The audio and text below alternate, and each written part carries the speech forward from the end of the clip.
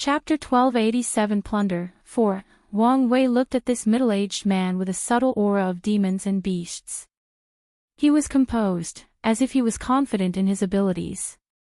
This was odd since artifact insurgents were often looked down upon. So, Wang Wei had to wonder about this man's source of confidence. "Who are you?" Wang Wei asked. "A dead man does not need to know my name." "So, it's Xian Tang Tian," Wang Wei added, having already divined this much information. However, his actions made this guardian frown. Wang Wei was a master at controlling a conversation's rhythm, so with this simple move, the advantage was already on his side. "So, Xian Tang Tian, why are you so loyal?" Wang Wei asked. "Your oppressor is already dead. But instead of taking this opportunity to get some remuneration and running away, you're still doing his bidding. Why is that? What do you people know?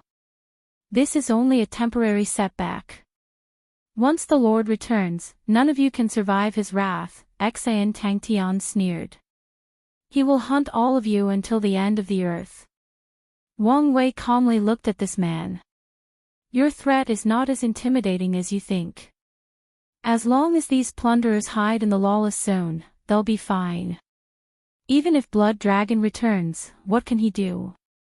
With his terrible fighting ability and the rules of the lawless zone, he'll be useless even if he invaded with all his troops." Xian Tang Tian was immediately speechless. These words had some truths to them. The lawless zone rejected any form of intervention from the outside world, so these people might get away with it if they hide there. Not to mention that by the time he revives, there should be a few more paragons in this world, Wang Wei added, and Xian Tangtian's face contorted. With all the resources plundered, he knew it was guaranteed that a few peak Empyreans would immediately attack the Paragon realm after they left. In the current political climate, one paragon is enough to disrupt the situation, especially if it's someone highly gifted in fighting or, worse, a boundless paragon. All these created a sense of urgency in Xian Tangtian's mind. "You still haven't answered my question," Wang Wei said. "Why are you so loyal? The controlling method Blood Dragon used in your soul should have dissipated after his death, unless he went as far as using a Dao mark as the basis of the technique. But even if he did, his weakened state should be enough for you to take the risk of removing it. Why do you care?" Xian Tang Tian snapped before summoning his paragon artifact, a bracelet. He activated it, transforming him into this golden ape with black armor, boxing gloves, and a terrible fighting intent. Xian Tang Tian had turned into a saint battle ape, one of the most powerful demon races in the Eternal Ascension world. With hesitation, the ape punched Wang Wei. This was a simple punch, but it contained such a potent fighting intent that the surrounding space and time twisted. It was as if this battle-intense purpose was to fight anything between heaven and earth, including conceptual existences. "I like to figure people out, and your actions haven't made sense to me yet," Wang Wei calmly responded as he evaded the punch. "It seems that the fact that Blood Dragon allowed you to be one of the few Tier 12 cultivators in the world has twisted your psychology, somehow, making you feel special. But is this enough to be this loyal?" "I don't think so." Wang Wei evaded millions of punches, and during the entire thing, his eyes never left Xian Tang Tian. The latter roared in anger and frustration before using even more potent battle techniques from the Saint Battle Ape clan. However, the result was the same. "I see. Your loyalty is out of fear," Wang Wei continued. "But is Blood Dragon so terrifying?" A ripple suddenly emanated from Xian Tang Tian after hearing these words, and Wang Wei took this opportunity to read more about the latter's fate. So, that's what happened. He once faked his death to catch all the people who wished to betray him, so this fear remains in your heart, Wang Wei nodded. He had to admit that his view of the dragon increased slightly after seeing how he put the fear of God into his subordinate after faking his death. "Shut up, you damn rebel," Xian Tang Tian yelled before his fist turned golden, and he smashed down. Wang Wei calmly raised his staff to block that attack, it was so potent that he flew a few kilometers away before stopping. However, a smirk could be seen in the corner of his eyes. It's done, he thought before suddenly condensing millions of runes that rushed into the Paragon array protecting the treasury. No, a woman's voice emanated from the formation area, followed by an intense energy fluctuation. Unfortunately, it was pointless as the runes sealed core areas and minor flaws in the formation. "What have you done?" roared Xian Tangtian. Wang Wei calmly looked at him. Now that his main objective was accomplished, there was no point in wasting time with this bastard. He suddenly appeared before the ape and punched it in the stomach. Xian Tangtian howled in pain. Then, to his horror, he swiftly transformed to his human shape. Wang Wei took the bracelet from him and observed it. An artifact with summoning and demon-controlling laws. Interesting. He realized the artifact's primary purpose was to collect powerful creatures to summon in battles while also transforming into them to acquire their bloodline abilities. However, Xian Tangtian only had the ape inside, which showed how much trust the blood dragon had in him. Such a precious artifact was wasted on you, Wang Wei shook his head. He was not saying that just because there was only one creature inside. The Saint Battle Apes were one of the most powerful demons in this world, especially in the previous era when one of the tribal's sacred mountain's 2 primal paragons belonged to them. Whenever there was a conflict with the Premarch Origin Temple, this race was on the front line, tearing the enemy apart. Their achievements in body refining and fighting had reached the peak of the world. Xian Tangtian probably never experienced more than 10,000 battles in his life, perhaps less after becoming a Dao monarch. How could such a person truly utilize the power of the Saint Battle Ape? Wang Wei put the bracelet away before looking at the treasure entrance. His eyes were not looking at the door but at this woman surrounded by runes. When he arrived, he noticed 2 presences, Xian Tangtian and the erased spirit of this treasury. In the lower dimension, due to the intense nature of competition and the zeitgeist of self-reliance, most world/cultivation systems do not use things like artifact/erase spirit. Instead, those artifacts are given limited intelligence while focusing on increasing their overall attack potency.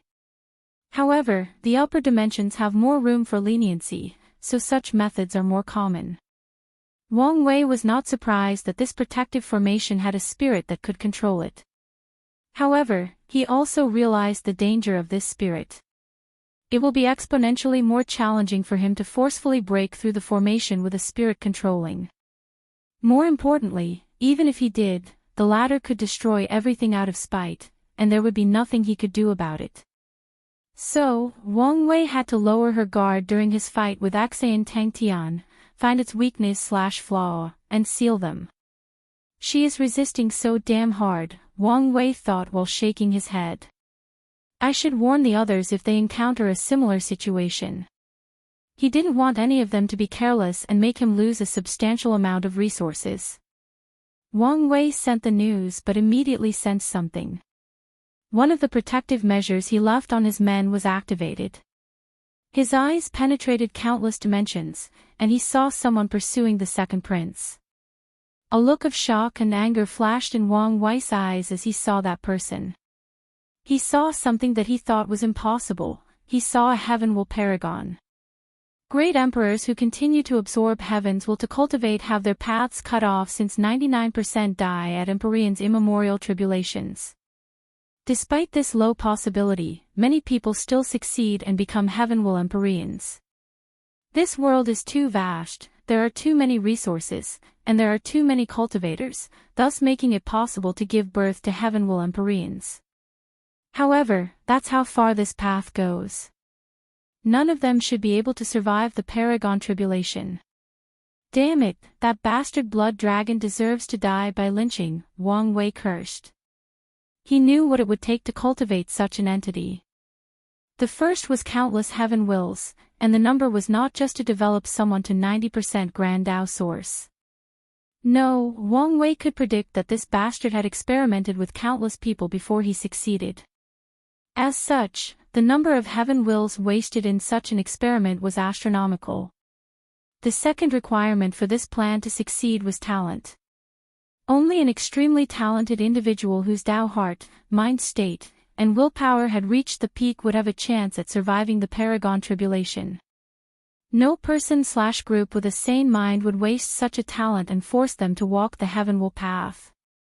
But this bastard blood dragon did precisely that. "Damn it, I want to revive this bastard to kill him again," Wang Wei said with gritted teeth.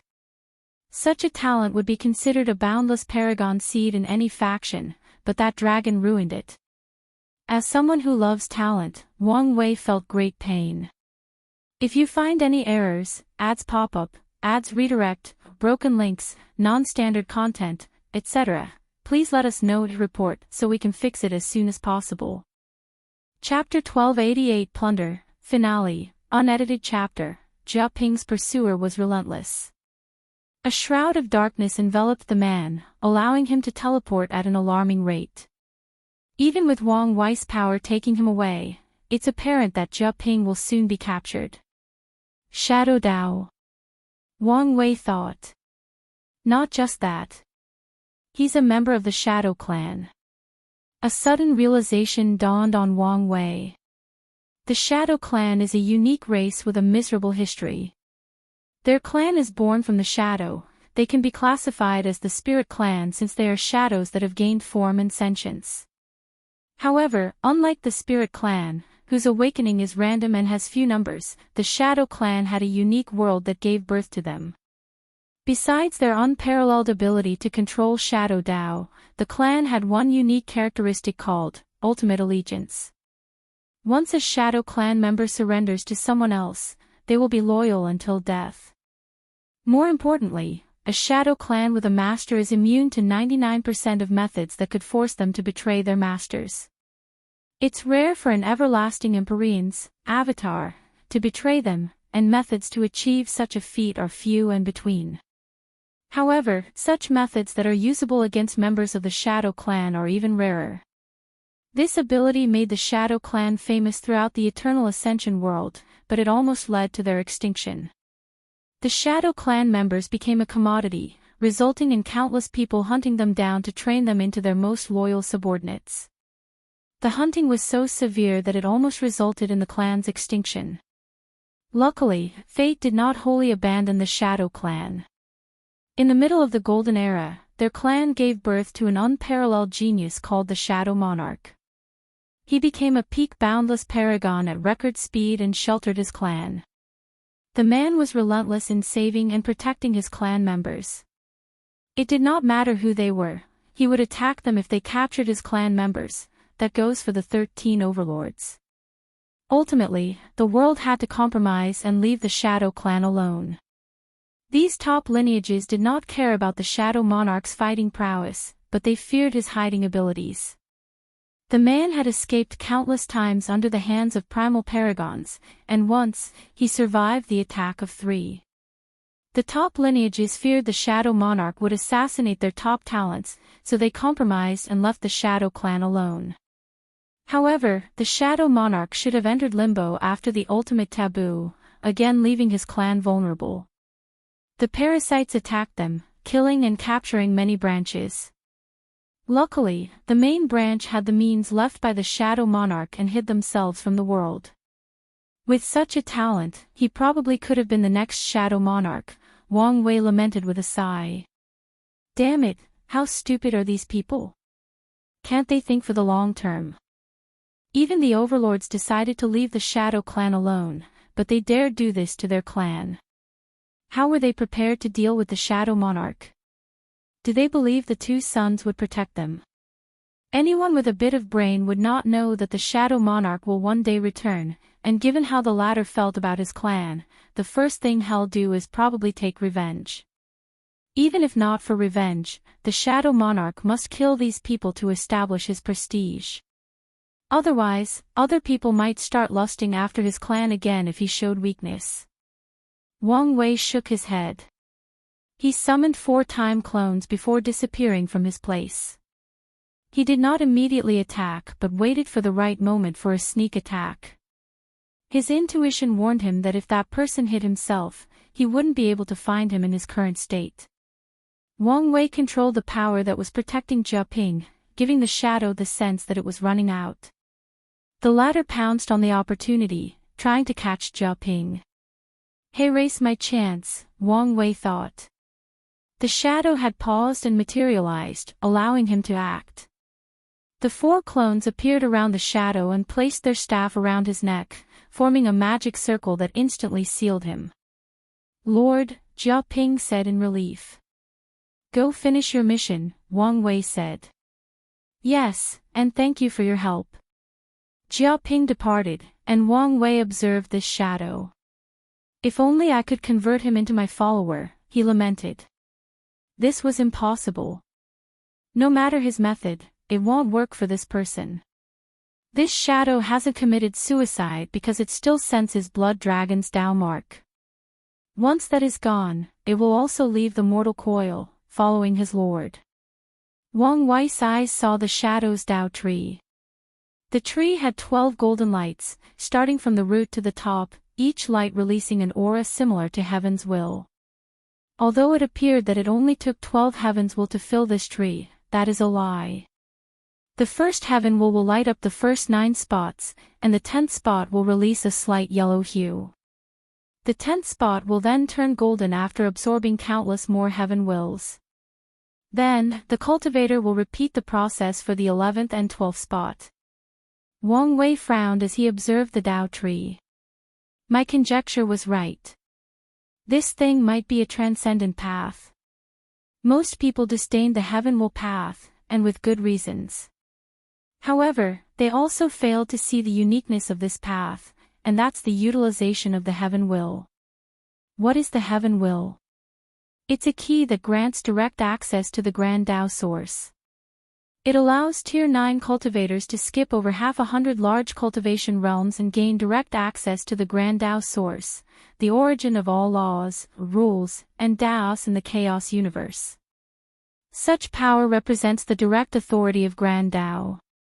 Wang Wei once asked his Wuhong whether paragons could create heaven wills, and she answered no.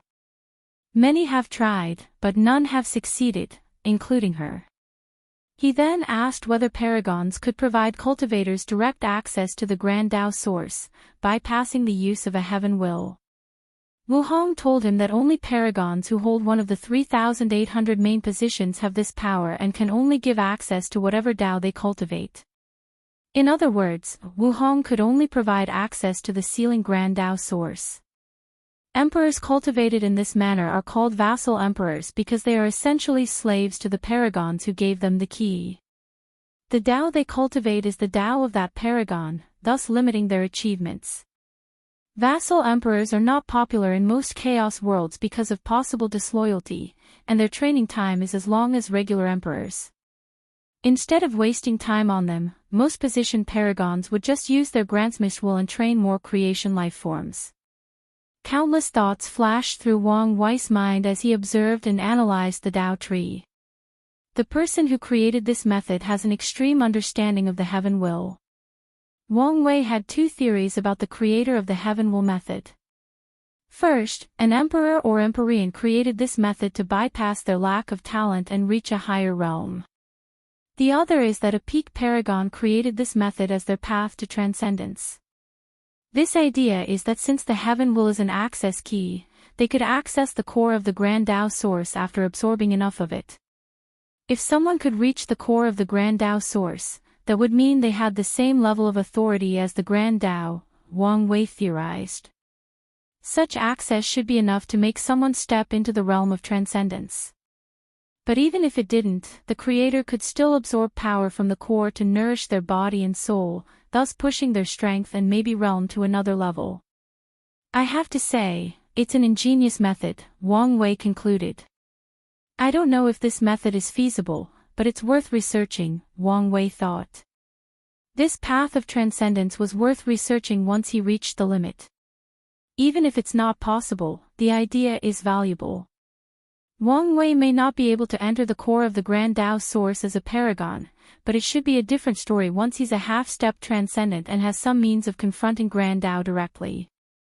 I can use true deception Dao with this Dao tree method to enter the core secretly and even steal some power from Grand Dao. This idea had plenty of applications for his future, so Wang Wei was excited. Gu Sun's deception Dao might have been a joke before Heavenly Dao and Grand Dao now, but after becoming half-step transcendent and transforming from a chess piece to a chess player, this Dao will be truly valuable. I should start preparing for deception Dao, Wang Wei thought. He plans to understand 100% of this Dao. However, Wang Wei also did not want to waste time slowly cultivating it. He thought that maybe half-step transcendent could easily understand the Grand Dao source, so there was no need to rush. However, he needed to prepare just in case. Wang Wei had two plans for this problem. The first one is to search for another double pupil and use it himself to copy the deception Dao. However, such a method has too many restrictions, especially regarding how challenging it is to awaken the double pupil. So, he had to put his hope in the second plan. A project he called Dao Seed Planting.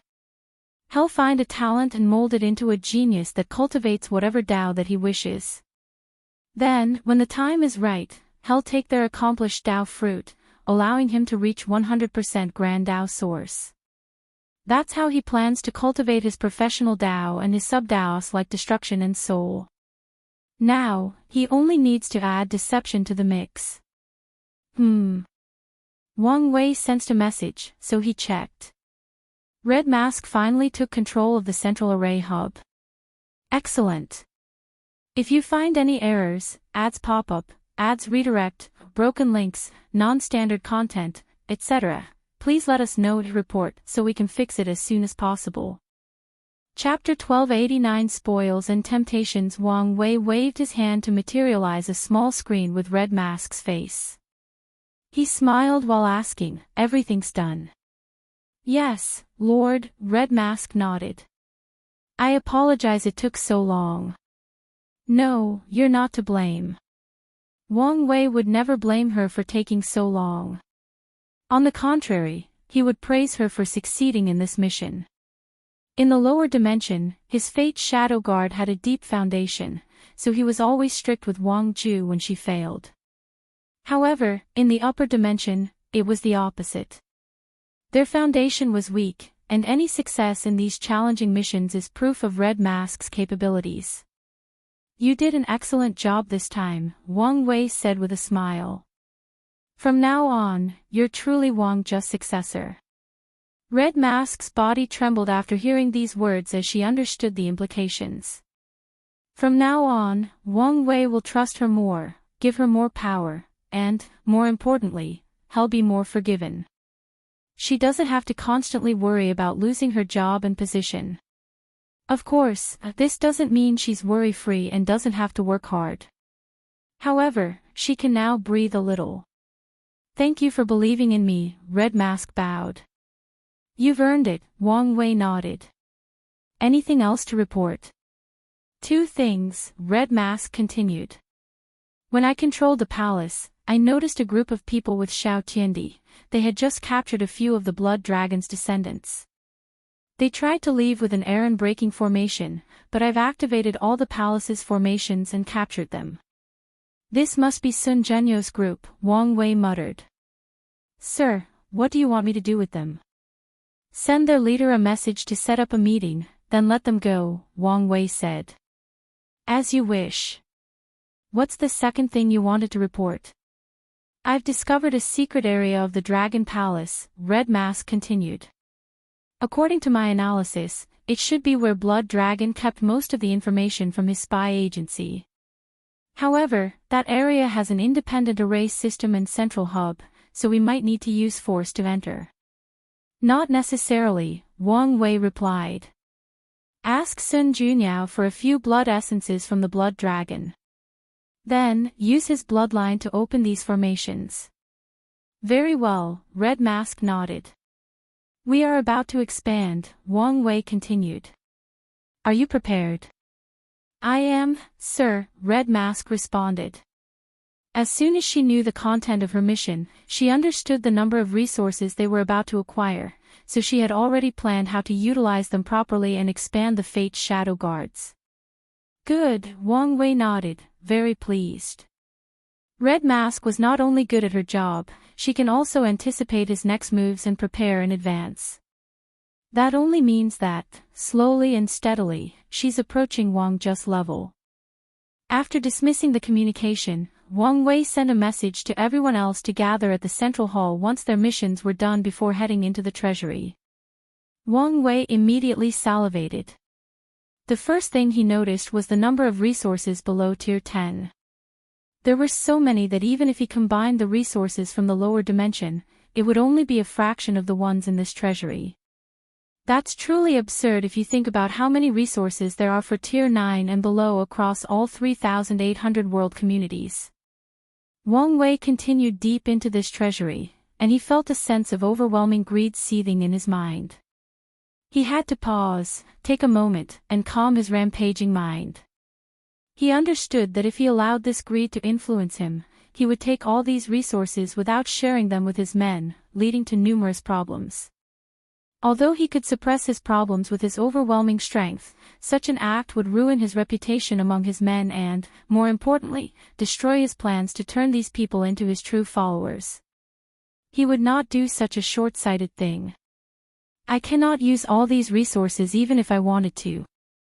And as the leader, I control it and can use the most precious one, so why ruin my future for a temporary sense of satisfaction? Wang Wei thought as he exhaled. Plus, if this small amount of wealth is enough to influence my mind, then I would be disappointed in myself. Wang Wei opened his mind, and he was back to his original self. However, he frowned. It seems my mind is not as perfect as I thought, he muttered.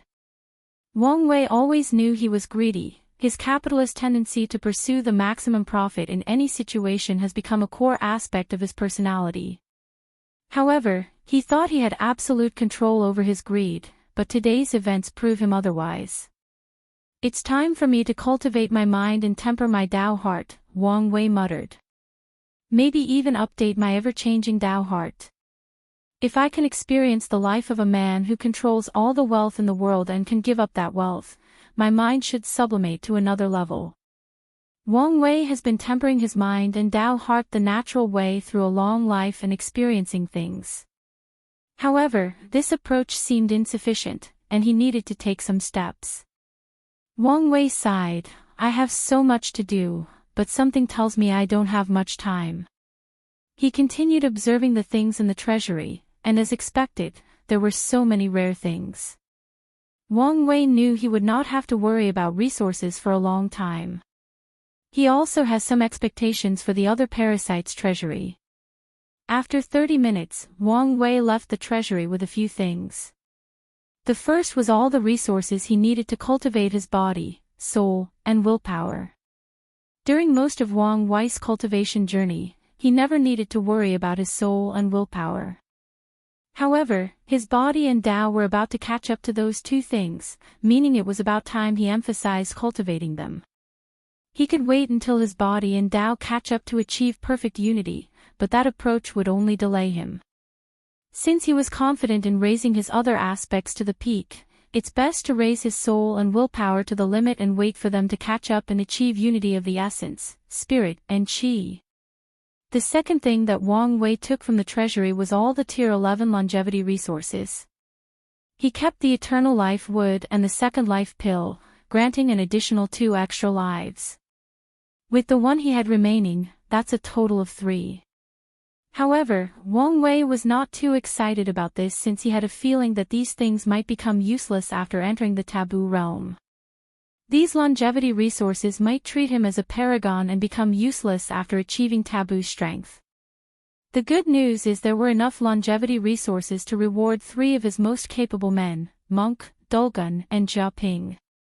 As for the flame blacksmith, Wang Wei will reward him with an innate purple flame, a heavenly flame born between heaven and earth, but the rank is Tier 12.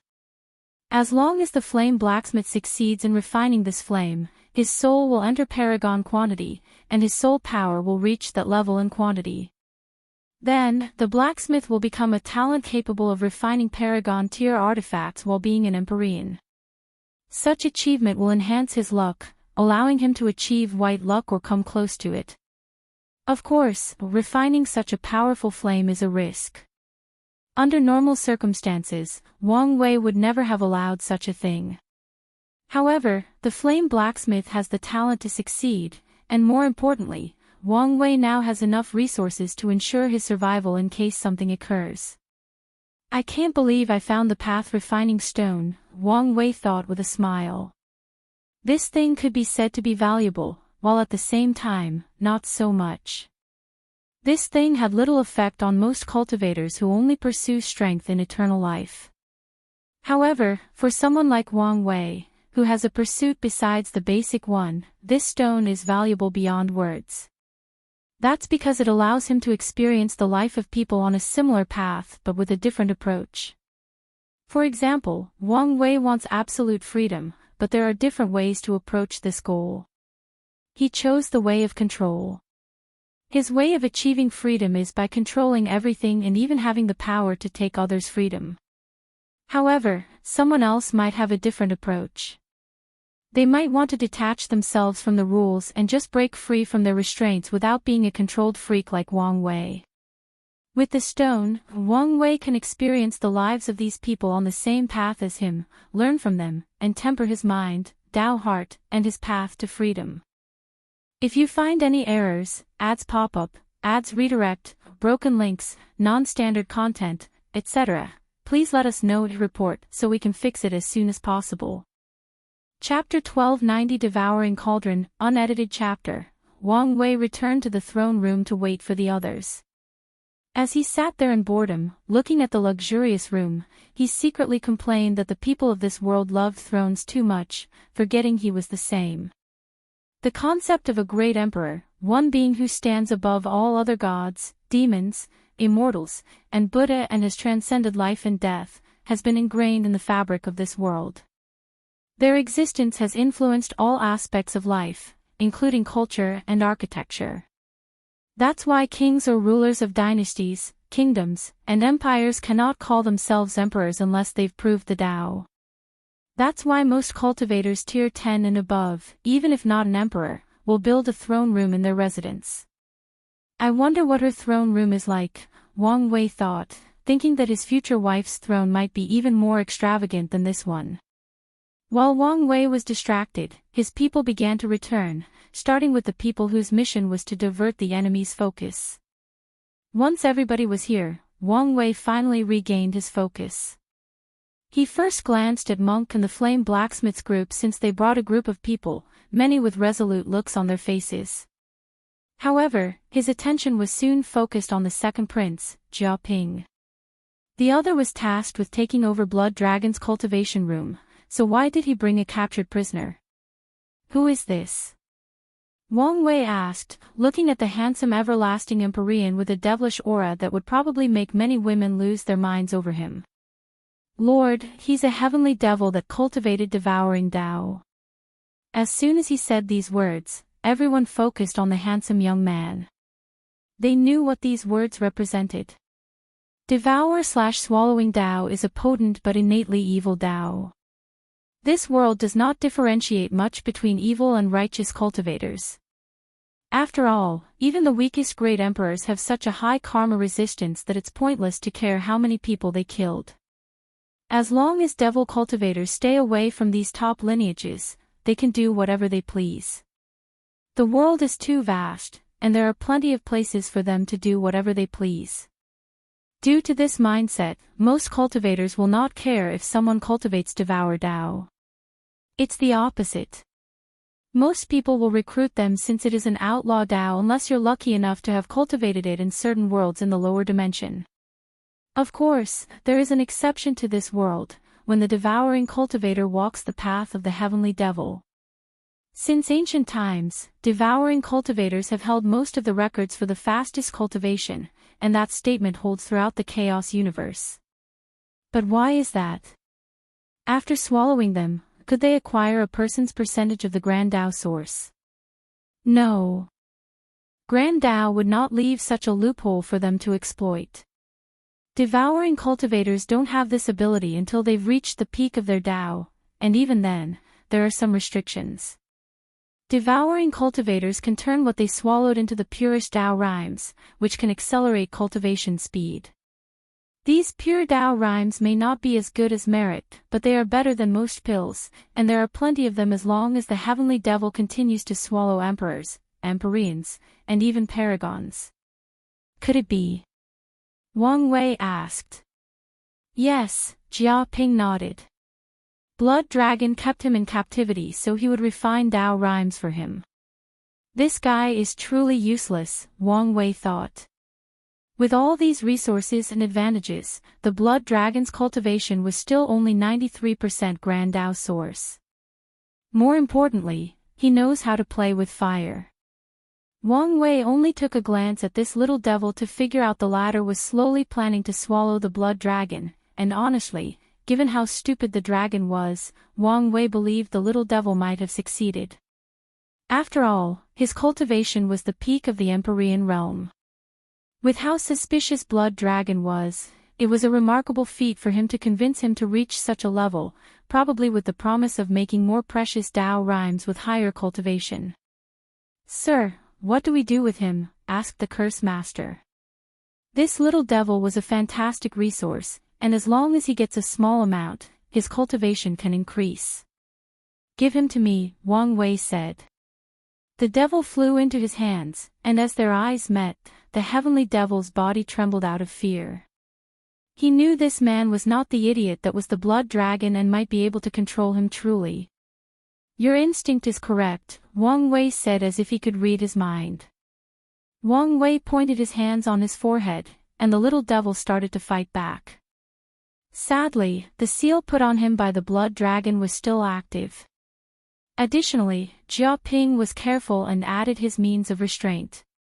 Wang Wei's power entered the devil's sea of consciousness and sealed all his memories, thoughts, and emotions, leaving him in a cold and indifferent state, similar to a machine. Then, under Wang Wei's control and the shock of everyone in the room, the devil turned into a cauldron. For the last touch, Wang Wei changed his fate, giving him the duty of only producing Tao rhymes. Unless someone intervened and altered it, this would be his fate for the rest of his life. Wang Wei looked at the latter's emotions and memories and decided to keep it for now. In the future, he might allow the latter to enter the Paragon realm so that he could create better Tao rhymes. As for the cruelty of Wang Wei's actions, no one said or cared about it. On the contrary, they think Wang Wei's approach was brilliant. The cultivation world was cruel, and themes like survival of the fittest and cannibalism are mainstream. Additionally, the devil was not some innocent person. The fact he chose the path of the heavenly devil meant he was prepared to start a storm throughout the world by going on a killing/swallowing spree. We may need an array to boost his production speed, Wang Wei said to everyone else. Additionally, we need bodies to refine Tao rhymes. He paused briefly. This is what we'll do. You guys can hunt devil cultivators and attack the bases/allies of the parasites to gather materials. 60% of the Tao rhymes belong to me, and the rest is for you. The others did not mind the fact Wang Wei had the largest share. Things have always been this. The boss gets most of the resources, and others share the soup. The fact he was willing to give 40% was quite generous. Wang Wei looked at Wang Qi, organize a group to look for tombs or places of mass sealing. Emperor's tombs are not actual places to bury the dead, but places to ensure an emperor can revive themselves without interference from their enemies. Not everyone has enough resources to provide a rapid revival, so most emperors will create isolated tombs to ensure their return. As for the seal places, many factions will seal themselves when encountering a catastrophe. As long as they wake up countless Yuan epochs later, the catastrophe might have passed, or their enemies might be dead or long forgotten about them. Wang Wei's target was those places since they usually had countless emperors and Tao ancestors. As long as we can capture these bodies before their consciousness awakens, they can be fed into this devouring cauldron to make Tao rhymes. "I'll get it done," Wang Qi replied. He immediately sent a message to the Changing Fate Hall to create a new mission about finding tombs and sealed places. Wang Wei nodded in approval with his swift action. His focus then finally shifted to monk. "These are the professions you wanted, but we refuse to serve anyone else," said a middle-aged man dressed in a red robe with cloud patterns. He had a severe expression, and his body emitted a faint aroma of herbs like most alchemists. "You are?" Wang Wei asked. "Empyrean Cloud Flame," the middle-aged man responded. "And as I said, we refuse to work for anyone else, even if it means our death." Wang Wei calmly looked at this man and the others. They were not joking. All these professions have already planted a command in their soul. As long as someone remotely gets close, it will detonate, killing them instantly. They are determined, Wang Wei thought. He knew that force was out of the question since he was not skilled enough in Soul Dao to prevent these people from killing themselves. "Any of you can do anything about this situation?" Wang Wei asked his men, but no one had a solution. "Our barbarian race is an expert in ceremonial magic," Dulgun said. "So, if you give me time and can trick them into the location, I might be able to stop them from killing themselves." "How much time are we talking about?" Wang Wei asked. "Too much." Dulgun did not say a number since she knew it was too much. She only brought it up to raise her value in the eyes of the boss, not to provide an actual solution. "I guess I'll have to sweet-talk them," Wang Wei thought. "If you find any errors, ads pop up, ads redirect, broken links, non-standard content, etc., please let us know to report so we can fix it as soon as possible." Chapter 1291 Kong's Contribution. "I understand how you feel," Wang Wei said as he looked at this group. He raised his hands to stop them after noticing they were about to explode due to his words. "Although I haven't lived a similar experience, I can understand," Wang Wei continued. "You spent your entire life studying a profession, and after years of hard work and success, your status is noble and respected. No matter the place or time, alchemists or other professions are respected, and that's because the ratio of cultivators to professions is too low. The world is vast, and there are plenty of resources. However, no matter how many professionals there are, it will never be enough for the entire world. Even top lineages who can cultivate their own profession often feel they do not have enough." However, Wang Wei continued, "Just as you were about to reap the fruit of your labor, these parasites came into power. They took away your pride, status, and, more importantly, your dignity. They turned you into, well, to put it directly, into slaves. They controlled your lives, showed you no respect, did not pay you, and, more importantly, cut off your path of progress. Am I right?" The room was quiet. He was correct. That's how these people felt. That's why they would rather die than submit to someone else again. Empyrean Cloud Flame took a deep breath to calm down. "What's the point of saying this? Are you trying to put salt in our wounds?" "Of course not," Wang Wei replied with a gentle smile. "I'm telling you this to show you I understand how you feel and that I'm different from Blood Dragon. Our working relationship will be more of a cooperation. You'll work for me, but you'll also be compensated. It'll give you the dignity and respect you deserve. More importantly, you'll have your freedom, and I won't care where you live as long as the things I want are delivered in time." Wang Wei had a sincere smile, but Red Cloud would not buy it, so he said, "That sounds too good to be true. What's the downside? Where is the trick?" He looked Wang Wei in the eyes. "Might as well be direct and truthful because we have nothing else to lose. We have already considered ourselves dead." "You're being a little overdramatic," Wang Wei said calmly. "As for the downside, all I ask is you make my orders a priority. In other words, you want us to work exclusively for you," Could Flame sneered. "Now, you're twisting my words," Wang Wei said. I said to prioritize my orders, not that you only take orders from me. Plus, I'm not asking you to work for me for the rest of your life. Our contract can have an expiring length, and after that date, based on our previous experience, you guys can decide whether to sign again. These professionals took a moment to consider. They have to admit that if Wang Wei was telling the truth, he did give them enough freedom and return power and dignity to them. And what if we refuse to work with you? Cloud Flame asked. His words brought everyone's attention to Wang Wei again. Simultaneously, these professionals were glad they chose him as a representative since he could ask the hard questions. Nothing will happen. You can live if you don't want to work with me, Wang Wei replied calmly. You expect me to believe that? Red Cloud sneered. What do you want me to say? Kill you? I don't need to do that since others will do it for me. What do you mean by that? Wang Wei looked at them calmly. All of you are in this predicament because you were talented, but your background was weak. These parasites would not dare capture the professionals from these top lineages. They would instead secretly and openly assassinate them but not dare use them. After leaving this place, what do you think will happen to you guys, talented professionals who have no potent background to protect you?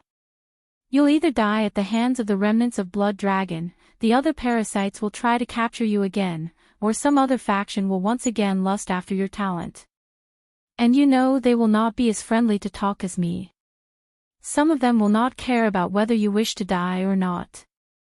To them, your death means their enemy will not become powerful, and their foundation will not deepen. The faces of these professionals turned ugly. They knew there were some truths behind Wang Wei's words.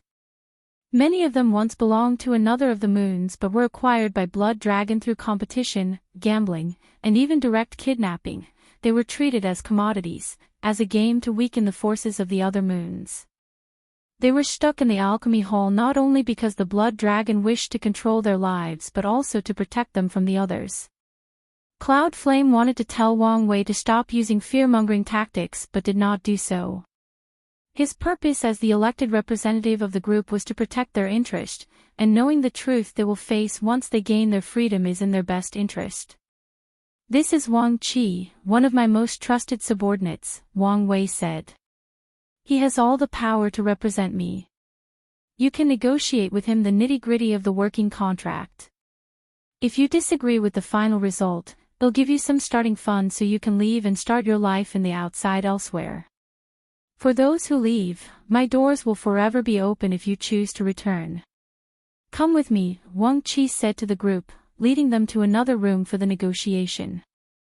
As he was leaving, Wang Wei sent him a message through divine sense. Use the fact and the Destined One and their hatred for the parasites to get more advantage in the negotiation. However, you can be more lenient regarding the length of the contract. Wang Wei knew what these people valued more than anything currently was their freedom, so he did not mind a short contract. As long as they sign, he can treat them better so they can sign again and eventually turn them into his men when he returns to the Dao opening sect. Why are you here? Wang Wei asked, looking at Red Mask. She should have been organizing Blood Dragon's information and spy agency. There's a space dragon in charge of the spy network, and he was causing chaos when we opened the vault. Did he destroy the information? Wang Wei asked with a frown. I've acted swiftly, so he did not destroy anything valuable, Red Mask responded. However, their headquarters is a mess. Well, take time to organize everything. Wang Wei looked in the distance and saw through their headquarters. The space dragon liked to keep the information on paper instead of recording jades or other storage means. To ensure nothing happened to these documents, the space dragon made these papers from his scale, making them extremely hard to destroy. The headquarters was now full of paper everywhere, and the Fate Shadow Guards were organizing it. Another waste of resources, Wang Wei thought. How valuable was dragon scale, and how easy was it to acquire? The dragon race has long known how valuable their scales were, so they've developed methods of shedding and using them for various reasons, including exchanging resources with other races. Although many dragons think such an act is beneath them, many others don't care so much, especially in desperate times.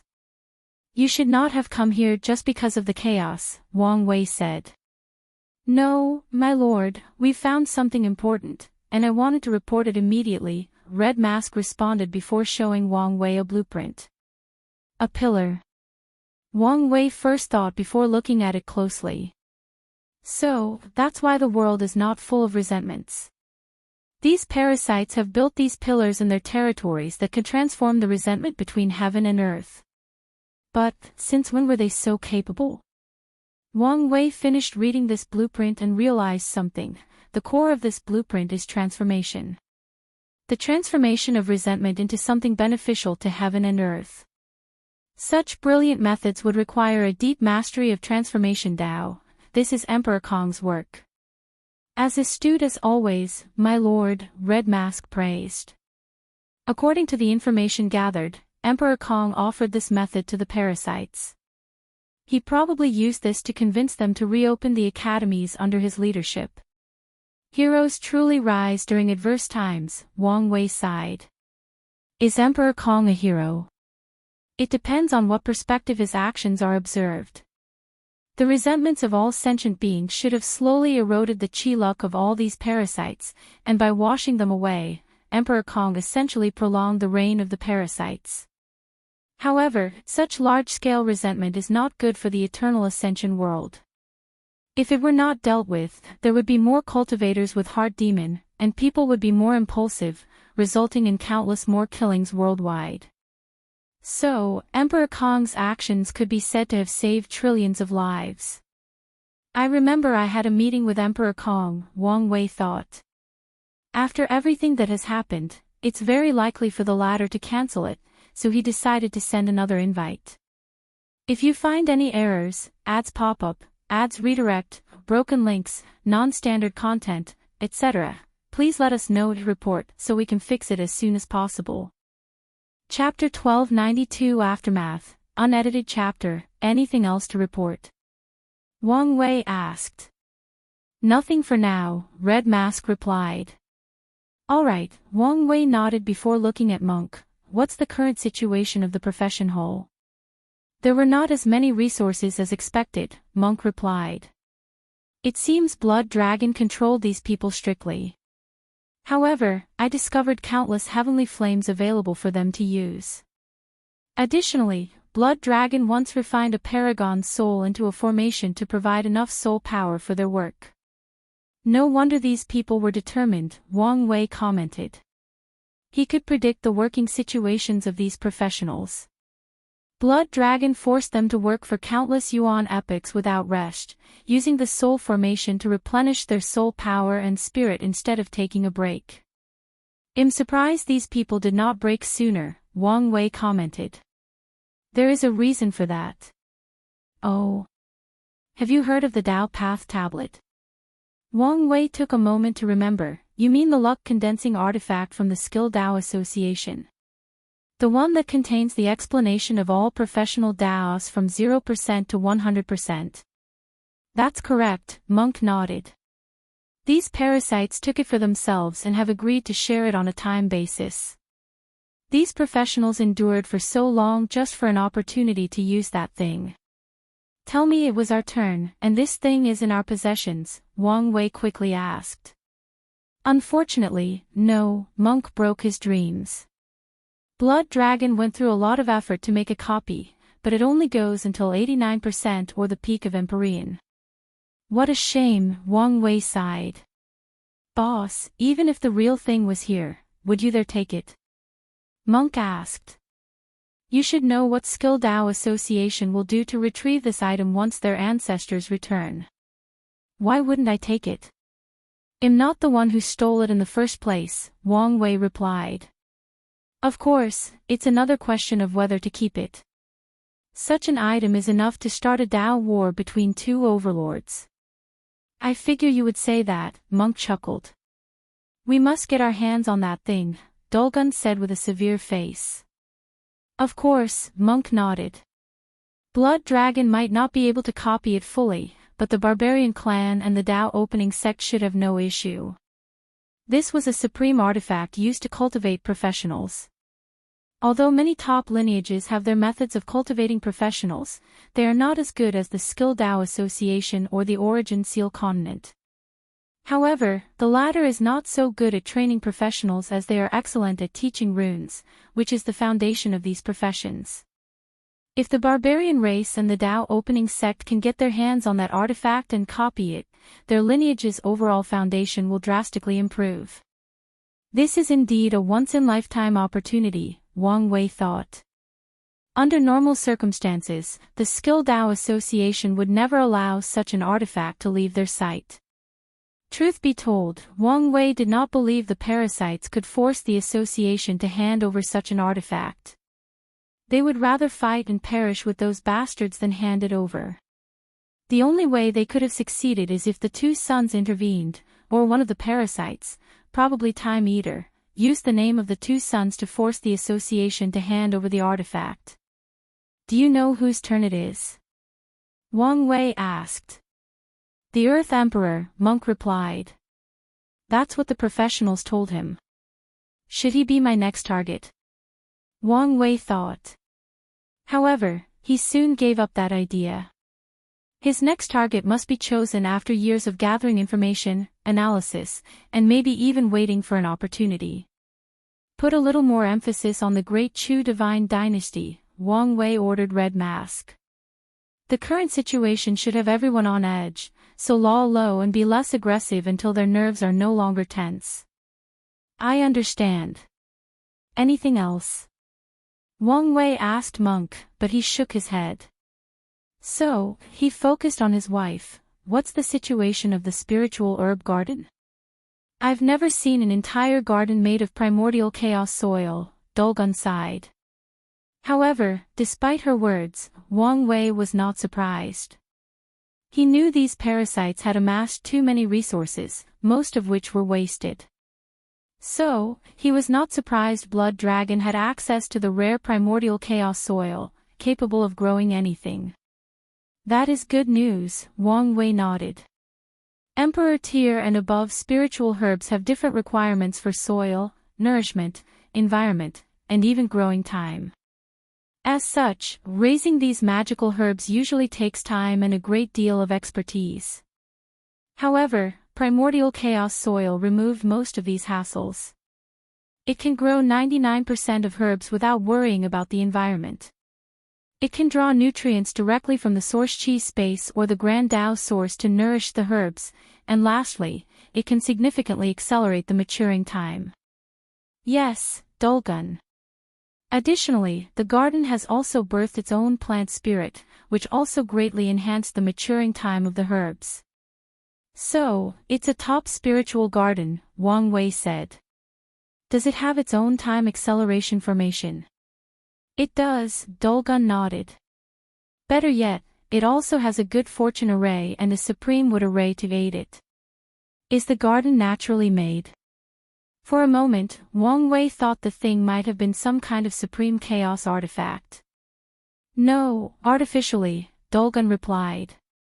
She also had the same idea as Wang Wei and checked, but she realized the thing was the result of Blood Dragon's hard work and effort.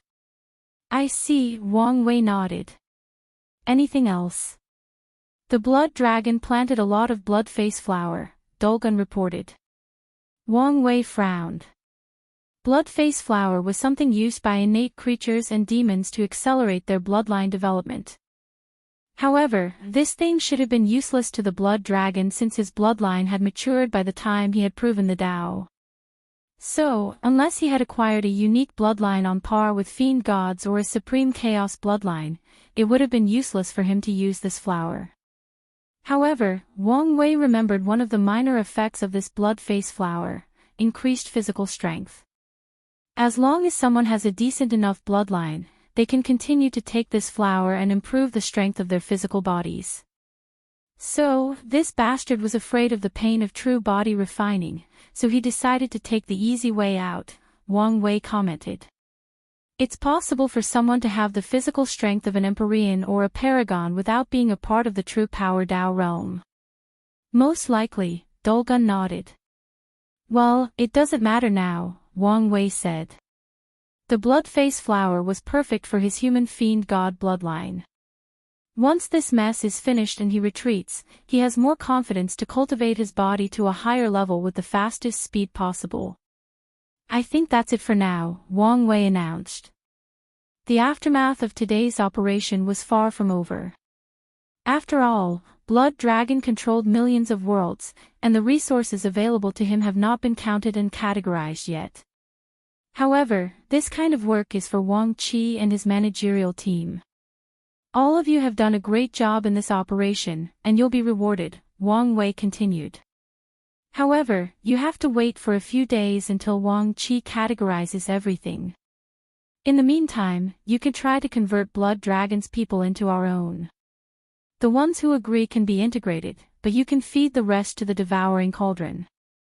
Wang Wei paused briefly after saying this. Everyone is dismissed except for Monk, Dulgun, Jia Ping, and Flame Blacksmith. These words should have ended this meeting, but Puppet Demon, who was gritting his teeth in the corner, suddenly spoke up. Sir, I have something I want to report. Oh. I'm listening, Wang Wei said.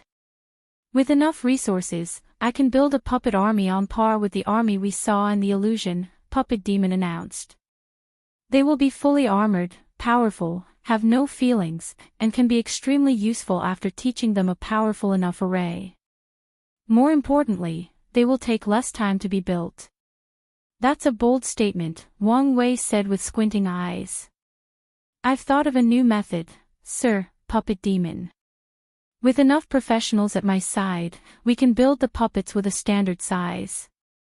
Then, we'll create different parts before assembling them. With this method, our efficiency will increase exponentially. Did he just create the cultivation version of the assembly line? Wang Wei thought, looking at the Puppet Demon strangely. When did this guy get so smart? Wang Wei looked at him and realized what had happened. This guy felt the pressure. He realized Wang Wei mostly valued Monk and the others, while the others were just pawned.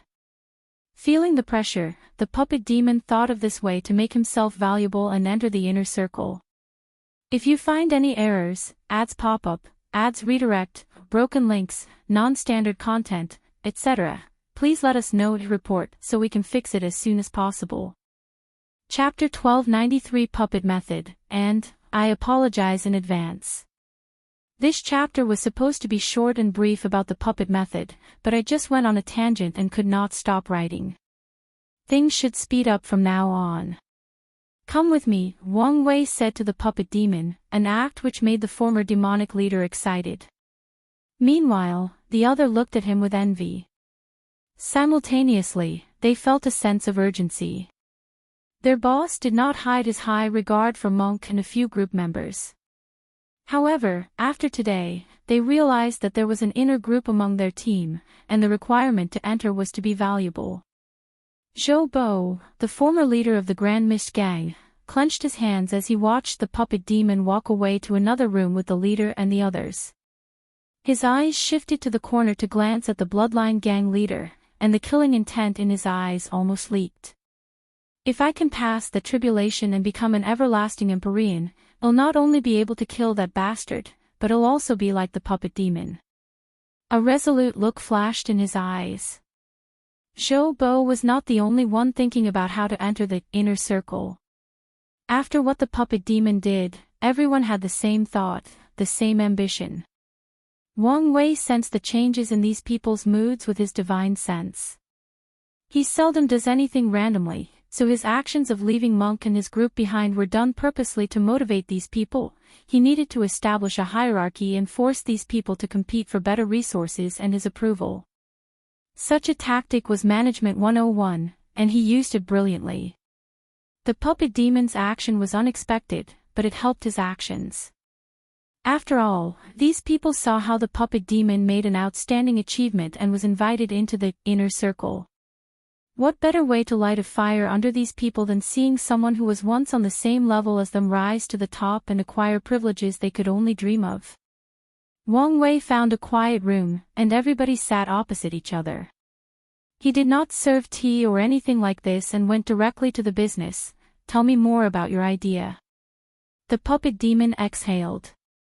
He came up with his idea on the spot, and he took significant risks by presenting it to Wang Wei. However, he was now a fired arrow, and there was no turning back.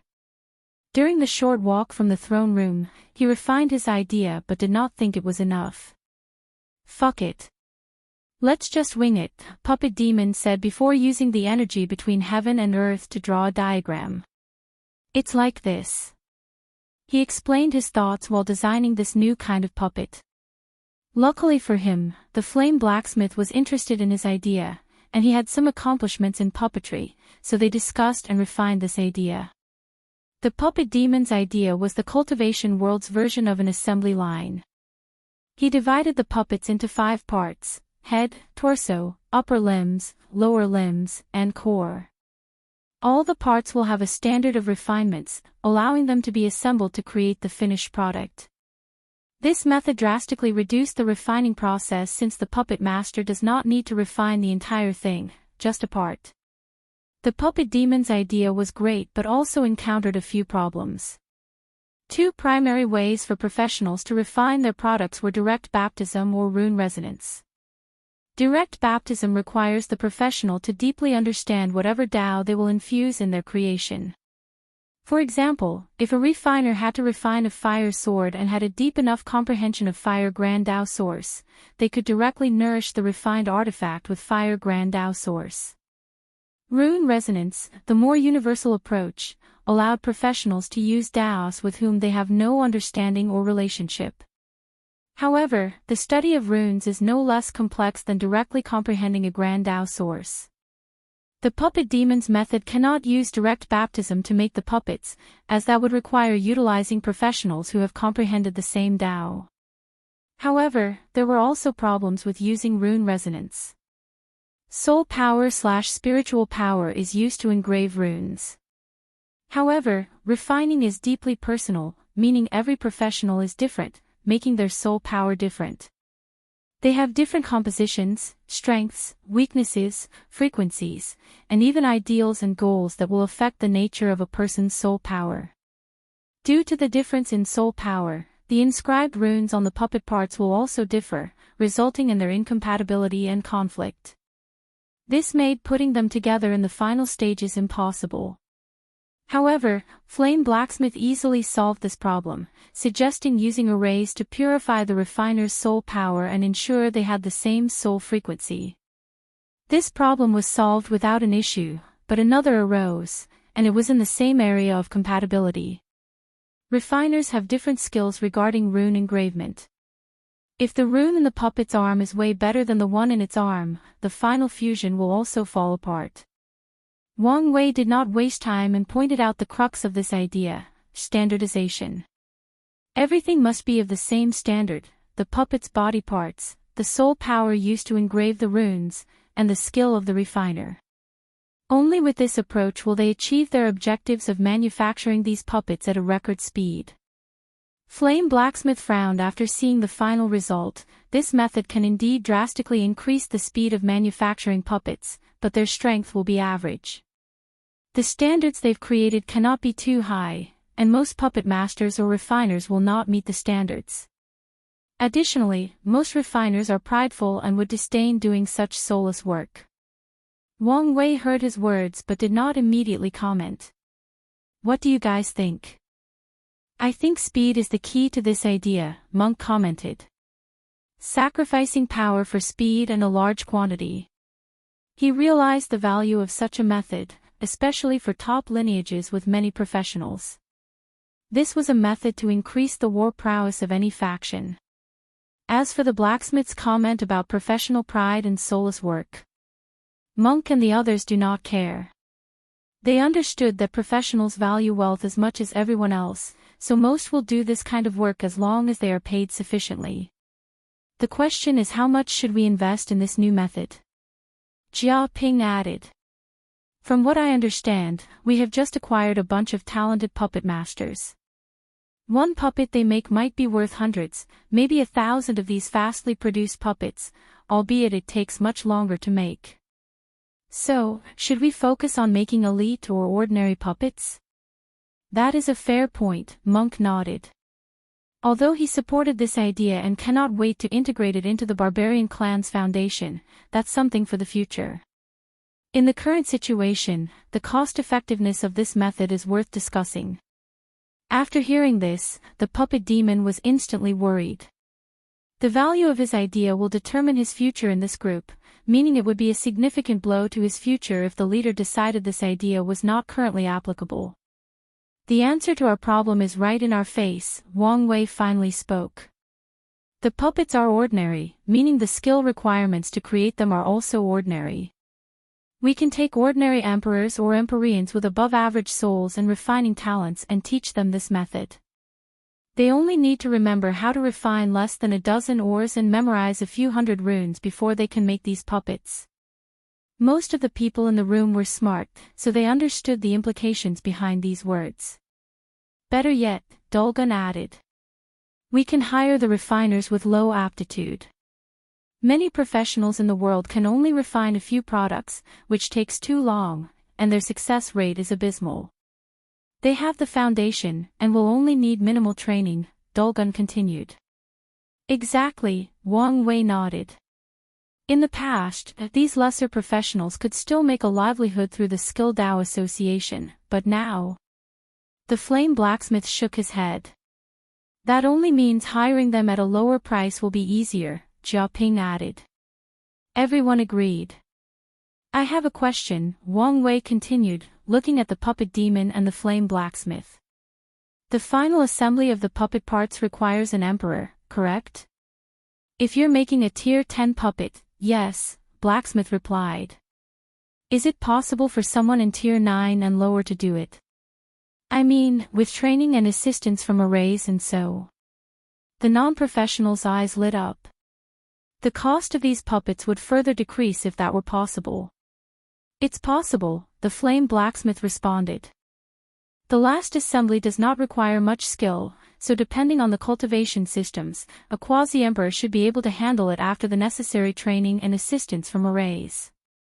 That's good news, Wang Wei said with a smile. He then looked at the puppet demon. If you find any errors, ads pop-up, ads redirect, broken links, non-standard content, etc., please let us know to report so we can fix it as soon as possible. Chapter 1294 Recycle. Wang Wei was puzzled how someone like the puppet demon was capable of such an idea. It's apparent from his performance that he suddenly thought of this, meaning such a level of ability was beyond his norms. It's perfectly possible for him to suddenly have an excellent idea, Wang Wei thought. My suspicion is mainly because his idea involves puppets.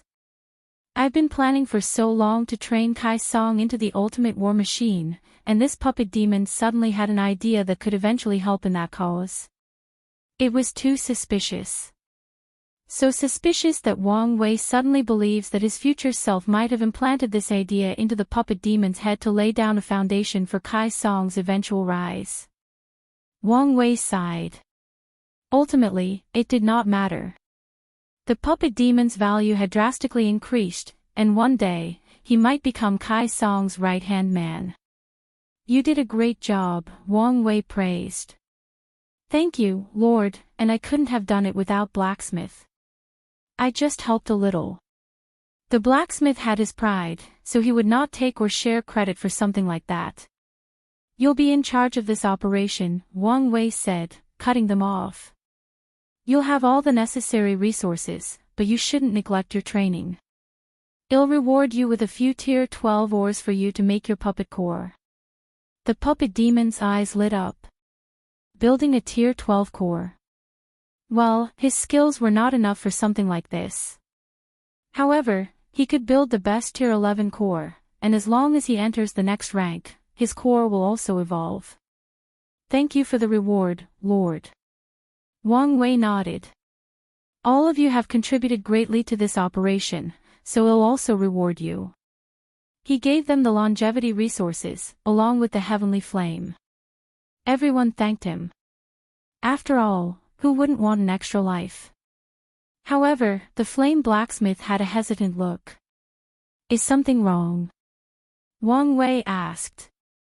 I don't think I deserve such a high reward, flame blacksmith. Those were his genuine thoughts. He did not help much with the defensive arrays outside or the other arrays after they entered. It was Monk who killed everyone in their path and subdued all the resistances in the professional halls. As such, Flame Blacksmith felt he did not do anything to deserve such a reward. Just your help with Puppet Demon's idea is worth the reward, Wang Wei said. Plus, I have a mission for you.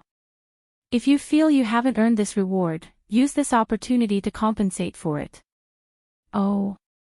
You'll be in charge of these professionals, Wang Wei ordered. I need you to monitor their state while also creating an environment for them to feel a sense of belonging to our cause.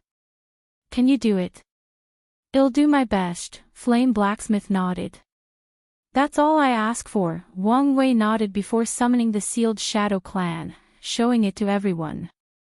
What an absolute waste of resources, Monk said. He figured out the same thing as Wang Wei, knowing the circumstances of giving birth to a Heavenwell paragon. This should be a crime, Dolgun added. Jia Ping had a pained look on his face. Even at their prime, his dynasty might not have the resources to do something so atrocious. The puppet demon was confused but kept calm as if he knew what was happening. Meanwhile, the flame blacksmith shook his head and said, I thought Heavenwell pills were already the most wasteful things in the world, but this is another level. The alchemists of the Eternal Ascension world have explored using Heavenwells to make pills.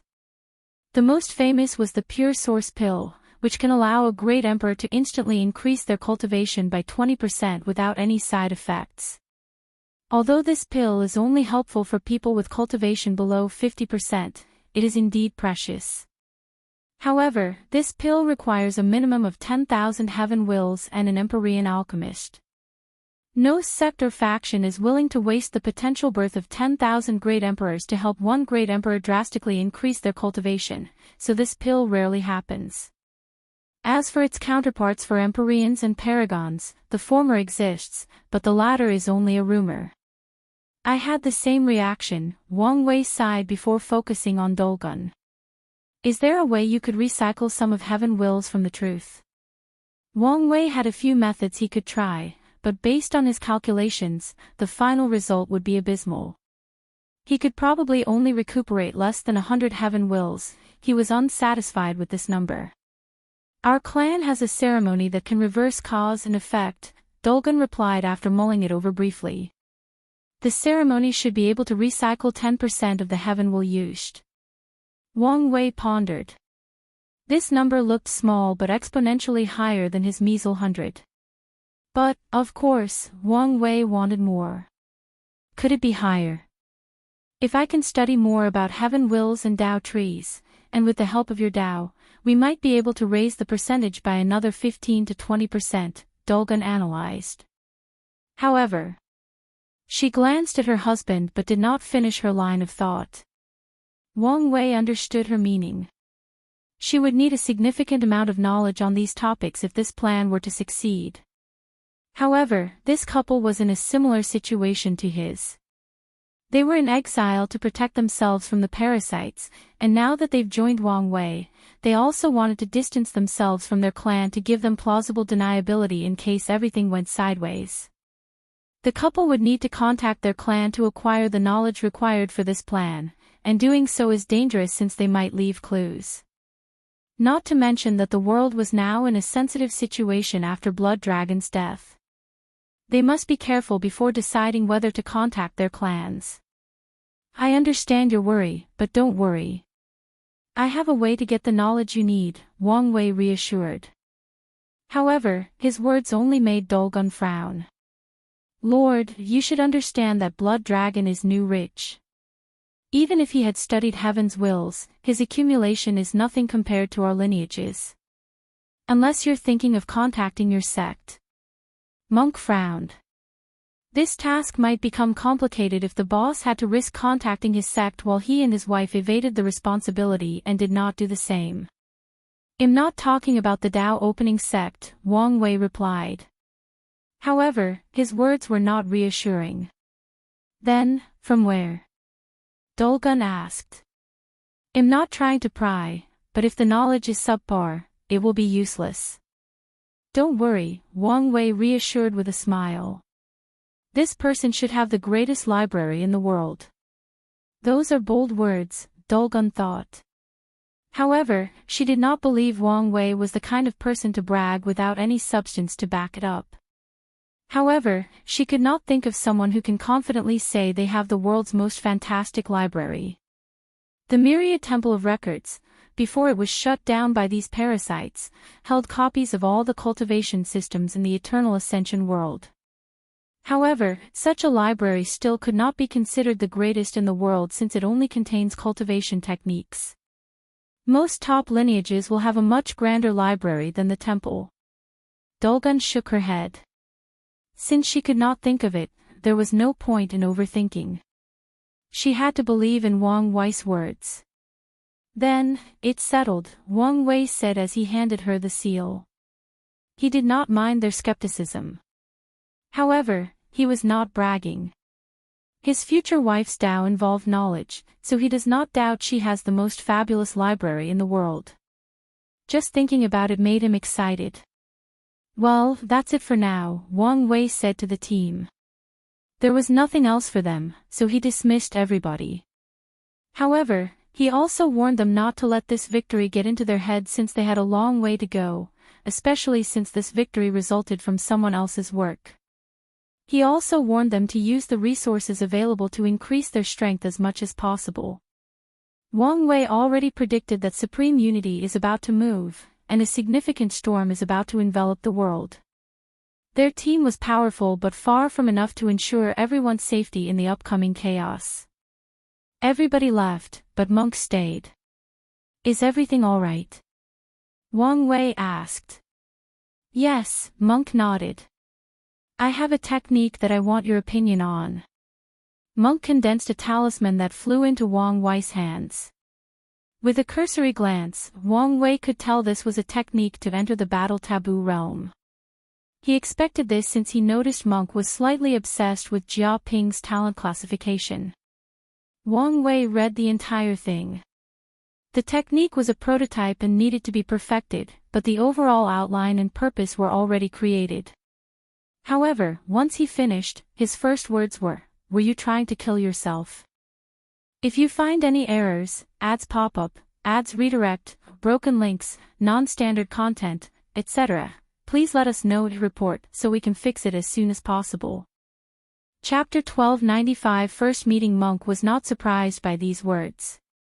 He wanted to enter the battle taboo realm, and since that involved achieving paragon strength, he thought of using his clone ability.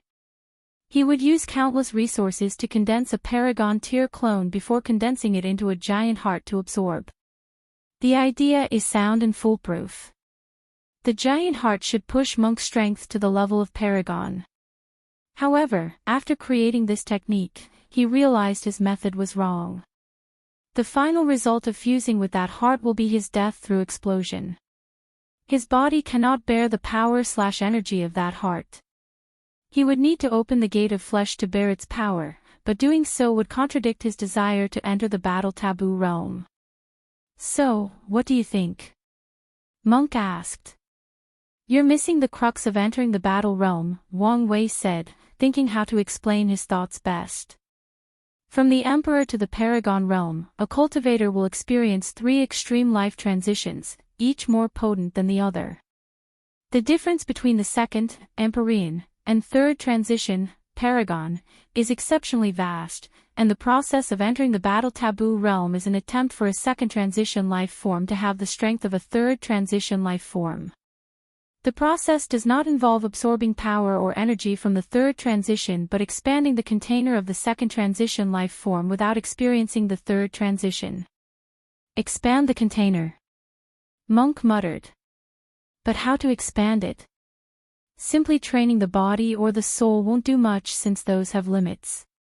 He paused as he suddenly thought of something. It seems you've figured it out, Wang Wei said. Existence.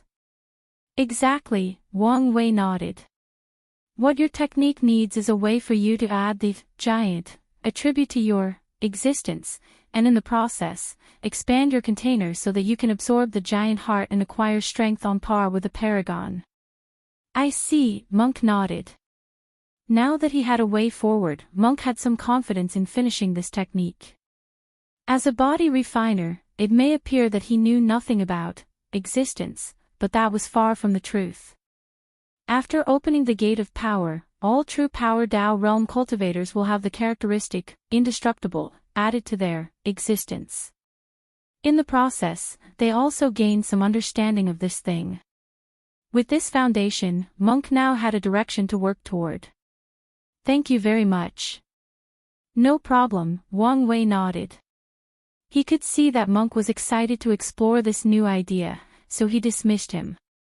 However, Wang Wei did not grant him any of his experiences of achieving taboo.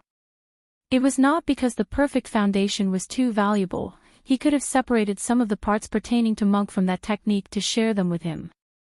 Wang Wei was also not jealous or fearful that Monk would grow more powerful than him.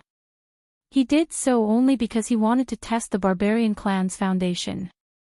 The only way for Monk to complete this technique is to gain access to some deep and rare knowledge about existence, so he must contact his clan. Based on the result, Wang Wei will have a fairer analysis of this top lineage's ability and judge their values as a future ally. Wang Wei was confident he would achieve half-step transcendent, meaning the Dao opening sect would become a transcendent lineage. Eventually, he will have to judge his allies and enemies based on whether they can keep up with him or will be sidelined or, worse, become useless. Don't become too obsessed with this technique and forget to cultivate, Wang Wei warned the departing monk. The future leader of the barbarian clan had reached the 10th heaven of the adult fiend god realm, but his will-body fusion was only advanced and not perfected. Wang Wei did not want him to neglect his cultivation and be distracted. Monk said from a distance. Time passed, and a week later, Wang Wei met with Wang Qi again. The negotiation with the professionals finally ended, and it was time for Wang Wei to sign the contract. He looked at the results and nodded. The overall conditions met and exceeded his expectations, except for the duration. 1,000 yuan epic, Wang Wei muttered. I knew it would be little, but not so little. I tried my best, but these people were adamant about not being restricted for too long, Wang Qi said. Wang Wei pondered. You said they all wanted a few million years as a vacation before starting to work. Yes. Good, Wang Wei sneered. It'll change their fate to have bad luck during the vacation. They should then understand how cruel the world has become. Wouldn't that be too obvious? Wang Qi asked. You're underestimating me, Wang Wei replied. Things will happen inconspicuously and naturally since he'll be using his fate Dao. Plus, he won't do it to all of them so as not to raise eyebrows. On the contrary, he'll grant blessings to some of them. The ones with bad luck will realize the need for a towering tree to protect them, while the ones with good luck will be weary of suffering the same fate as their counterparts. That's fine, Wang Qi nodded. What about the people who refused to join? Not all the professionals agreed to work for them. In fact, a significant number of them wanted their freedom at all costs. Leave them be. Wang Wei will also give them the same treatment, but he won't do anything extra. His goal is to get these people to change their minds. If they don't, it won't affect him that much. Wang Wei signed the contract. Then, he held a banquet for these professionals, living up to his words of treating them with respect and dignity.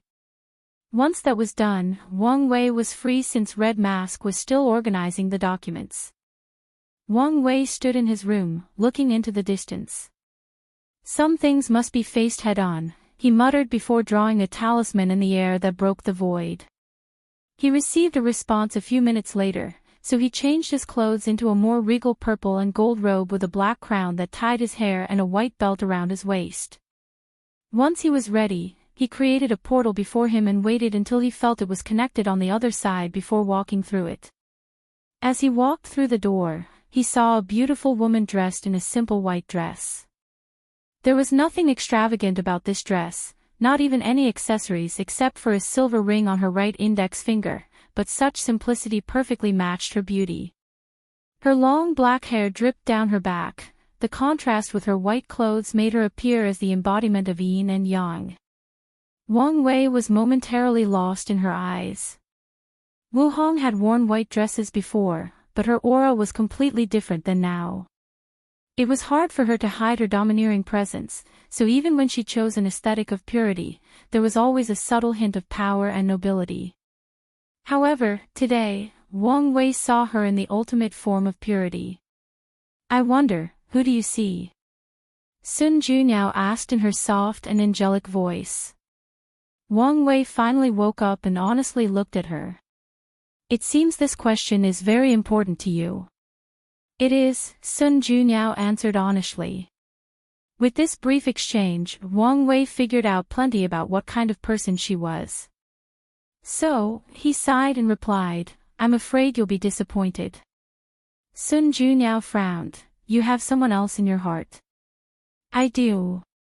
"That is indeed disappointing." She did not fall in love with Wang Wei at first sight. She had been looking forward to their meeting because she hoped that the person fate chose as her partner might be able to see her true face. All her life, Sun Junyao has been a faceless woman, and she wished for nothing more than for that to change. "Come, have a seat, and let's have a proper chat," Sun Junyao said. She still had some hope that maybe he could still help her. She led Wang Wei to a pavilion nearby. Wang Wei recognized this place was similar to the one Xiao Tiandi invited him, with the lake, flowers, spirits, and rainbows. As they sat opposite each other with a table in between, Sun Junyao served tea. Wang Wei took a sip and said, "I don't want to have any misconceptions between us, so I want to make things clear. I come to break off the cause and effect between us." "Is that so?" Sun Junyao nodded, slightly surprised. In the past week, she used her terrible spy network to find people from the lower dimension and get as much information about Wang Wei as possible. As such, she knew he remained loyal to his wife despite achieving unprecedented power and status in the lower dimension. She calculated that this might be one of his reactions after meeting her, especially after knowing that Wang Wei's wife might be related to Empress Wu. Her surprise originated from the fact that he had no hesitation after seeing her. "If you find any errors, ads pop up, ads redirect, broken links, non-standard content, etc., please let us know to report so we can fix it as soon as possible." Chapter 1296 Perfect Match. "I appreciate your frankness," Sun Junyao answered. Cultivators on her level have a different perspective about fated love. Some embrace it, some are indifferent, and others find it disgusting. Sun Junyao was in the indifferent category. She only had expectations for Wang Wei because she thought he might be able to help with her situation. Wang Wei secretly sighed in relief. What he feared the most was she made a big deal out of this. He checked the fate connection between them, and as expected, he discovered it was not as unbreakable as before.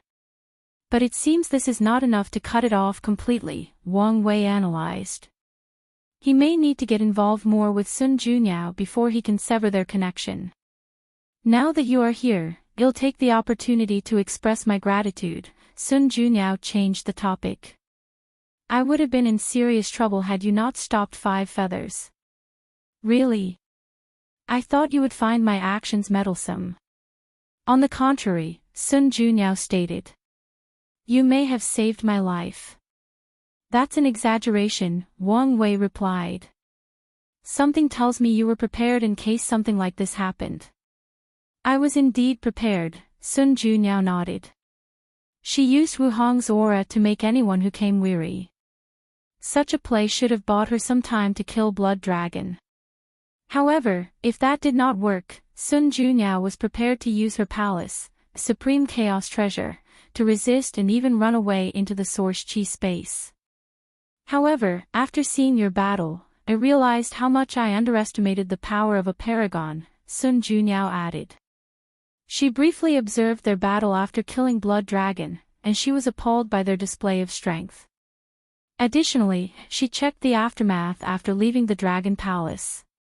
As such, Sun Ju now understood how difficult it would have been to fight off 5 feathers, especially if she were distracted trying to finish Blood Dragon as soon as possible.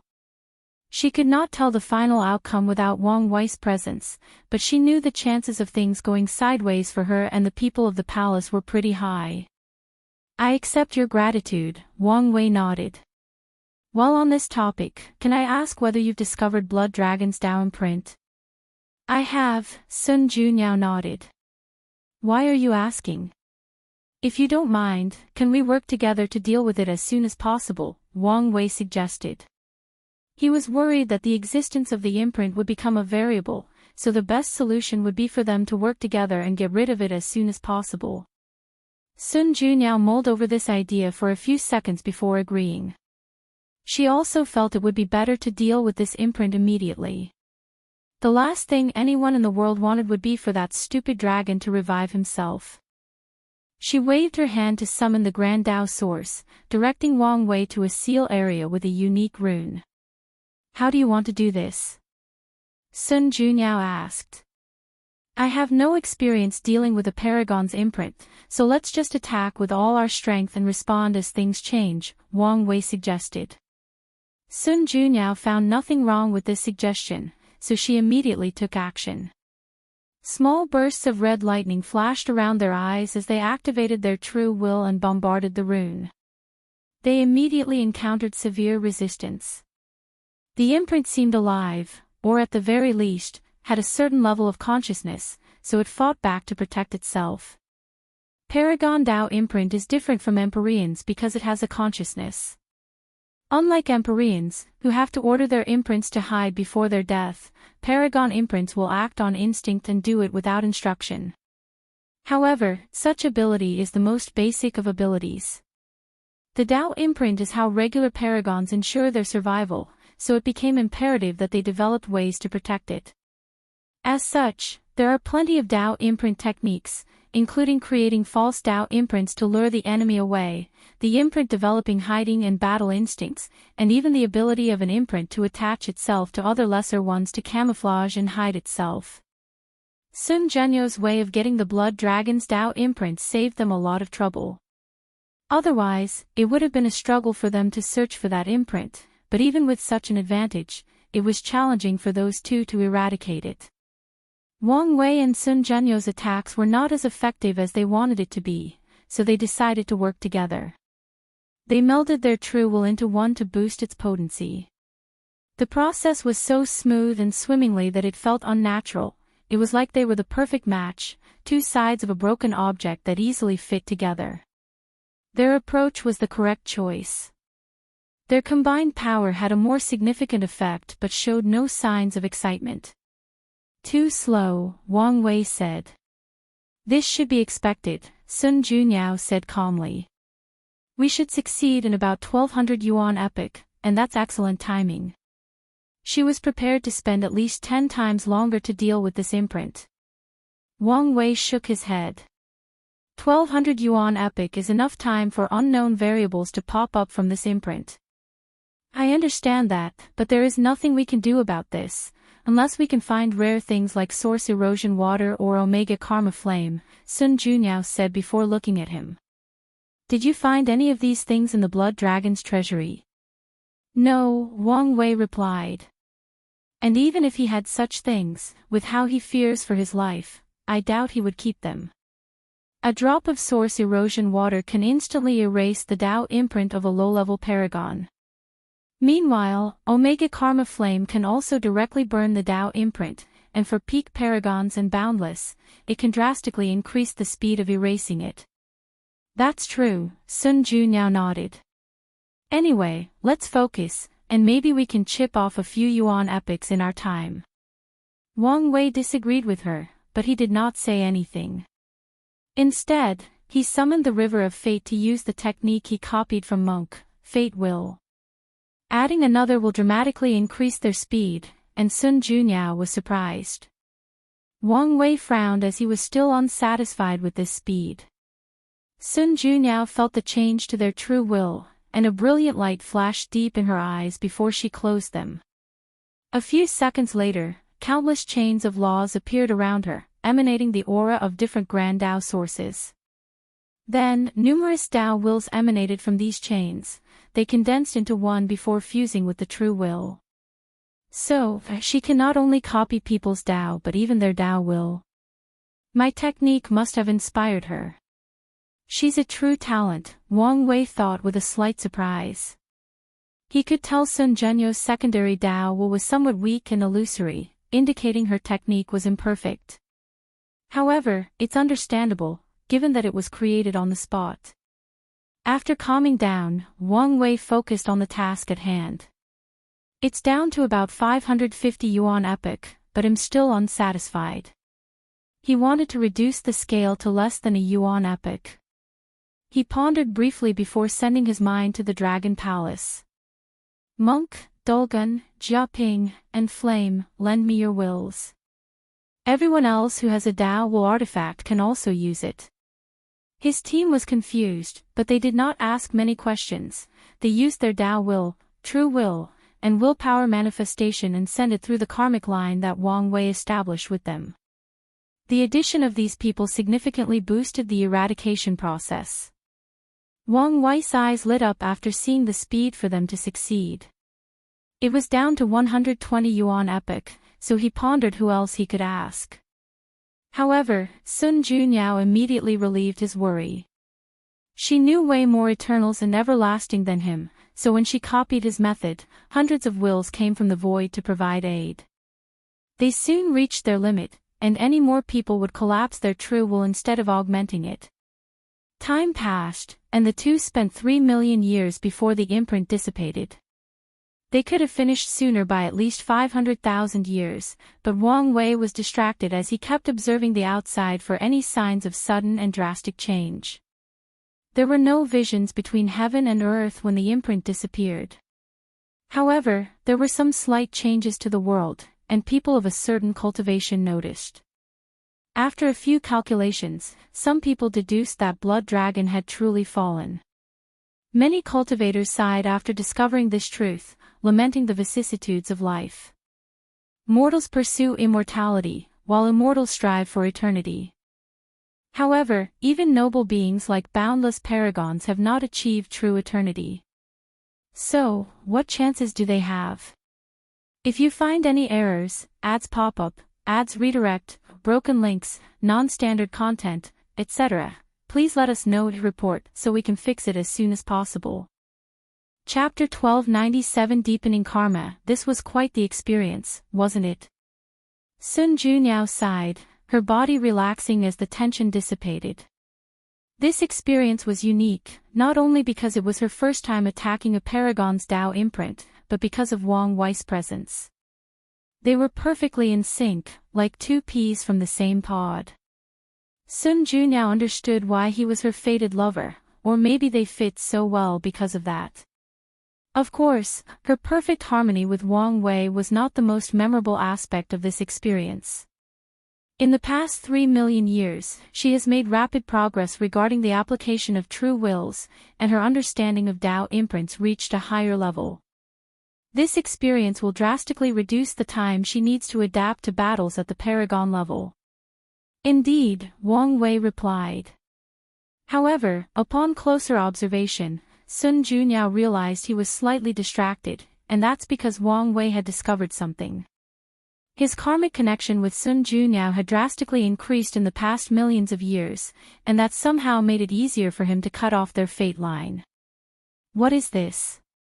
Does fate want to entice me to deepen my relationship with her before deciding to cut off all connections?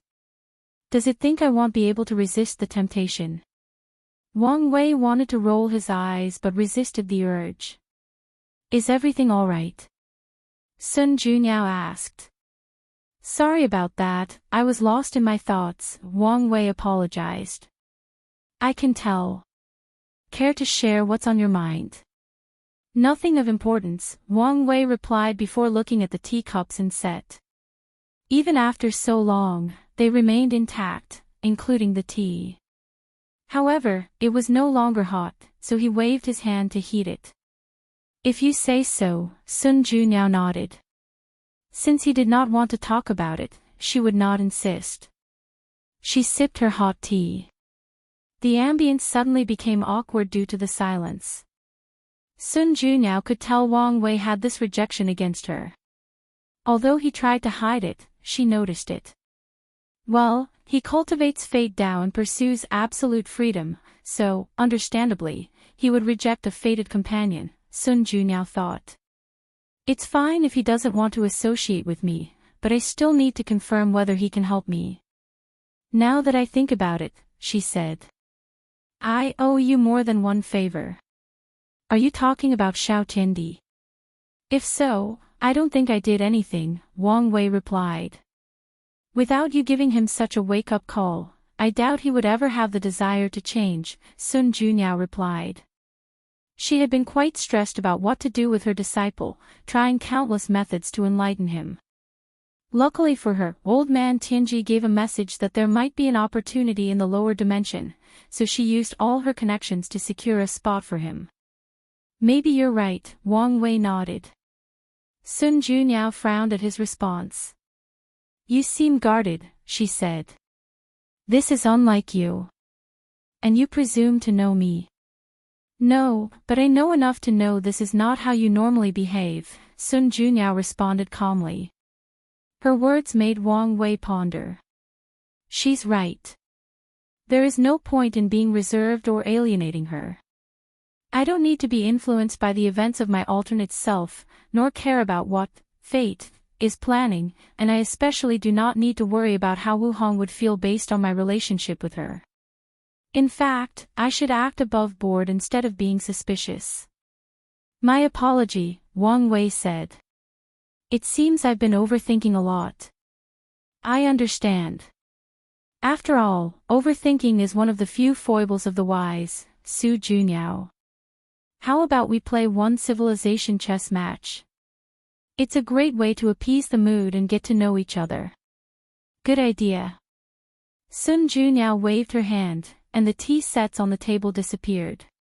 She then summoned her Grand Mish Qi to create a transparent cube on the table. This was not an ordinary cube but one that contained an entire universe with vast lands, forests, mountains, oceans, and stars. Ladies first, Wang Wei said, and Sun Junyao did not act courteously with him. She pondered for a few seconds before choosing the fiend god race. With a thought, she created countless members of this race. To be precise, she made 129,600 of them.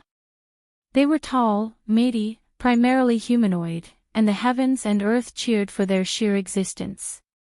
Starting with the most powerful race, huh? That's an interesting choice, Wang Wei commented. In that case, I'll choose the weakest race. Wang Wei chose the human race. However, he did not choose randomly. Instead, he created 129,608 humans, born from heaven and earth and in harmony with the Tao. They were not born strong but with supreme talents. Meanwhile, the rest, with a population of 1 billion, were regular and acquired humans. That's a smart move, Sun Junyao thought. According to the rules, the human race can have a starting population of 10 billion. Wang Wei sacrificed most of that to give birth to these innate humans with unparalleled talent. Sun Junyao looked at her fiend gods. They had all become eggs floating in this world's version of primordial chaos. She was not surprised by this sudden transformation. According to the rules, since she chose a race with such a high starting place and Wang Wei chose the opposite, she must abide by several restrictions, one of which was the small population and the fact her creatures must start from being born from primordial chaos. She looked at one of the eggs, who was technically the first creature ever born in this world. Sun Junyau's next move was based on that. She used that status as the firstborn to accelerate the birth of that egg. Cracks appeared on the egg, but it was not born yet. For his second move, Wang Wei created a living environment for the human race. The innate humans can survive by absorbing the spiritual qi between heaven and earth, but the others cannot. So, Wang Wei had to build an ecosystem for the others, with animals, plants, insects, drinkable water, and so on. Sun Jianyo's move was the same, accelerating the birth of the first fiend god. Meanwhile, Wang Wei chose two innate humans and endowed them with unique talents. The first one, called Xing, gained the ability of innate wisdom. By observing nature, he learned about things like making fire, hunting, making clothes, building houses, organization, and even herding. Xing quickly divided the humans into tribes and elected leaders to better manage them. Then, he taught everybody what he had learned. The second person Wang Wei chose was named Fusey, and he was granted a warrior's heart. Fusey was fierce, always the first to rush to fight against beasts to protect his fellow humans. He soon became the best hunter in the entire human race. Despite his fierce ways, Fusey was a meticulous person with a heart of gold. He lamented how weak his fellow acquired humans were and wondered whether there was a way for them to increase their strength. However, he could not think of a way. Sun Junyao looked at the human race, which had already established a primitive civilization. As she glanced at Fusey, he predicted what Wang Wei's next move was and thus became a little worried. So, for her next move, she sacrificed some of his luck to ensure Pan, the first fiend god, would be born early. Such an act ruined Pan's origin and lessened his talent, but she would make it up to him later.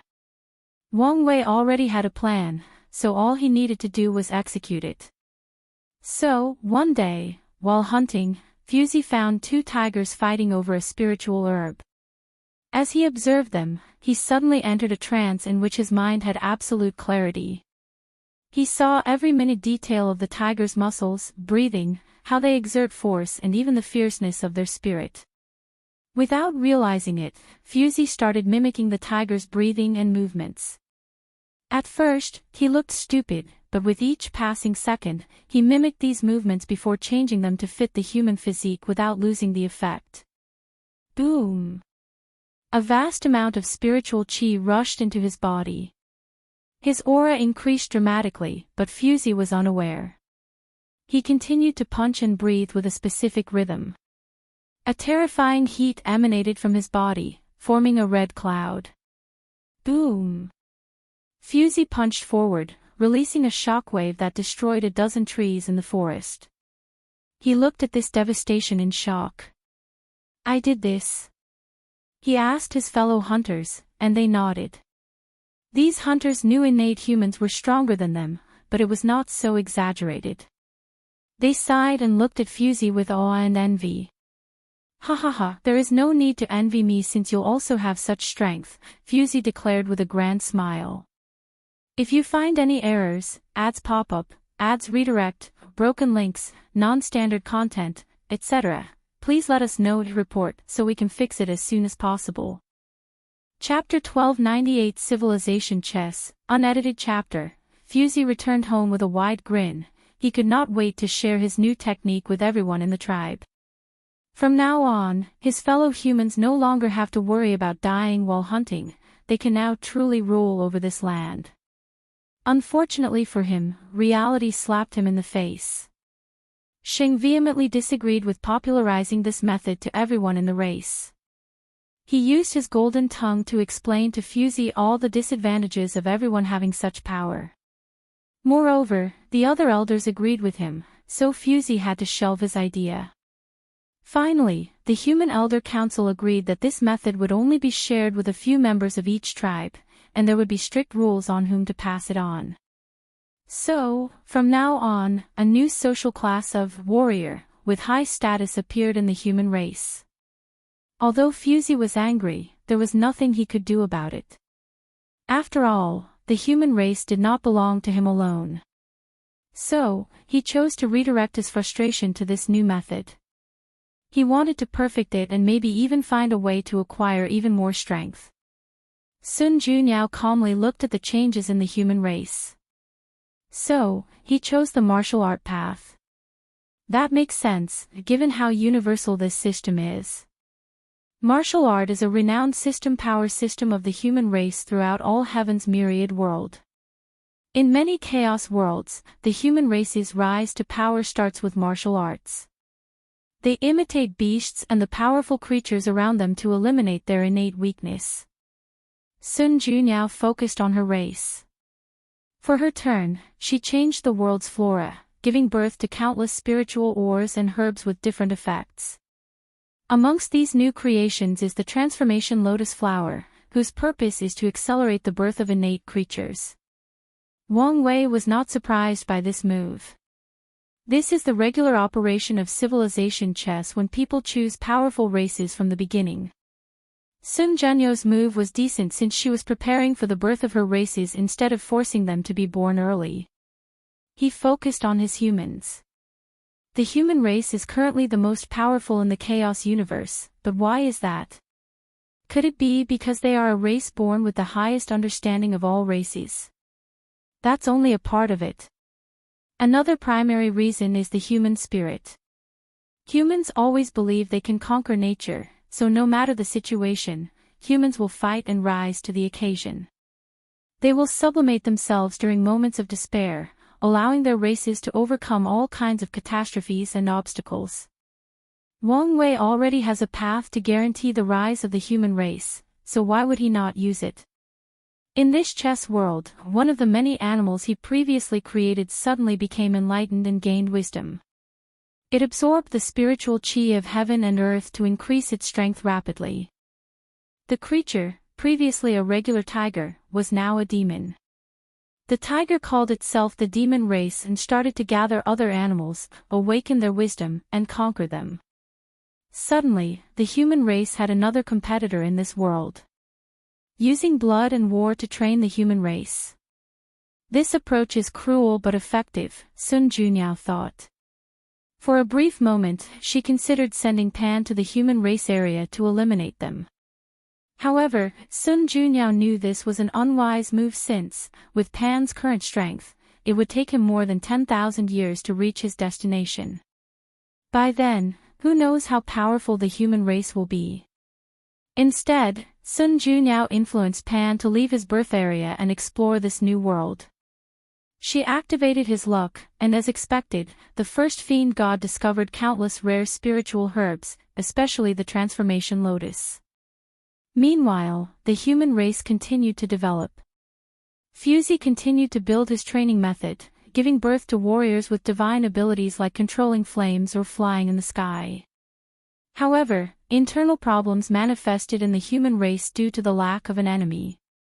The primary cause is the inequality between warriors and ordinary people, especially the strict control of training methods. Xing started a plan of separation, expansion, and merit to deal with the situation. The warriors became nobles of the human race and lived in the inner area. Regular people lived in the middle, while pioneers lived in the outer region. Pioneers' job was to explore areas outside the human race's domain and create new tribes.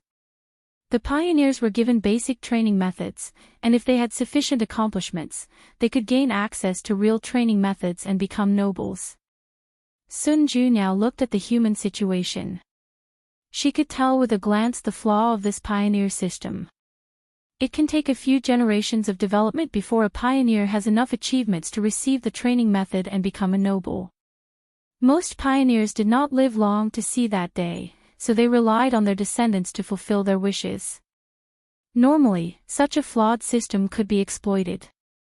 She only needs to influence someone in the human race to rise and cause internal problems.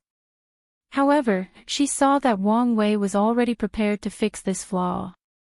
He is methodical and thinks hundreds of steps ahead, Sun Junyao analyzed. The moment I chose Fiend God as my starting race, he had a plan to maximize the rules and restrictions placed on me. I should have taken this game more seriously. She understood that her chances of winning were not looking good with how the human race was developing. However, she would not give up so easily. After all, the game had just started. Although she was having a bad start, it didn't mean it was over. Instead, Sun Junyao influenced Pan to leave his birth area and explore this new world. She activated his luck, and as expected, the first fiend god discovered countless rare spiritual herbs, especially the transformation lotus.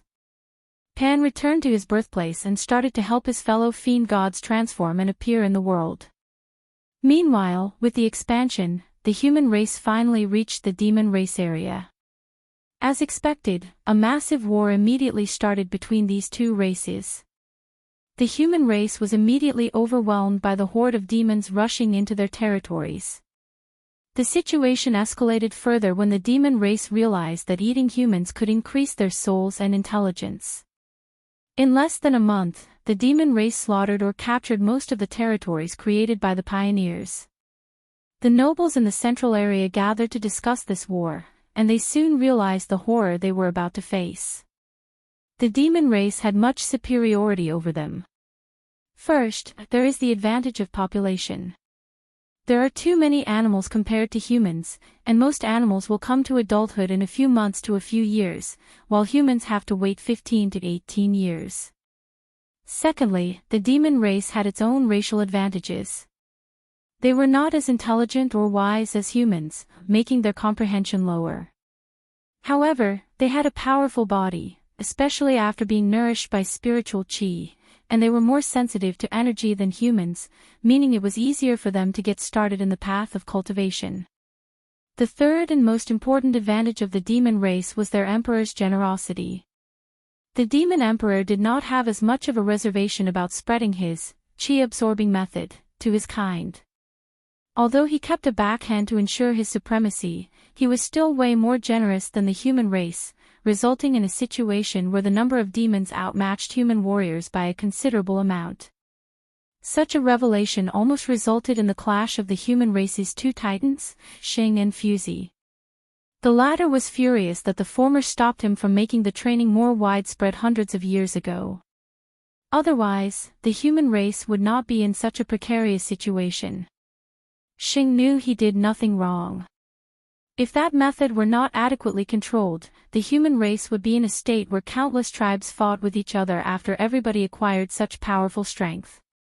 However, he knew this was not the time for an internal fight, so he admitted his fault and asked Fuzi to focus on the current situation. The two then agreed that a great change was needed to survive this catastrophe. Firstly, the training method would become available to every pioneer while they chose people with excellent talent to cultivate in the middle area. Such a tactic can be considered recompensation for the pioneers while also motivating people in the middle area to become pioneers and participate in the war. The second change they decided on was to mobilize 90% of the nobles and move them to the frontier to stop the demon race's advancements. Unfortunately for these two, their decisions received immediate resistance. The nobles were fine with spreading the training method to the pioneers since they needed people to fight this war, but they insisted that the best training methods should be kept for themselves. They also disagreed with training anyone from the middle area. If these people wanted power, they could only go to the frontier. As for their mobilization to participate in this war, they refused. They were nobles, and not just because of their strength. Many were innate humans or descendants of them, so how could they put themselves in danger? After living such a long life of pleasure and luxury, these people were not warriors but people with strength. The situation was tense, and the human race was about to collapse internally. However, something happened that none of these nobles anticipated. The two titans became ruthless and slaughtered anyone who resisted the two orders. It did not matter who it was, even their fellow innate humans, they killed anyone who resisted. Fuzi was, without a doubt, the strongest warrior of the human race. Meanwhile, Xing was in the top 10 in terms of strength and held the most political power. With these two working together, the nobles had no choice but to obey and head for the frontier. If you find any errors, ads pop up, ads redirect, broken links, non-standard content, etc., please let us know to report so we can fix it as soon as possible. Chapter 1299 Terrifying Woman, unedited chapter. After the human nobles finally responded and fought against the demon race, a tragedy of blood and sacrifices occurred. The demon race was brutal by nature, and even with the demon emperor suppression, these animals spent all their lives following the cruel laws of nature. All the powerful demons reached their position by killing each other, so how could these lazy and entitled nobles be a match for them? In the first 6 months of this battle, 90% of the nobles died at the hands of the demon race. One of the most tragic causes was the innate humans. Wang Wei created 129,600 of them, and in the current era, about 110,000 of them still survive. However, in the past 6 months, only 18,000 innate humans survived. The human race bled in this war. However, with this tragedy comes strength and stability. The surviving nobles and pioneers became the pillars of the human race. Through war, bloodshed, and the spirit of sacrifice, these people became unparalleled warriors and the backbone of their races. After this baptism of war, the human race changed. They knew they were not the highest predators they once believed to be and strived to do whatever was necessary to survive and establish themselves at the top of the pyramid. Fuzi, their most powerful warrior, truly matured after the 6th month. He always had a heart of gold, so seeing his fellow humans suffer so tragically affected him the most. He wanted to become powerful and end this war, but he soon discovered that one man could not win this war. He made a breakthrough in the 3rd month of this fight and slaughtered everywhere. However, the demon races sent 2 of their 10 demon kings, and they were equal to Fuzi in terms of realm and strength. At that point, the human race despaired, especially after knowing the demon race was even more powerful. Luckily, Fuzi proved worthy of the title, Martial Ancestor. After several months of fighting and learning, he killed one of the demon kings and severely injured the other. While the human race was sublimating through war, the fiend gods were leaving their cocoons one after another. Sun Junyao felt relieved that she finally had made the crucial first step in developing her race. For her turn, she created a secret realm before luring Pan and many of the clan's elders into it. The secret realm contained an inheritance, and after experiencing it, Pan finally made up for his lack of origin, and the other members sublimated their cultivation. However, this was not the primary goal of this move. A gray and dull table stood at the center of this secret realm, and after the fiend god reached it, they saw a vision of a race calling themselves the Chaos Demon Gods. They saw the rise and fall of this powerful race. At their pinnacle, the current fiend god paled compared to the Chaos Demon Gods. The fiend gods were born noble, and they knew it. However, their noble birth also paled compared to the Chaos Demon Gods. However, despite how mighty that clan was, they were still destroyed. Pan and the elders were scared after experiencing that vision.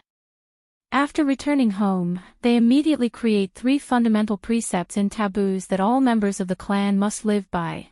There is always a sky beyond the sky. It's taboo to think you're the best. We are born noble, but that does not mean you can rely on your status to live a comfortable life. Laziness and complacency are the second taboo.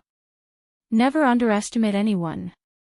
All races, no matter how weak, have the potential to reach the top of heaven and earth. Underestimating any race due to their birth is the third taboo. Pan and the elders felt the Chaos Demon God's fate was a warning from heaven of what would happen to their clan, so they used these precepts as the foundation of their rise and prosperity. From that on, there is no such thing as a fiend god that relies on its bloodline to grow slowly.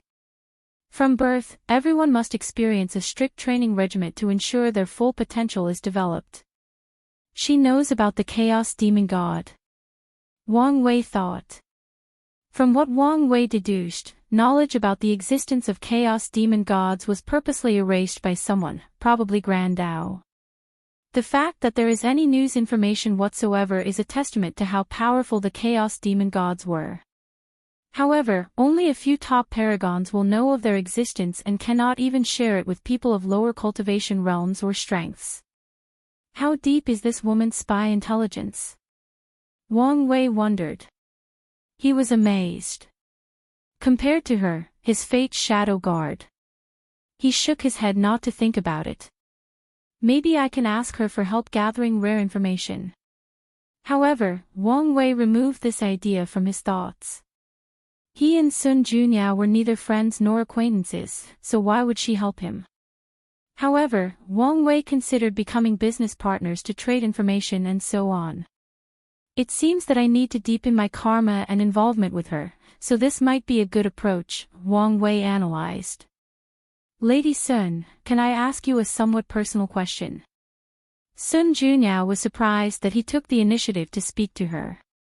She smiled, instantly illuminating the room, and said, as long as you don't speak so formally and address me as Lady Sun. No problem, Wang Wei answered. Since he wanted to do business with her, it was no problem to become familiar with her. Maybe they can even become acquaintances and, eventually, friends. How good is your information network? Wang Wei asked. That is an interesting question, Sun Junyao muttered. How to answer this? It's probably the best in the world. Oh. Wang Wei was intrigued by her confidence. I know it sounds like I'm bragging, but it's the truth, she explained. And despite having this position, it doesn't mean I deserve it. Can you elaborate? Wang Wei asked. At the beginning of this era, the overlords and top lineages were forced to close up their mountains, and their intelligence network had to be suspended. To be precise, they could not operate efficiently under the light. I used this opportunity to rise. More importantly, I made a bargain with them. Regarding their network. Wang Wei asked, thinking of something incredible. That's right, Sun Junyao nodded. It was easier for me to act openly and in the shadow than them, so I became the intermediary for their networks, allowing them to bypass the blockade of the moons and suns. When you say them, how many are we talking about? About 80%. Wang Wei took a deep breath. He did not expect her to be such a terrifying woman. What does it mean to be the intelligence distributor to 80% of all the top lineages of the world? This means there is little that Sun Junyao wishes to know that she cannot. Of course, Sun Junyao understood that she needed a certain level of propriety. If she started to delve into the secrets of these factions, not only would their cooperation stop, but they would do everything possible to eliminate her. What's with that look? Sun Junyao asked. In reconsidering whether I made the right choice, Wang Wei replied seriously. I only need to sacrifice my dignity and body, and I will have the most beautiful woman in the world and such an intelligent network. No matter how you look at it, I'm not losing in this situation. Sun Junyao was shocked before covering her mouth to laugh. You're the first man I've met who openly admits he wishes to rely on me instead of providing the world to me. I'm just telling the truth. Sun Junyao shook her head. She knew a person like him had their pride and would never do such a thing. Little did she know that if her surname were Wu instead of Sun, Wang Wei would be shameless enough to sell his body for her spy network. So, why did you tell me such an important information? And so casually? Wang Wei asked. Because I felt like it, Sun Junyao replied casually, which was probably a half-truth. Plus, so what if I did? How many people would believe that such a weak woman like myself has such power? And even if they did, what can they do about it? You're only partially correct about that, Wang Wei replied. After what you did with Blood Dragon, most people will believe you're that capable. That's true, she nodded, smiling, thinking how she had successfully changed her reputation and how the world viewed her. She then focused on Wang Wei. The real question is, why did you ask me such a question? I was hoping we could cooperate, Wang Wei said. I value your information, and am willing to pay a fair price for it. So, what do you think? If you find any errors, ads pop up, ads redirect, broken links, non-standard content, etc., please let us know to report so we can fix it as soon as possible. Chapter 1300 Help Yourself, Sell Information. That's not out of the realm of possibility, Sun Junyao uttered. She knew her situation. After killing Blood Dragon, she was now in a precarious situation as the moons would no longer tolerate her. The woman already envied her, and now was the perfect opportunity for them to enact their twisted vengeance. As for the man, They are even worse since they now have an excuse to catch and treat her as their plaything. Wang Wei had the destiny to eliminate these bastards, so whether he asked or not, Sun Junyao planned to work with him. She hadn't decided on the exact nature of the cooperation, but they could start with exchanging intelligence. So, what do you want in exchange? Wang Wei asked, feeling her hesitation. You might as well be straightforward. You know what I want, Sun Junyao replied, looking him in the eyes. However, Wang Wei instinctively replied, you can't have my body. The severe atmosphere was instantly broken, almost making Sun Junyao laugh out loud. However, she controlled her eyes and replied, who wants your body? My mother told me that pretty boys must protect themselves when going out, Wang Wei said seriously. I didn't understand what she meant then, but now I do. I didn't think there were such aggressive women in the world. He sighed, feeling that he needed to protect himself or some woman would take advantage of him. Sun Junyao was shocked. The information said he was free and easygoing, capable of changing his personality like an actor in a play. She knew this, but it was different for her to experience it herself. You're quite the character, aren't you? She commented. I'll take that as a compliment, Wang Wei smiled. But seriously, you know what I want. Wang Wei was briefly silent. I can't help you. You can't or won't. Both. Why not be truthful and say you want, Sun Junyao said, her demeanor devoid of her previous weak and pure aura. Although you try to hide it, I can sense the perfect aura in your body. It's so pure, so you must have used it to make that perfect tear. With such deep knowledge of perfection, don't tell me you can't help. Wang Wei squinted his eyes. Then, there is your relationship with Senior Wu, Sun Junyao continued. With your relationship with her, there is no way you couldn't ask her for help. With the two of you working together, each with their own expertise, the chances of creating a method are very high. How do you know my relationship with her? I talked to the people who recently ascended, Sun Junyao replied. That shouldn't be enough to come to a conclusion, Wang Wei said.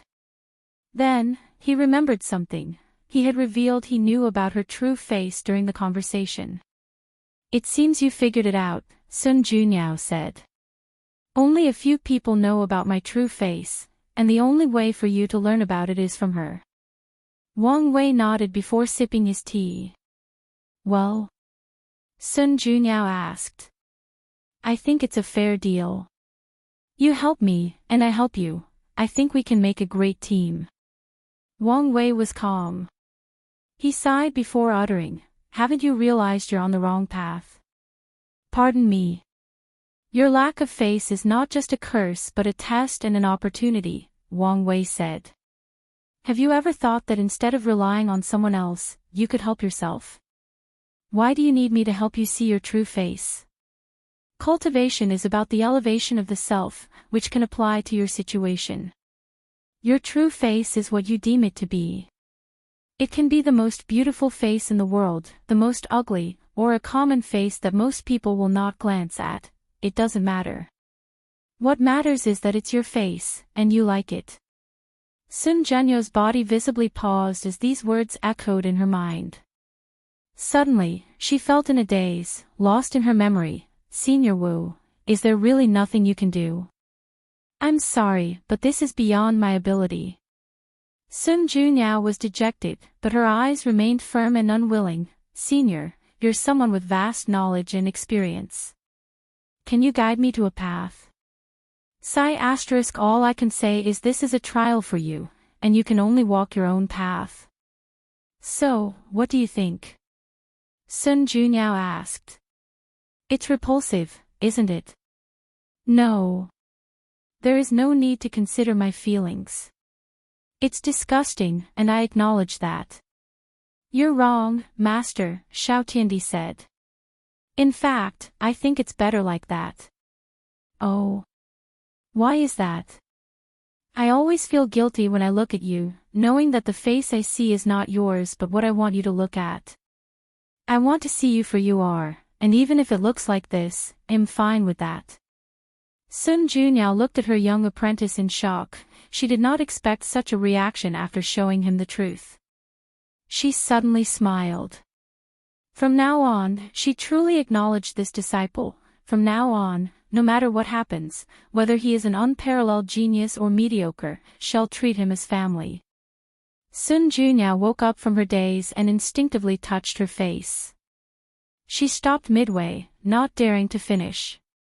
After hesitating for a few seconds, she slowly caressed every part of her face, from her forehead to her chin and even her nose and eyes.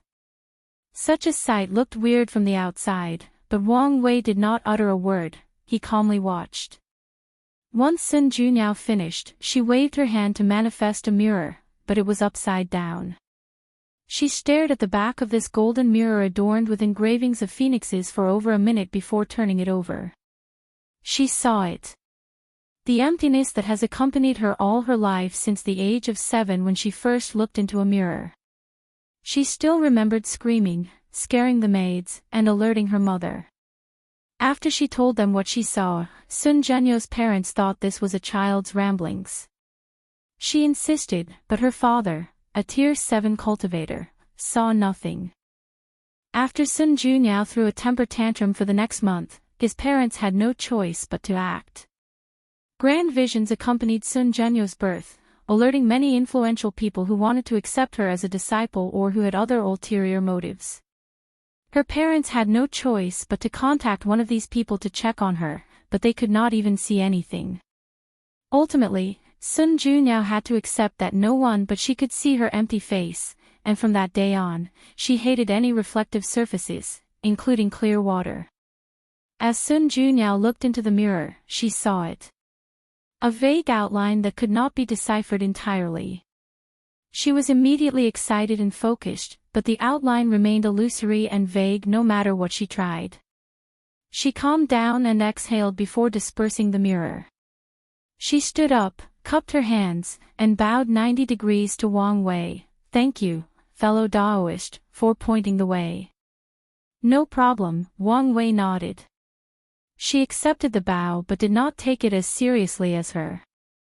He was sure some people close to her must have said something similar. However, helping someone heal their Dao heart or state of mind sometimes requires the right person to say the correct thing at the appropriate time. Sun Junyao has put a lot of faith in the Destined One to help her with her situation, so those words meant a lot coming from Wang Wei than someone else. Sun Junyao felt relaxed after sitting down. Although the flaw in her Dao heart was not completely dealt with, she now saw a way forward.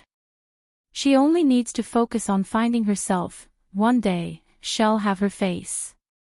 As Wang Wei said, the fact might be the most common one in the world, but that does not matter since it is hers.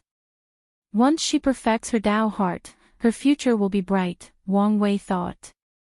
After Sun Junyao solves her problem, she'll be able to see her perfection as an advantage instead of a curse. With her information network, it won't take long to learn or deduce that the path of perfection involves transcendence, so she might start preparing for that. Should I find a way to exchange the perfection foundation with her? Wang Wei thought. He loves talent, and because of that, he was momentarily tempted not to sever the connection with her. After all, her chances of becoming half-step transcendent are genuinely high since she's a being with such a high affinity with perfection. The perfect foundation would further increase that possibility. Moreover, Wang Wei looked at the connection between them. After helping enlighten her, their karmic connection was more profound, and he took a significant step in being able to cut off their fate connection. If he handed her the perfect foundation, Wang Wei knew he would meet the requirement. No, there is no need to use such a valuable thing to deepen karma, Wang Wei thought.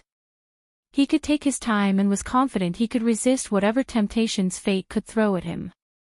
More importantly, he did not have such a deep connection or affection for Sun Junyao to give something as valuable as the perfect foundation method. Wait, what if she were? Wang Wei suddenly thought. She doesn't have a top lineage behind her, so it's possible to lure her into the Dao opening sect. Sun Junyao could be classified as a transcendent seed, meaning that any faction would fight tooth and nail for her.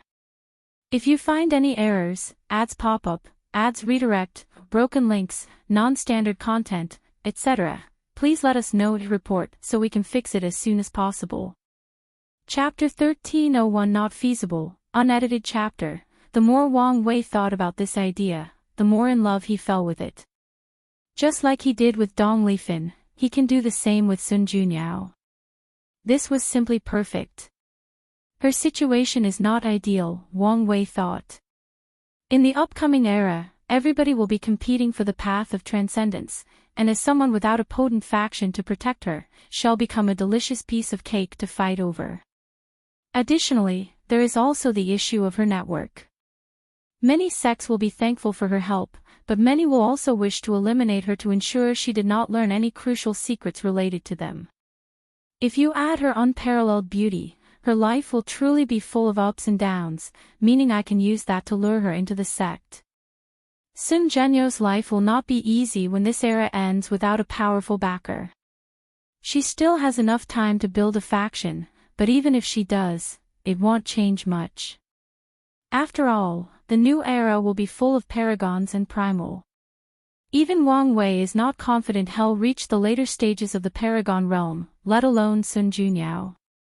If any of these top lineages are determined to eliminate Sun Junyao, she'll have to struggle for survival, unless she hides in the lawless zone. But even such a method is not 100% guaranteed. After all, the paragons of the upcoming era cannot compare to the waste that is these parasites.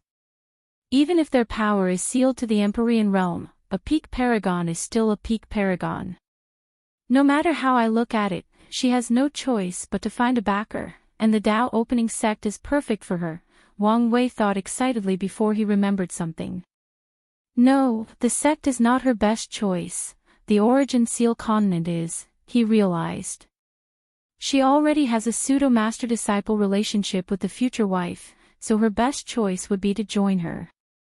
Wang Wei had no doubt his future will be able to protect her.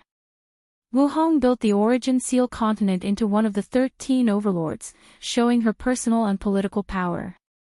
Additionally, she'll be even more potent in the new era once she healed her injury and reforged her foundation. And once she becomes half-step transcendent, the origin seal continent will keep its status as the top lineage of the eternal ascension world. My future wife might have already been preparing to introduce Sun Junyao into her lineage, Wang Wei analyzed, sighing deeply to himself. He realized his chances of succeeding were not as high as he anticipated. Should I still give it a try? Countless thoughts flashed through Wang Wei's mind in less than a nanosecond as he analyzed the pros and cons of trying to get Sun Junyao into the sect. No, it's not worth it, he concluded. He noticed many factors he overlooked due to his excitement. The most important of which is the complex political nature of the Dao opening sect. This was not the lower dimension where Wang Wei's prestige and power were even higher than all the ancestors combined. In there, Wang Wei can introduce someone like Dong Lifan, that was not raised by the sect and had no clear royalty, and everyone agreed, but he couldn't do the same in the upper dimension.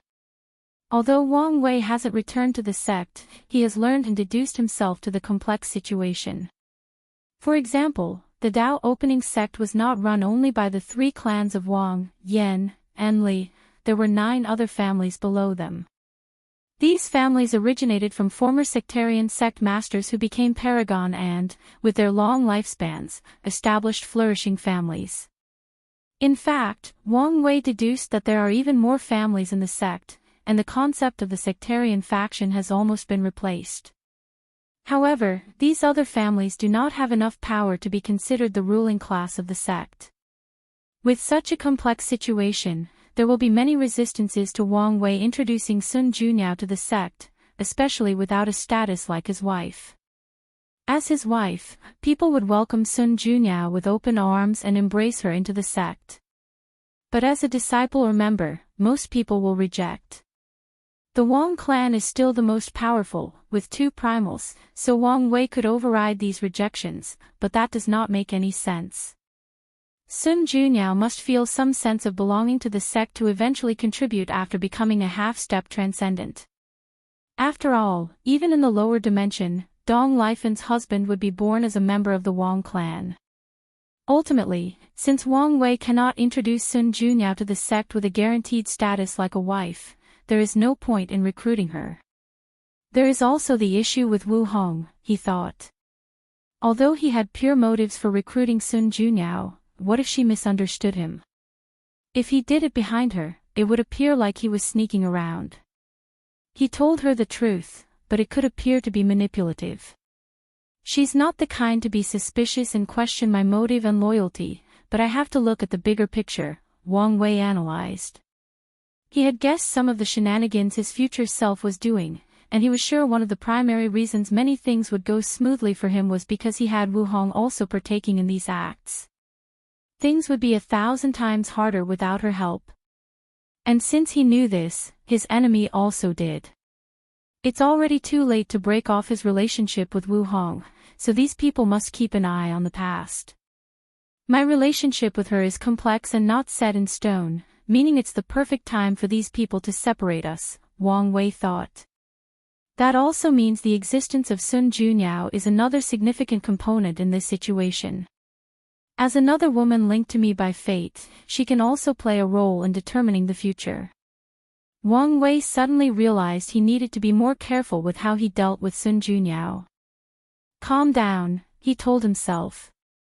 He suddenly wanted to do whatever possible to remove the karmic link between them. However, he also understood acting rashly was the opposite of what must be done in this kind of situation. The best move I can make next is to tell Wu Hong everything that had happened here, including my speculation and fears about the future. Even better, I should use open and truthful communication at all times from now on when dealing with our relationship. Was Wang Wei overreacting? Possibly.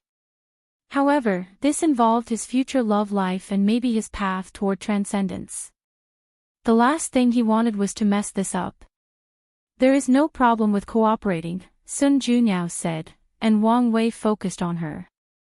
He was previously multitasking, planning, and analyzing all these things at unparalleled speed while still talking to her. During the entire process, his facial expressions, emotions, tone fluctuations, and everything else never changed. That's good to hear. But you should understand that I cannot provide you certain information, Sun Junyao added. There are some things I don't dare investigate even if I had the power. I understand, Wang Wei nodded. My purpose is primarily the parasites. I won't break the rules and touch these lineages unless it's absolutely imperative that I do so. That's good, Sun Junyao nodded. She successfully established such deep cooperation with these lineages and kept their relationship for so long because she knew how to control herself. Sun Junyao knew their taboos and never broke them. As for the price, Sun Junyao looked him in the eyes. You enlightened me, so I owe you karma. If you need help one day, you can ask, and I'll do everything in my power to help. But business is business, friendship is friendship, Wang Wei said. I understand and have no problem. That's good, she nodded. We can use the same standard I offered Jimin, and I'll give you a 20% discount. She condensed a talisman that served as a way to contact her directly and contained a detailed system of how she classified the value of certain information and their price. From 1 star to 9 stars, but even the lowest 1-star information is expensive, even with the discount, Wang Wei complained.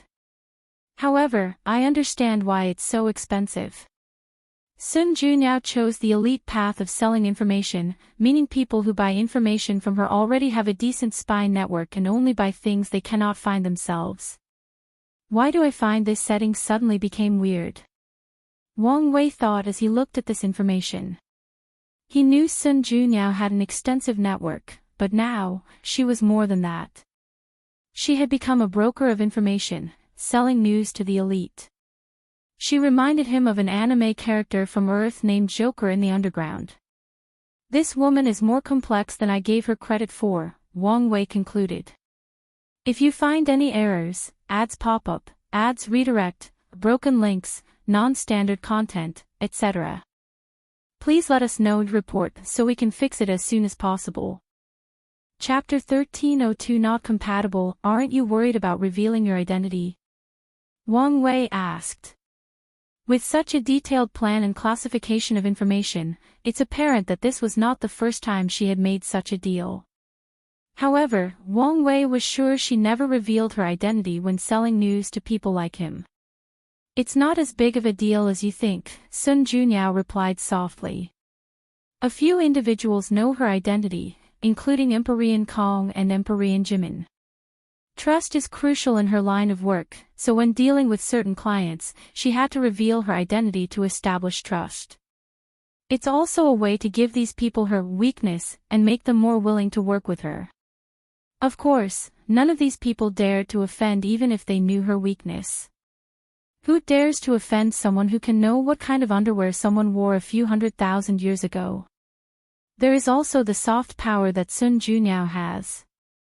She can summon an army of cultivators to work for her with a few words and some fake tears.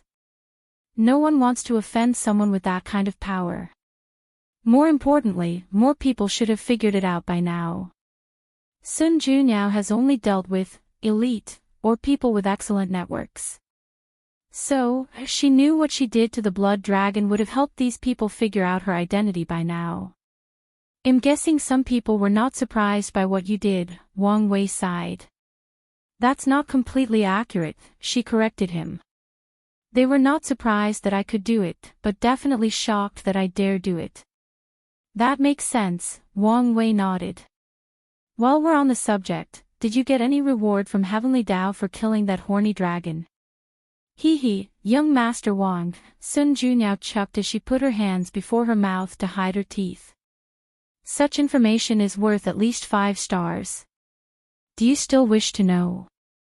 Wang Wei's lips twitched. How come their calm, peaceful, and natural conversation was suddenly corrupted by the unpleasant existence of money? He shook his head. Since he was not willing to pay, he chose to peek. Sun Junyao was surrounded by the power of perfection, which was excellent at anti-divination. However, Wang Wei used his own perfect aura to offset hers, allowing him to find some information. Paragon Slayer title, he said with slightly raised eyebrows. This was a rare title with harsh conditions, the first of which was that someone from the lower cultivation realm had to do it themselves. According to heaven and earth, paragons were noble existences, so anyone with lower cultivation lucky enough to kill one of them will receive a luck backlash instead of a reward. So, unless they have the protection from the fortune of a powerful lineage, the fate of anyone trying to acquire this title will be miserable, not considering the difficulty of even succeeding. The only way for someone to receive this title is to kill a paragon that has lost its favor from heaven and earth. The description of losing favor is broad and complex, but a perfect example is those parasites. That's rude, Sun Junyao said with a frown. She waved her hand and reinforced the anti-divination techniques around her. With her copy Dao, she had many of them, and now that she was on guard, it was not feasible for Wang Wei to use the same method with his perfect aura. Indeed. I apologize. It seems I've become too comfortable, Wang Wei replied calmly. Sun Junyao looked at him. She could not tell whether he was telling the truth or if he did it on purpose to alienate the good vibe they had between them. Or maybe he did it for a completely different reason. He was hard to read. This man's mind is too complicated, she thought. Dealing with such a person can be quite exhausting. She did not mind someone extremely intelligent, but there are also times when intelligence goes too far and ruins things, especially regarding emotional matters. Maybe it wasn't such a bad thing that he wants nothing to do with me. We're probably not compatible, Sun Junyao thought. It was already hard to accept he had to share him, but thinking how she would have to spend the rest of his life with someone with such a deep mind, she shuddered. Even if he truly opens his mind and heart to me one day, can I believe him? She knew the answer as soon as she asked. Sun Junyao sighed. She could never remove the suspicion that he was not truly sincere and was not scheming something. Senior Wu should understand what kind of person he is, so why did she choose him? Sun Junyao wondered. Maybe she's as complex as him, or she has faith that he truly opened up to her, or maybe she has confidence in herself and from her strength. Whether he's sincere or not, whether he's plotting something or not, she's confident she can get out of the situation relatively intact, emotionally and physically.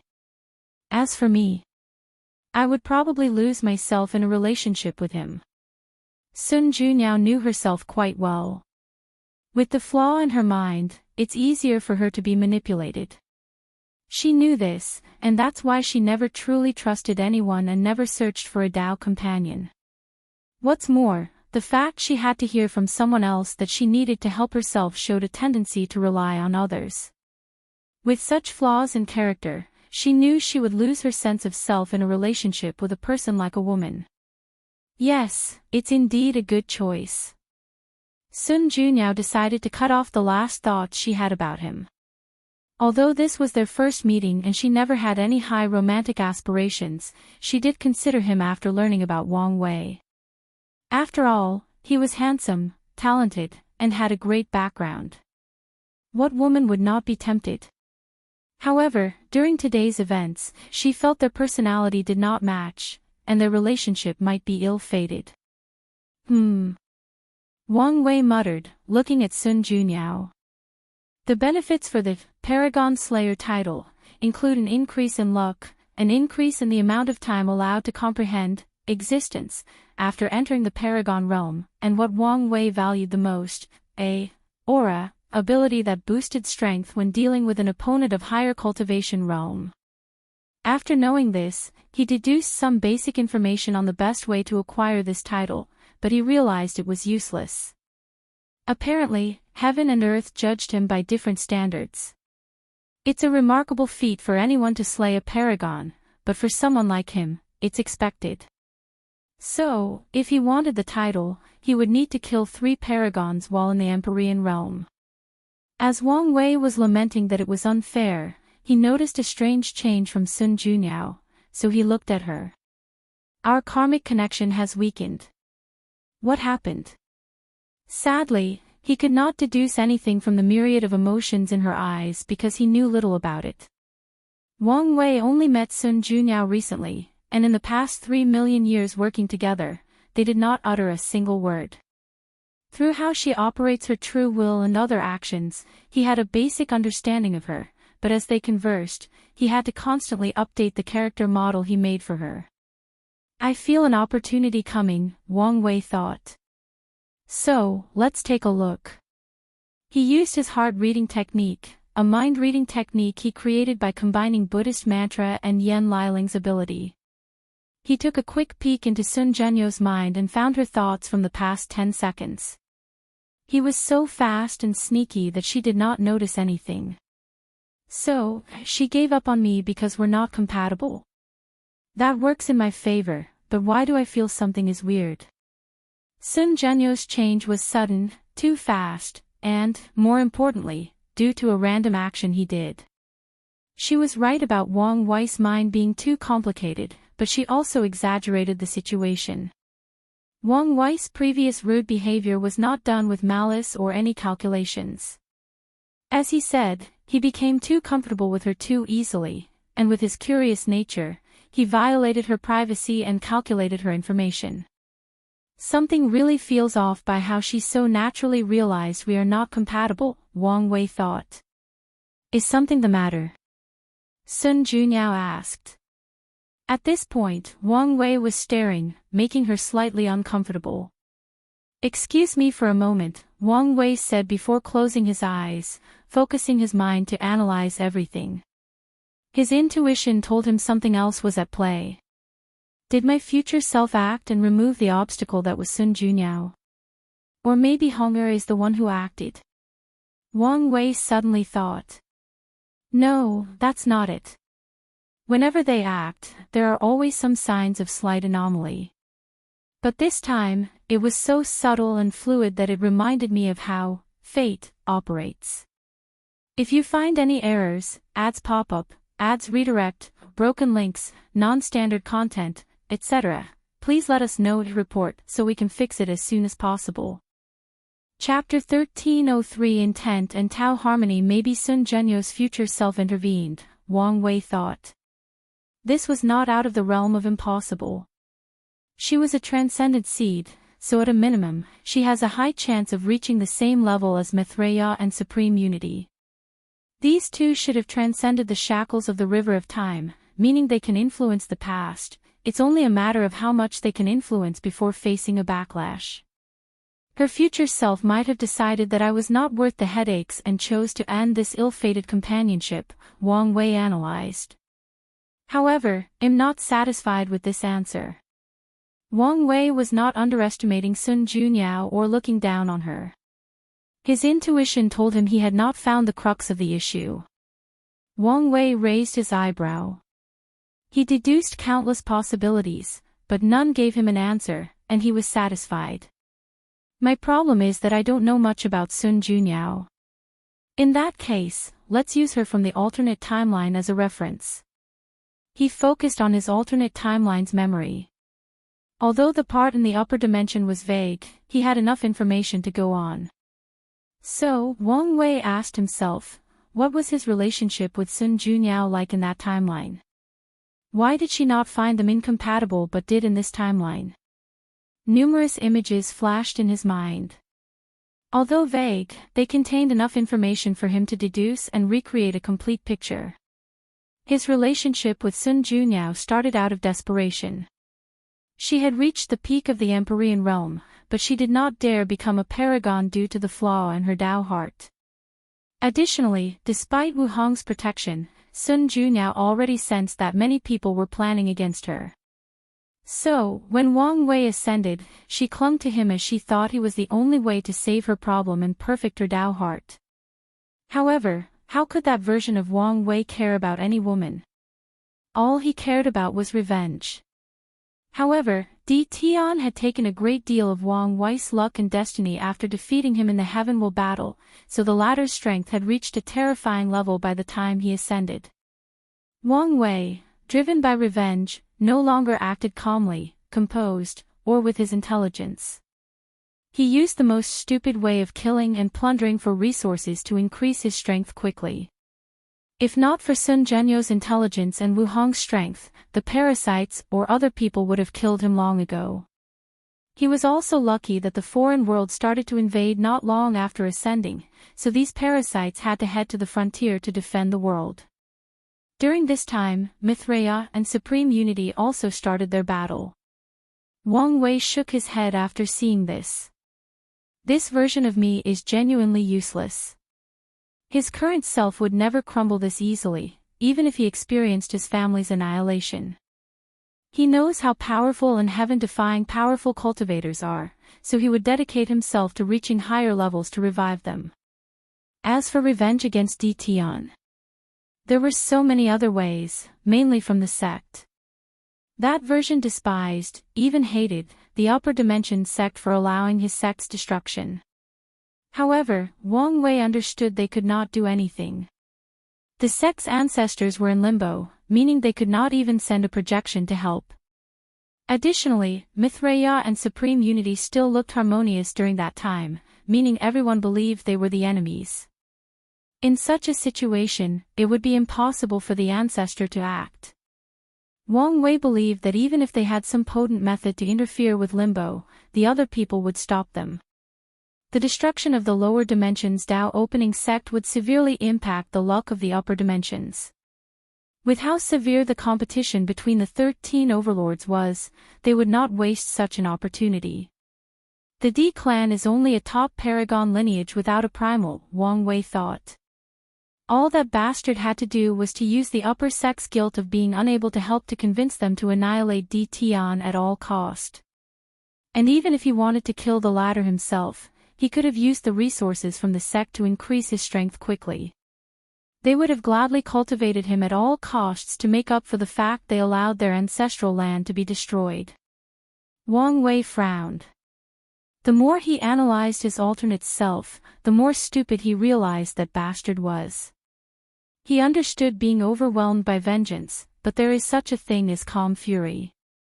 Why must he use the riskiest and stupidest method if he wanted to be alone and plunder resources?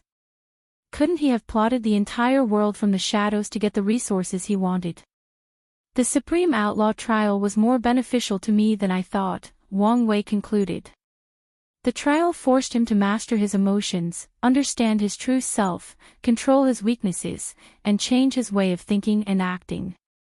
So, the trial's purpose is not just to determine a person's worthiness to wield certain Daos, but also a method of molding these Dao lords and overlords into the monster they were, Wang Wei analyzed. Grand Daos' relationship with these monsters has always been like that. It feared their capabilities but also spent time and effort to mold them so that it could see what they could do. Let's focus, Wang Wei thought as he continued his deduction.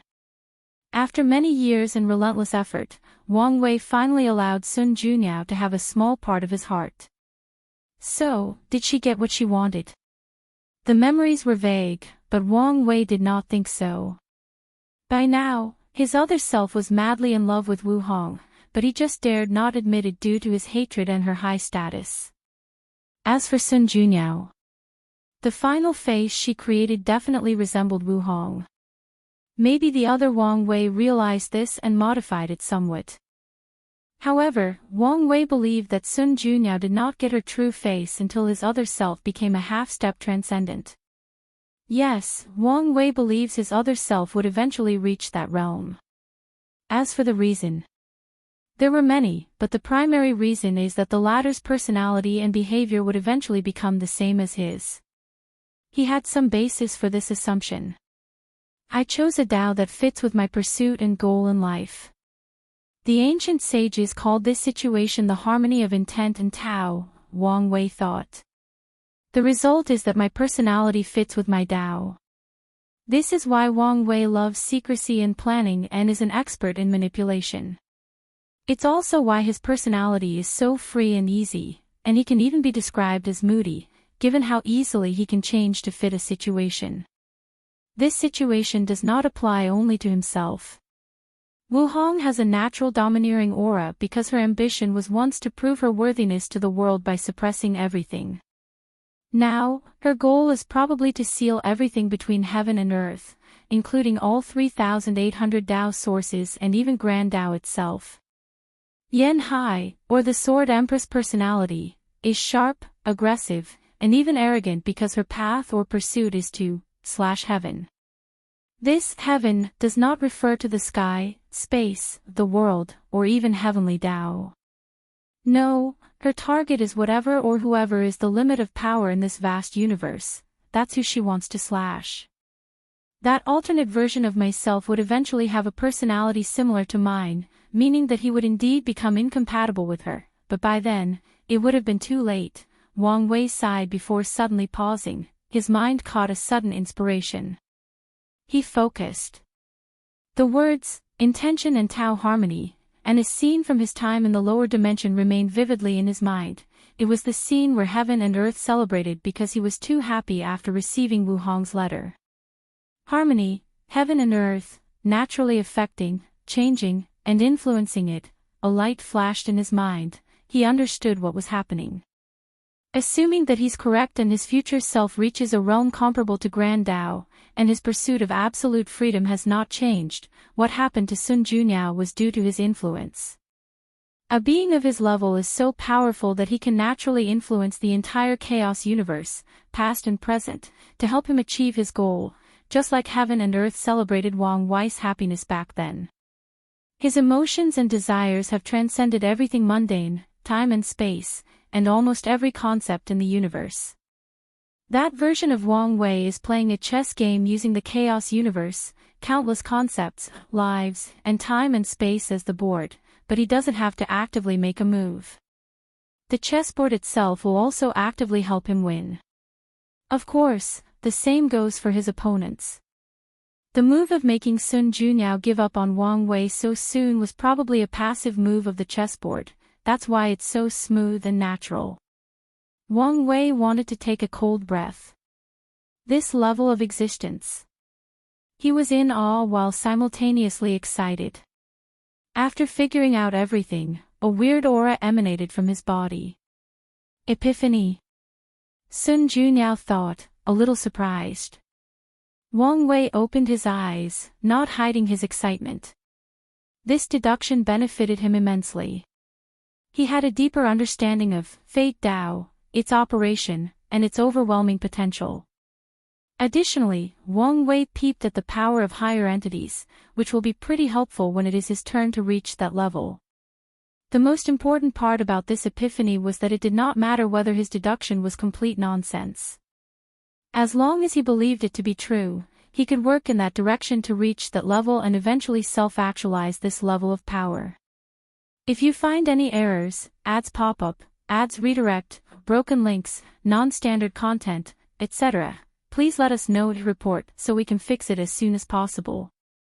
Chapter 1304 End of first meeting. As he opened his eyes, Wang Wei saw the slight envy in Sun Zhenyo's eyes, and he understood. There were two types of epiphany in the 3 stages of the immortal realm, the kind that instantly increases a cultivator's understanding of the Grand Tao source by 1% and the kind that gives a significant boost/blessing in cultivation for an extended period. Wang Wei's epiphany was the latter, but even such a kind was rare and valuable beyond words. After establishing such a deep foundation in the mortal realm, the effects of my innate paragon soul are better than I anticipated, Wang Wei analyzed. However, he did not focus too much on that as his mind shifted to his previous deduction/epiphany. I don't have to wait until I'm at a higher level to reach such a state. I can lay the foundation now and maybe even acquire this ability early, Wang Wei thought, deducing how he could go about achieving such a task. Above the Taishuang indifferent state of mind, Taoism has a higher level called harmony with the Tao, which allowed them to fuse their mind with heavenly Tao, entering a state of absolute calmness, absolutely stillness, and emptiness, in other words, a state without emotions, thoughts, troubles or concerns. In this state, the blessing for understanding the Grand Tao source is comparable to some of the best physiques that lean toward comprehension. Many inspirations flashed in Wang Wei's mind. Buddhism sees the world as a sea of suffering and strives to transcend it. Maybe I can combine these two to get what I want. First, enter a state of harmony with the Tao. Then, find a way to transcend heaven and earth. No, I don't need to transcend it. I don't think I can even do it at this level. I only need for my status, my existence, to be above heaven and earth even by a slight margin. Then, I can guide it to help me achieve my goals and ambitions. Wang Wei was excited but soon calmed down. This plan sounds easy, but this was far from the truth. There were many obstacles to overcome. The first of which is a deep understanding of Taoism and Buddhism and sufficient achievements in spiritual practices. Wang Wei has access to the knowledge to make achievements, but spiritual practices usually require dedication and their own unique Tao heart to reach high levels. Luckily, Wang Wei has an ever-changing Tao, so with a thought, he can be a Buddha and, with another, a Supreme Tao Lord. The second obstacle is the harmony with the Tao state. Many Taoist priests failed to reach this level or did not even take this path because of the consequences of assimilation. The consequence of fusing with heavenly Tao is to turn into an emotionless machine, just like supreme unity. Taoism emphasizes reducing and regulating emotions, not completely removing them. As such, any priest who has such a state of mind will have to constantly be on guard to prevent themselves from being assimilated and turning into a monster. Of course, some people actively pursue assimilation. These people belong to a unique branch of Taoism called the Way of Indifference, the Way of Ruthlessness, or the Way of Heavenly Tao. This is harder than I thought, Wang Wei pondered. He had attained great success in 2 different spiritual practices and then fused them. By any standards, it will take a long time to succeed, and it might not even work. Instead of wasting time, I might as well focus on becoming a half-step transcendent. Wait, why am I so arrogant to think I can make such a technique in the Paragon realm? My goal should be to lay the groundwork now, and once I'm on that level, I may succeed. Wang Wei believed his future self was way more powerful than the two sons, and it's not because they used an incomplete method. According to his deduction, becoming a transcendent is such an enormous leap from the paragon realm that the half-step exists. However, there should be a difference between the half-steps. Maitreya and Supreme Unity would be something like Tier 12. 1, while Wang Wei's future self is like Tier 12. 7 to 12. 9, and Tier 13 is true transcendence. His technique should allow him to have some characteristics of 12. 7 people while in the realm of 12. 1, Wang Wei's lips twitched. He hoped he knew enough about the realm of half-step transcendence since he was not fond of this 12. 1 and so on system. Is something wrong? Sun Junyao asked again after noticing his weird reaction. No, Wang Wei replied. Where were we? Oh, yes, negotiations. I have no problem with the price or your rules. Sun Junyao glanced at her before raising her eyebrow ever so slightly. That's good to hear. Is there anything else? One last thing. This is for you. This is purest power of fate, Wang Wei responded. What is this? A gift? She looked at him strangely. Oh, don't misunderstand, this belongs to you. I intercepted it from old man Tianji. Sun Junyao knew he was telling the truth as she sensed a direct connection to this power. After seeing this power, her mind deduced many things, and she understood a few puzzling matters, including why the reclusive old man Tianji was so willing to work with her. Well, thank you. No problem, Wang Wei replied. Well, it's time for me to leave. Now he's met Sun Junyao and knows how to break their connection, Wang Wei achieved everything he set out to do for this meeting. Things went even better than anticipated, with Sun Junyao completely giving up on their relationship. I should still be on guard since I doubt fate would accept this result without any resistance, but am satisfied for now, Wang Wei pondered. Fellow Daoist, why don't you stay a little longer? I'm happy to continue hosting. Wang Wei could tell she was just being polite, so he declined. That's a shame, Sun Junyao nodded before looking at the chessboard. Especially for the unfinished game. We could preserve it for our next meeting, Wang Wei suggested. Oh. After the previous alienation, Sun Junyao thought he only wanted a strict business-like relationship, but he seemed open to a regular acquaintanceship. She pondered briefly before nodding, that's fine. You can keep the board, but please, do not cheat. I would never, Wang Wei said, and with a wave of his hand, the time in that world froze, and he put the chessboard away. Sun Junyao did not believe these words. She knew that if there were any benefits to winning and cheating was the only method to guarantee the win, he would cheat without reservation. Why do I feel my reputation in this woman's mind has been ruined? Wang Wei thought after reading Sun Junyao facial expression. He was speechless as he realized his assumption was correct. He shook his head, bowed to her, and disappeared from the heavenly beauty palace. Wang Wei did not return to the Dao burial ground, he teleported to a random realm located in Blood Dragon's territory. As soon as he arrived, he sensed more than 7 battles in the void. As expected, it's in chaos. Wang Wei did not have the manpower to occupy such a vast territory, and even if he could, he wouldn't dare. His movement was still an underground one, so occupying any territory would be revealing himself to the world and his enemy. Other people or lineages did not dare take over these territories or adopt a wait-and-see tactic, leaving the parasites. However, these people did not dare leave the boundaries of their territories. Blood Dragon's death scared many of them, especially without the presence of their leaders. Their tactics also involved waiting and protecting their territory. Expansion could wait until their leaders came back or ordered them to do so. I spent so long worrying about reactions from these parasites that I overlooked the time difference between primordial chaos and inside the eternal ascension world. Although 3 million years have passed, a small amount of time might have passed outside. More time might have passed, but these people could not intervene or react because the war had significantly intensified. Moreover, I have a feeling that these people are used to taking their time when doing things. I haven't fully adapted to that yet, Wang Wei thought as he flew around this place. He was used to things happening relatively fast in the lower dimension, especially during his time as Heavenly Emperor. However, things may be slower in the upper dimension. It sounds like a bad thing, but it's the opposite. Taking more time to respond means taking more time to prepare for the response. Fast also means unpreparedness, being sloppy, and more room for error.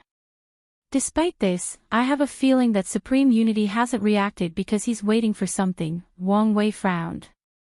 The question is what? He thought about many possibilities, but he did not like any of the results. Forget it. Let's just prepare for everything I can think of. Anyways, I have nothing but time. If you find any errors, ads pop up, ads redirect, broken links, non-standard content, etc., please let us know to report so we can fix it as soon as possible. Chapter 1305 Relief. Sun Junyao walked into a long corridor with a furrowed brow. A few palaces saw and quickly saluted, but she was too lost in her thought to notice. Soon, she arrived at her destination. Master, Xiao Tiandi quickly said. Are you all right? Sun Junyao finally woke up and smiled gently. What can happen to me? She walked to the slightly elevated podium and sat down, and her apprentice followed.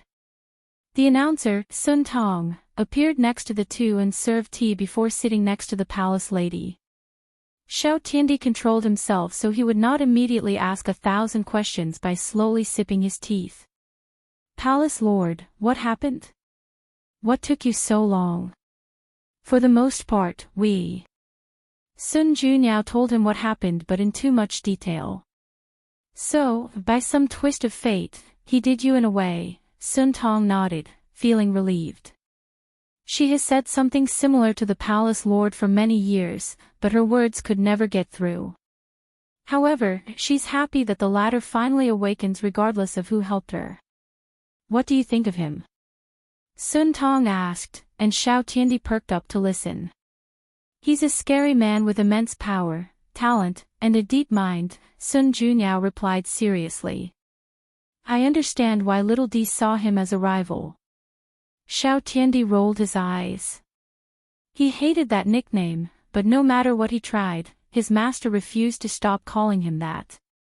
However, I recommend you prepare yourself, Sun Junyao said directly to him. Master, you don't think I'm good enough to compete with him? Xiao Tiandi asked, feeling he was looked down upon. Sun Junyao sighed. It's not a matter of whether you can compete, I know you have the talent. The issue is you're too late. He's way ahead of you, and if you want to catch up. Sun Junyao shook her. If it were the past, she might have said something about the finish line. After all, back then, everyone was stuck in the peak Paragon realm, so even Wang Wei reached that level. It was only a matter of time before Xiao Tiandi caught up. However, there was now a path ahead, meaning there were many uncertainties. Xiao Tiandi was quiet. One cruel truth about geniuses is that once you're surpassed, there is a chance you'll never catch up. After all, everybody is supremely talented, and everybody works hard. I won't give up. That's the spirit, but don't become obsessed with competing with him or let his existence become your heart demon, Sun Junyao reminded. I won't. Sun Junyao nodded approval. She sipped her tea before asking Sun Tong, what has happened during my absence? That's it. What do you mean? Come one, Palace Lord, Sun Tong said with shining eyes. You said it yourself, he's handsome, talented, powerful, and has a great background. On top of everything else, you two were ordained by fate. You forgot to mention his wife, Sun Junyao said. Minor detail. How is that minor? You know what, I won't even entertain your thoughts, Sun Junyao said. He's indeed an excellent man, but we are not compatible. Ever since Wang Wei left, she's been thinking about her decision, and the more she thought about it, the more relieved she felt. She sensed that she had avoided a catastrophe by avoiding that man. Is that so? In that case, it's for the best, Sun Tong nodded.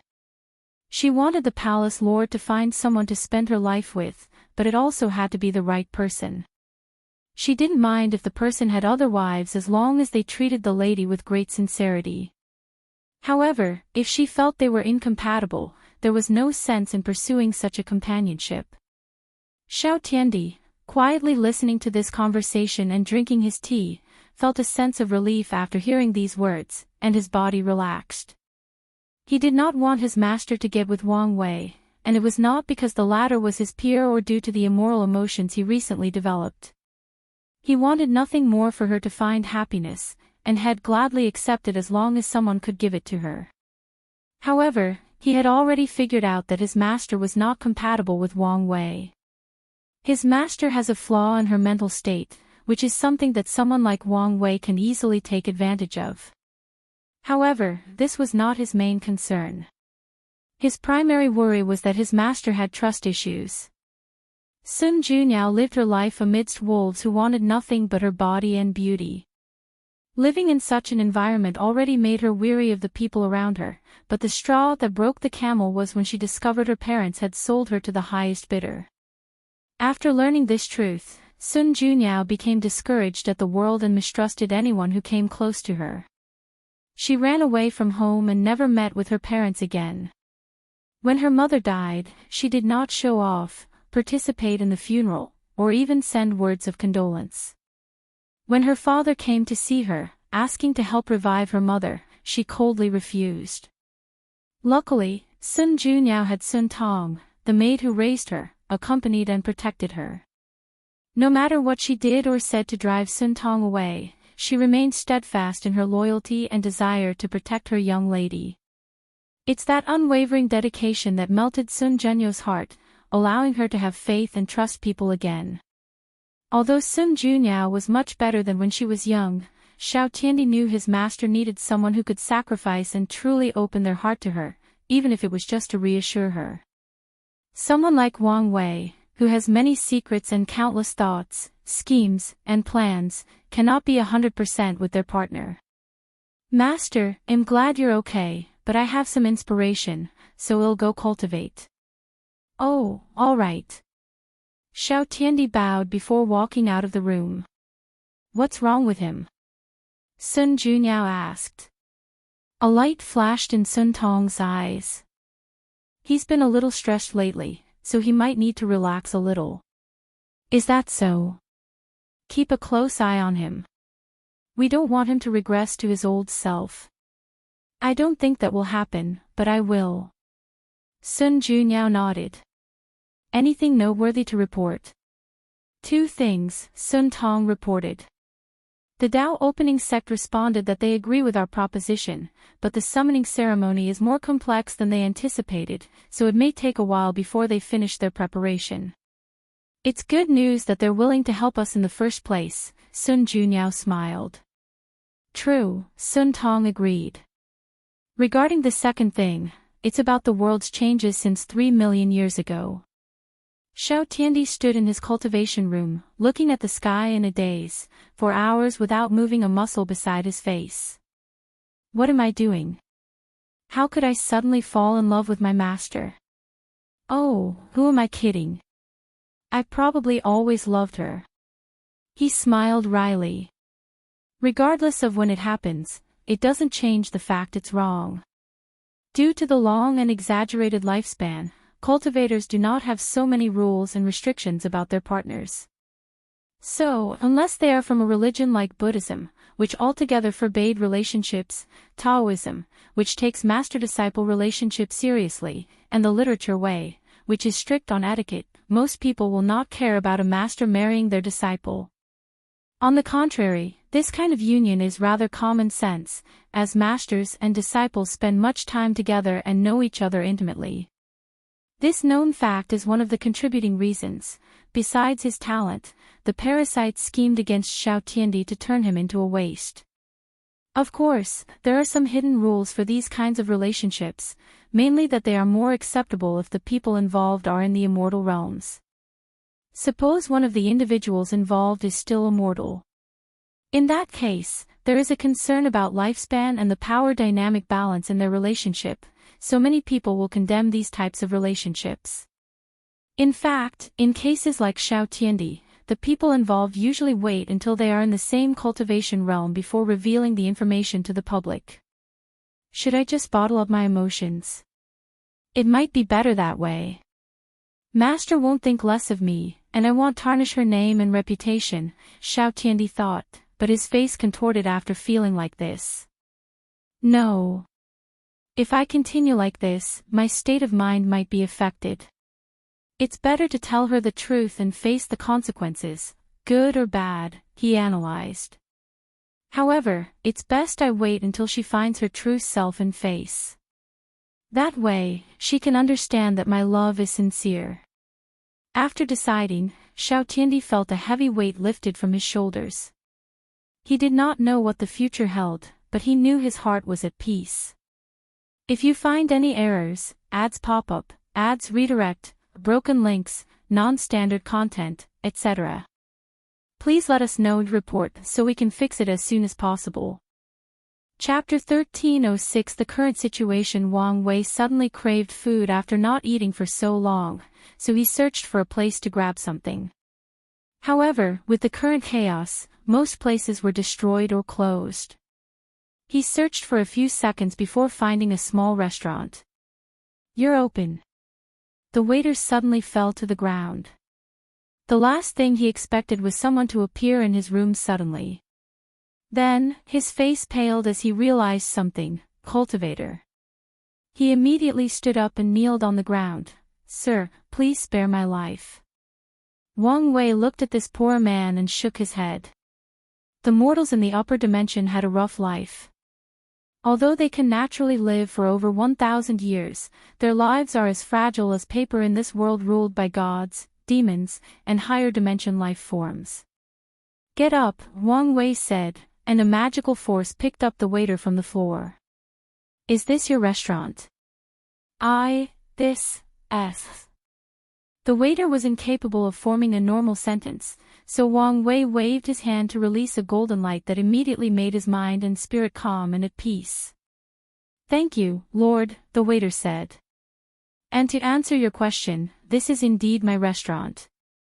No one wants to work in these dangerous times, so I had to do it myself." "Aren't you afraid?" Wang Wei asked. The waiter sighed deeply. "Of course I am. However, the money at home has run out, and I need to feed my family." "I respect that." No matter how weak this man was, it was respectable that he put his life in trouble to feed his family. "What's your name?" "Lord, my name is Hui Meng Wei." "Wei? It seems our name has the same character. In some way, this is a kind of fate," Wang Wei smiled. "Serve me your best dish, and if I'm happy, your fate will change from now on." Hui Mengwei was shocked but was soon filled with excitement. No matter what this opportunity was, whether it was simply a monetary reward or a chance to walk the cultivation path, he knew his life would change for the better as long as he could please this lord. "However, can I please this lord?" Hui Mengwei knew how high these cultivators' standards were, and his little restaurant was small, even in its heyday. This is not the time to hesitate. He rushed to the kitchen to prepare. Although he was the owner, Hui Mengwei was once a cook and learned from his father. After inheriting the restaurant, he was more hands-off, but he's the one who created most of the menu, so his cooking was decent, at least by mortal standards. Wang Wei found an empty seat and started his work. A screen materialized before him, showing Wang Qi's frowning face less than 10 seconds later. "What's wrong with you?" Sect Master, you can't do this. What are you on about? Wang Wei asked. I've said it before, my loyalty lies with the madam. I will not accept or acknowledge anyone else.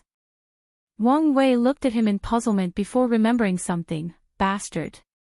Don't tarnish my name and reputation. Aren't you doing that by yourself? Wang Qi sneered. 3 million years, he roared. I don't think you've spent so much time with the madam. Bastard, I told you not to slander me, Wang Wei yelled back. I was helping her remove Blood Dragon's Tao imprint. Do you think I'm stupid? You spent so much time with such a beautiful woman that nothing happened between you two. Your words are either insulting my integrity or revealing what kind of person you are, Wang Wei sneered. So, which is it? Wang Qi was immediately embarrassed. You really didn't do anything. Wang Wei just looked at him with ferocious eyes. Then, why did it take so long? Do you think anyone can remove the Tao imprint of a paragon? The process would have taken you on epochs if not for my cleverness. Wang Qi paused as he remembered reading something similar in the records from the Fate's Shadow Guard. He coughed in his fist before continuing, I'm sorry about that. I just wanted to protect, I've tolerated you enough, Wang Wei cut him off. Once I return, I'll check your cultivation, and if I'm not satisfied, I'll punish you myself. Wang Qi smiled wryly. I understand. He sighed. It doesn't matter. As long as I can protect the madam's rights and future happiness, it doesn't matter if I suffer a little. Sect Master, are you not returning immediately? I plan to eat something, check on you before returning, Wang Wei said, his eyes still fierce. However, after seeing your reaction, I think I should see her and report to prevent others from slandering my name. Wang Qi coughed again. Sect Master, that happened so long ago, why are you still focused on that? You're a great man, so show your broad-mindedness and don't be so petty. Wang Wei was immediately baffled. It hasn't even been 10 seconds. Since when was this bastard so shameless? However, since you've changed your itinerary, I recommend you also add visiting Emperor Kong, Wang Qi said. You missed the previous meeting, and although I've explained, it might be best to explain directly. You have a point, Wang Wei nodded. I should probably bring a small gift. Wang Qi agreed with these words. Since they were in the wrong by canceling the first meeting, it's normal to show sincerity by apologizing with a gift. What happened during my absence? Wang Wei asked. Where to begin? Wang Qi said. The professionals came running to use less than 100,000 years in their conversation. After suffering a little, they all thought they were suffering from luck backlash from Blood Dragon's death. Some of the people who refused to sign the contract even contacted us. Of course, I made them sign a more restrictive contract. Wang Wei nodded. These alchemists should be happy I gave them more than 100,000 years as a vacation. The puppet demon's workshop is already in operation, Wang Qi continued. Everyone else is retreating and increasing their strength after acquiring so many resources. The fate-changing hall is a similar situation. Your plan worked. Most of the resources from these loose cultivators' hands had to be returned to us since they only had the raw materials. However, there are some issues that you need to decide. What is it? Some loose cultivator professionals have taken some of our business by offering lower prices. I've been debating whether I should stop them or not. Wang Wei pondered, no need for that. There is a mixed bag among loose cultivators, so the quality of their professionals is less than ours, not to mention their low numbers. However, you can create false scenarios and spread rumors about these professionals cheating others and delivering faulty products. Wang Qi's eyes lit. One of the advantages of using the hall's own professionals is that they must guarantee their products and their reputations. However, suppose someone chooses the unofficial path and hires one of those loose cultivators. In that case, there are no guarantees, meaning it's easy to take their operation down by ruining their already shaky reputation. These people are not stupid, so there is a chance they might deduce we are behind these sudden rumors, Wang Wei continued. To ensure no problem, choose one of the professionals with a terrible personality and blame it on him. As expected of you, sect master, Wang Qi praised. He destroyed these people's secret business with one move and removed all suspicions from themselves. No amount of bootlicking can save you, Wang Wei sneered. Anything else? Internally, there is nothing else to report, Wang Qi explained. But a few noteworthy things happened outside. Firstly, the sect sent news that the trial would take longer than anticipated. If they take too long, I might not need it by the time they're ready, Wang Wei frowned. It probably won't take that long. At the very least, you can use it to deal with the Paragon Realm bottleneck, Wang Qi reassured. You may be right. Continue. The rebellion was not happy with us, probably envious of our wealth. However, they said nothing out loud but asked us to sell them information. Did you agree? Of course, after all, they are now our own. Oh. Red Mask has taken over most of the lower and middle-level officers. The rebellion is basically ours, except for a few groups. That's good to hear, Wang Wei's eyes shine. What's the situation with the upper echelons? We don't have enough people. Didn't Red Mask tell me she was confident she could take over the Blood Dragon's information network? And she did, but we only got 70% of them. That's excellent for such a short period, Wang Wei said. But 70% should be a lot of people. These parasites have an extensive network. Although not the best, they are probably one of the largest in the world. That's the problem, there are too many people, Wang Qi said. Red Mask has been scrambling to control these many people. Wang Wei understood the issue. Although she conquered these people, she cannot trust them yet. As such, she'll need the original members from the Fate Guards to supervise these new members, but Wang Wei's original foundation was way too small compared to the Blood Dragon, meaning Red Mask did not have enough people to supervise these people, let alone spare members to control the rebellion's upper echelons. I'll be in retreat once I've dealt with a few things here. I'll take this opportunity to create more Tier 10 and 11 creation life forms, Wang Wei replied. And if she's truly desperate, she can borrow some creations from Jiaping and Dolgun. Is this alright? Wang Qi asked. The Fate Guard is one of the core assets of Wang Wei's political powers, so it may be a problem to have others involved. Like I said, it's a desperate move. Plus, Red Mask will know what to reveal or hide from these people, Wang Wei replied.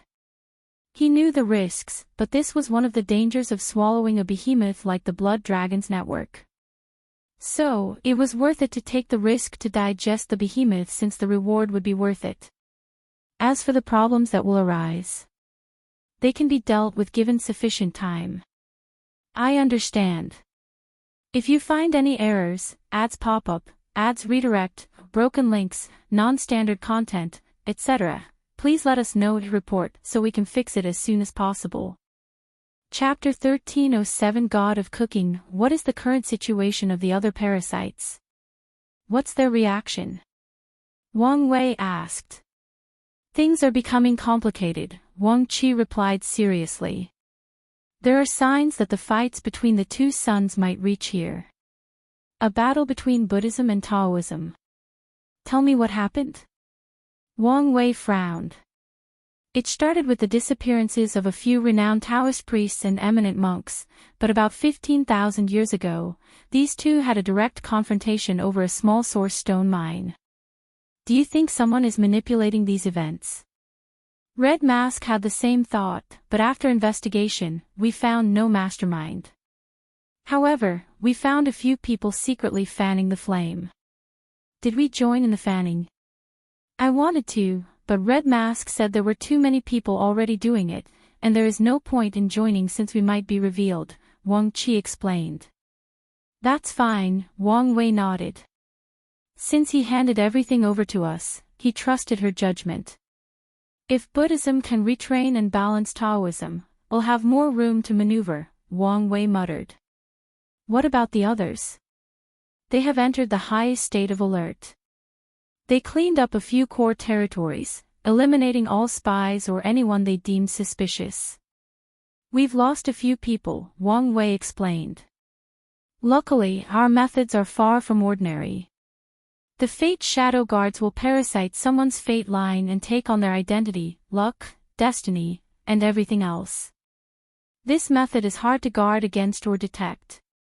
Although they lost some members, they still retain a decent amount of them. From what we know, they've been doing a few things since that day. Firstly, they've been using their resources to build their military. It seems that everyone is preparing for something. Secondly, they've been on guard against each other while lowering their previous confrontation, at least, in the open. From what the guards reported, Wang Qi knew there had been a decrease in confrontation between the borders of these parasites' territory. The third thing is they have been hunting down Sun Junyao, Wang Qi continued. They have offered a substantial price for any information on her whereabouts and even more for her capture. Only capture? Wang Wei asked. Yes. Even the two women. That's right. I want to believe they want her alive because she's valuable and due to the blood dragon's wealth in her hands, but I doubt that's the truth, Wang Wei sighed. Continue. The last thing is they are looking for us, Wang Wei added. To be precise, they are looking for Dragon Palace. That's understandable, Wang Wei nodded. The palace contained unimaginable wealth, so he reckoned many people were looking for it, even these top lineages. Is that all? That should be it. No, there is also the celestial race. Them. What do they want? They seem very satisfied with Blood Dragon's death and decided to increase their investment, Wang Qi replied with a bright smile. They've provided us with many resources to train Immortal Path talents. That's good to hear, Wang Wei nodded. I guess I don't have to enter the business of selling unique cheese. He can easily enter that line of work with his spirit flower ability. However, Wang Wei's original target was the rebellion and a means of amassing wealth. He resisted the urge to launch this plan because of his relationship with the Celestial clan. However, now that the rebellion was under his control, he was wealthy beyond words, and his relationship with the Celestial race dramatically improved. There was no need to ruin their friendship by stealing their business, and he could still use the cheese to train his people. Alright, I'll check with Red Mask. The screen changed, and Red Mask appeared. She reported everything to Wang Wei, and he dealt with the issues she could not decide on. Afterward, Wang Wei checked on the fate-changing hall before he was completely free. I finally have a good foundation, Wang Wei thought. After digesting Blood Dragon's network, his Fate Shadow Guard will finally be able to compete on a global scale. Then, with the fate-changing hall, the rebellion, and the lawless zone's people, he can build a potent military force to compete with the parasites. The only thing missing is the Paragon tier powerhouse, and that can be solved after entering the taboo realm, Wang Wei thought. It would be even better if Monk could also succeed. Wang Wei smiled brightly. He built such a foundation in such a short period, making him slightly proud. However, he only indulged in such emotion for a few seconds before calming down and returning to his former self. After all, his enemies were numerous, so his current power was still not enough. Wang Wei turned his eyes to look at Hui Mengwei. The latter stood with a tray on his hands, his legs and arms trembling. Wang Wei spent at least 3 hours talking and dealing with his affairs, but Hui Mengwei stood in this position without moving. A man of firm will, Wang Wei praised. Of course, he noticed the latter when the food was ready, but he did not say anything just to test him. Put the food on the table. Yes, my lord, Hui Mengwei nodded. I must apologize since the food is now cold. It's fine, Wang Wei said. With a thought, he returned the food to its state a few hours ago and tried it. By his standards, this food tasted like garbage. However, by his mortal standard, it was excellent, especially the noodles. This noodle is not bad, Wang Wei said. Thank you, my lord, Hui Mengwei swiftly said. This is a family recipe that has been refined for more than 10,000 years. That is indeed impressive, Wang Wei nodded. Mortals in the upper dimension can live up to 500 years, and if they take care of themselves and even practice some basic martial arts or health preservation techniques, they can live twice as long. Unfortunately, most die in a catastrophe created by cultivators before reaching such old age. So, the Hui family can survive for more than 10,000 years, which is a sign of their luck and prosperity. Previously, I only wanted to give up a small opportunity, Wang Wei said. But now, I have changed my mind. Wang Wei's original plan was just to praise the food as long as it was decent. This might not appear much, but it was praise from an Empyrean and one that is loved by fate. Hui Mengwei's chi luck would soar with his words only, and his family would be blessed with more than 100,000 years of good fortune. As long as they used that fortune correctly, it would not be impossible for them to become a cultivation family. Wang Wei raised his hand to summon an Empyrean artifact. He activated his purpose manipulation technique to change the functions of the artifact. Should I give him a system? Maybe even memories from Earth? No, that will only cause trouble. In that case, let's rebuild these Earth cuisines in another way. He created a few worlds based on cooking inspired by Earth's cuisine and media, television, anime, and left them inside the artifact. Hui Mengwei can experience them and learn their techniques and dishes. He probably needs a pure cooking-based cultivation technique. Should I deduce one? No, it's best if I find and modify an existing one so he can attain the D realm. However, after searching his mind, he did not have such a technique, even amongst the ones the sect gave him. Damn it. If only those parasites didn't close the Myriad Record Temple. Wang Wei was annoyed. He wanted to ask his future wife but felt it would be inappropriate to call her now just for this. In that case, let's give him a basic soul-nourishing technique and tell him he can have the technique after meeting certain requirements. This should buy me enough time to find it.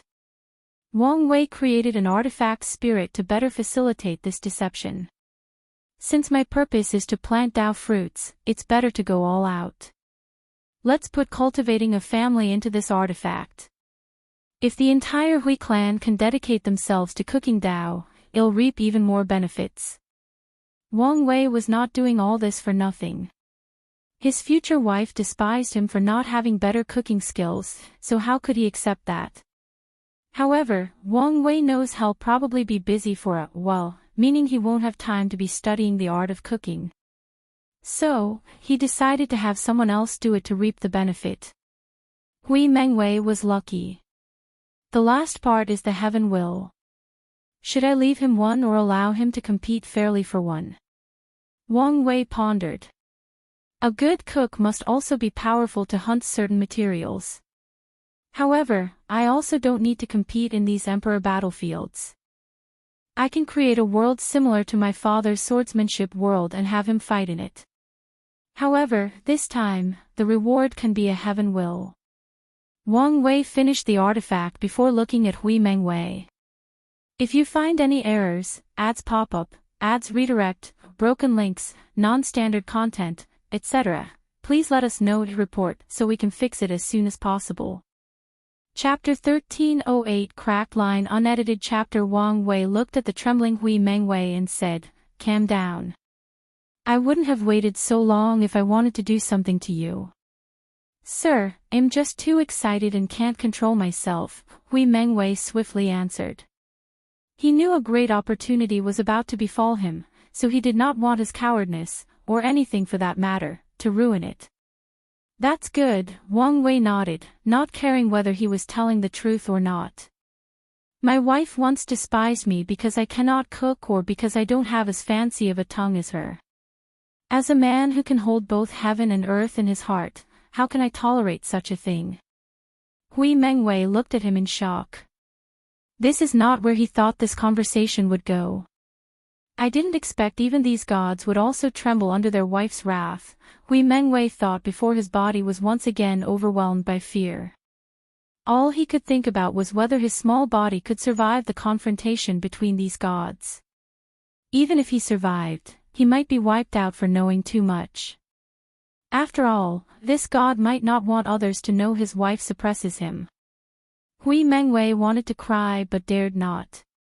He thought this was a chance to change his life, but he got himself in between the martial dispute between gods and would be wiped out as a consequence.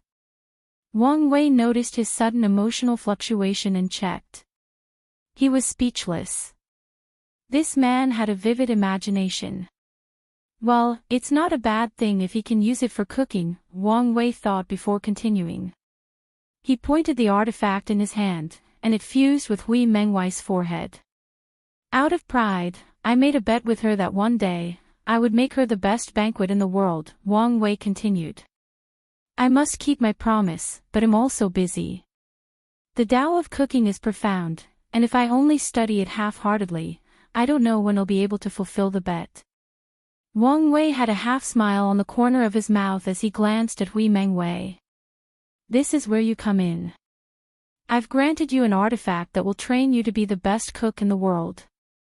I want you to build a clan based on the Tao of cooking, creating the best and most unique recipes in the world, and I'll come to get them.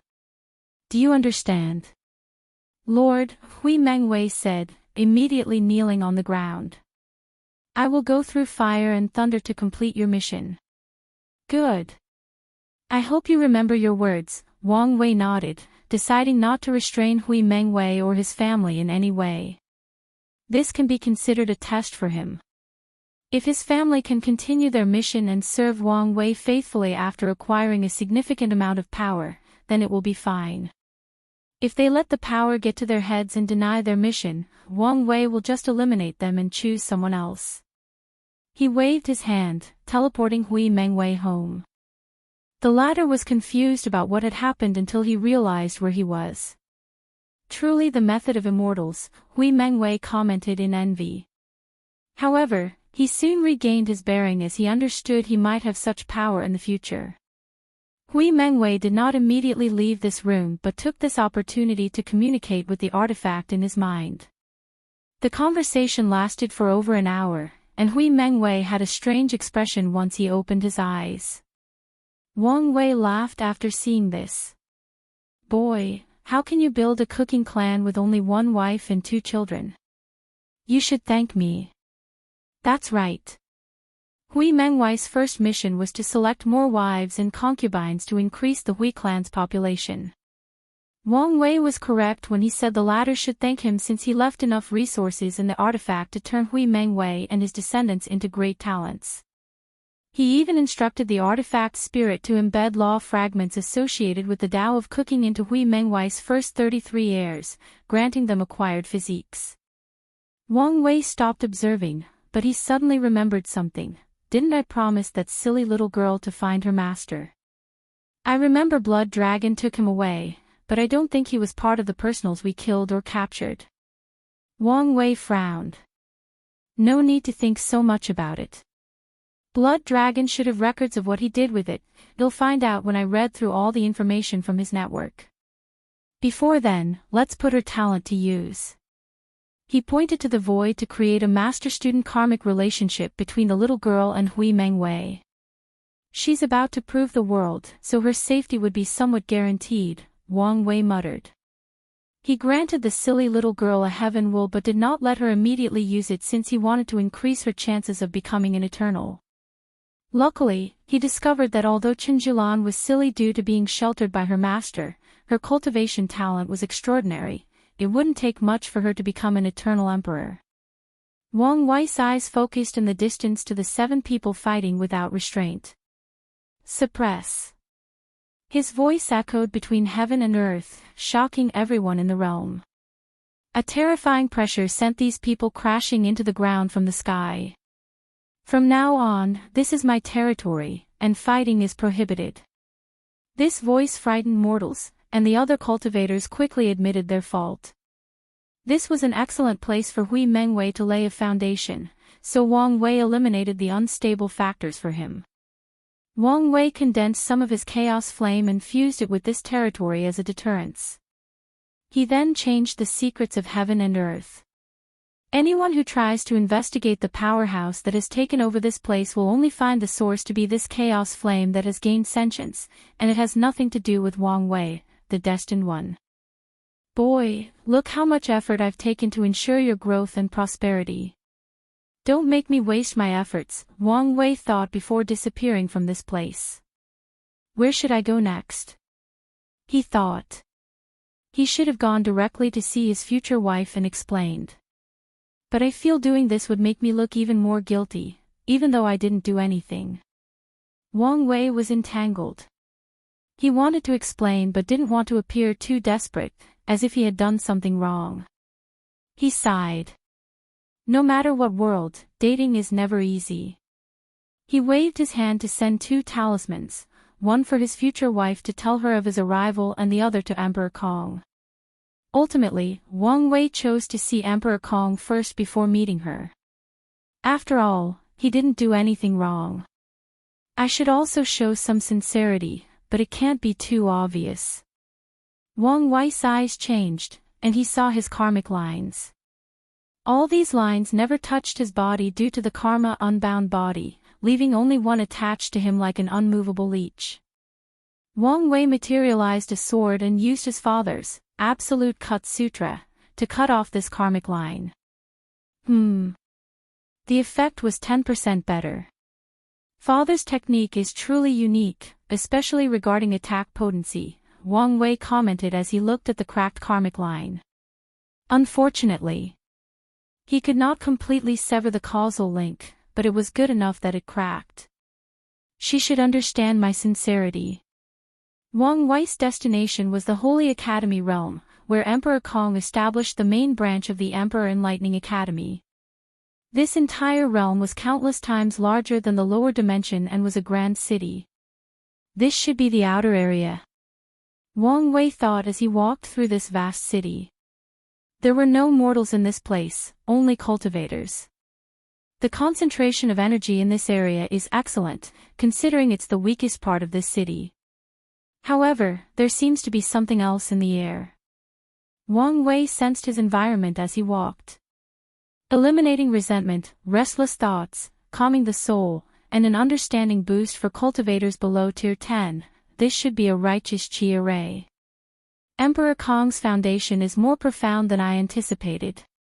It's one thing to use this kind of array for a few selected areas for talented students, but something else to use it on such a large scale for everyone to use. From what Wang Wei knows, the outer area is for guests and people waiting for the academy to recruit members.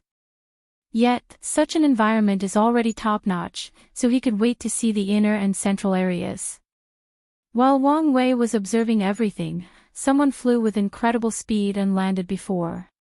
He was surprised since there were flying restrictions even in this outer area, but he understood as soon as he saw who it was. If you find any errors, ads pop up, ads redirect, broken links, non-standard content, etc., please let us know to report so we can fix it as soon as possible. Chapter 1309 The Academy. Wang Wei looked at the young man before him dressed in a blue literary robe, giving a free and easy atmosphere as if he were an ambitious scholar who wanted to measure the world with his feet. He compared it with the sage-like elderly man in his memory. Headmaster Bai Han. No, I should call you young Master Bai Han, Wang Wei said calmly. Bai Han looked at him, a complex feeling flashing in his mind. At one time, this person was his junior and someone he saw as a threat. But now, the latter became his father's peer. Bai Han exhaled softly to compose himself. He cupped his hands and bowed. Emperor Wang, it's an honor to see you. My father, the dean, sent me to welcome you. Wang Wei looked at him and sighed. Time is truly a fascinating subject if you look at it through the lens of the human experience. Young Dean Bai, I'm glad I'm no longer your heart demon. Bai Han smiled wryly. I was young back then, so don't take what happens to heart.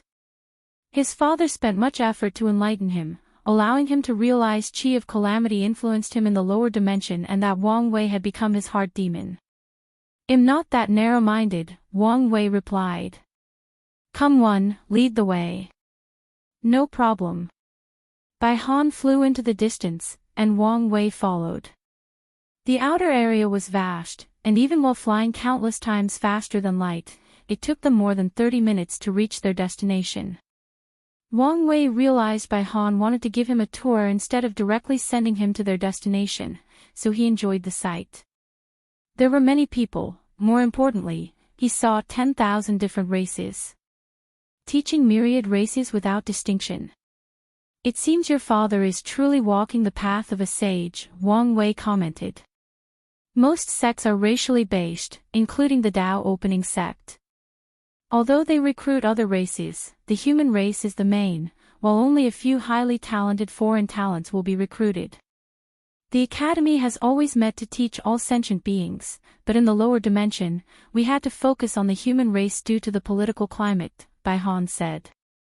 However, here, we have much room for development. There is also the fact you can't offend the demon race by excluding them, Wang Wei added. This academy was the only one opening because Emperor Kong made a deal with the parasites, but he only opened it for humans. The blood dragon and 5-feather would have slapped him into oblivion. There is that too, Bai Han nodded. When is your academy's next recruitment? We recruit people every 50,000 yuan epoch, and the next time is still about 2,000 epochs away. That's not a long interval. Resources are strictly controlled and not infinite, so most factions will not recruit people easily. Some factions will only recruit people every million yuan epochs. Of course, they have recruitment halls that will search for talents in the meantime, but no mass recruitments will occur. We promised to train a few elites for the moons, so we must recruit more consistently than others, Bai Han explained. Wang Wei nodded. They soon reached their destination. Wang Wei saw another part of the city in the distance, but he knew this was just a mirage. Then, like the academy in the lower dimension, Bai Han activated a token, and they entered another world where the inner area was located. The first thing Wang Wei saw were countless towers. They were everywhere in this enormous city, and there were many of them, at least 10,000. He also noticed that each tower contained a unique aura or charm. "What are those?" Wang Wei asked. "The different schools," Bai Han explained. The academy's philosophy is to teach based on a person's talent or ability, so the dean divided the teaching into different schools. There is the School of Alchemy and School of Array that teaches profession.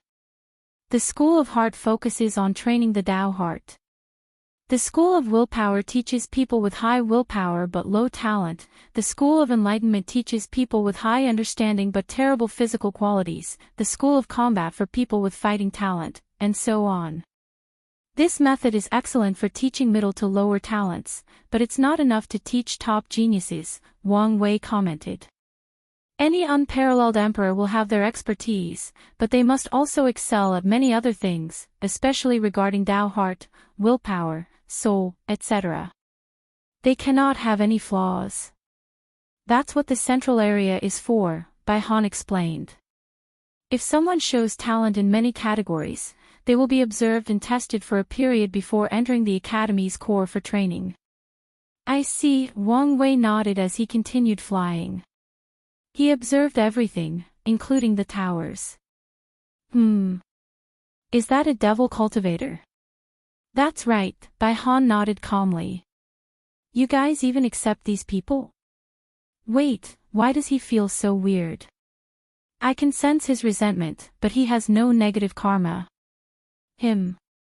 He's from the school of Righteous Devil. Righteous Devil. I see. You feed the devil cultivators the flesh, blood, and souls of creation lives instead of regular people. That way, their bodies are still full of resentment, but Heavenly Tao does not acknowledge the karma of killing these creation lives. Your father is indeed a genius. As much as we would like to claim the idea for such a thing, but it wasn't his, Bai Han explained. His father told him he had this idea after annihilating a weak Empyrean lineage. Their ancestor was a devil Empyrean, but he did not want his descendants to suffer the same hardship as him.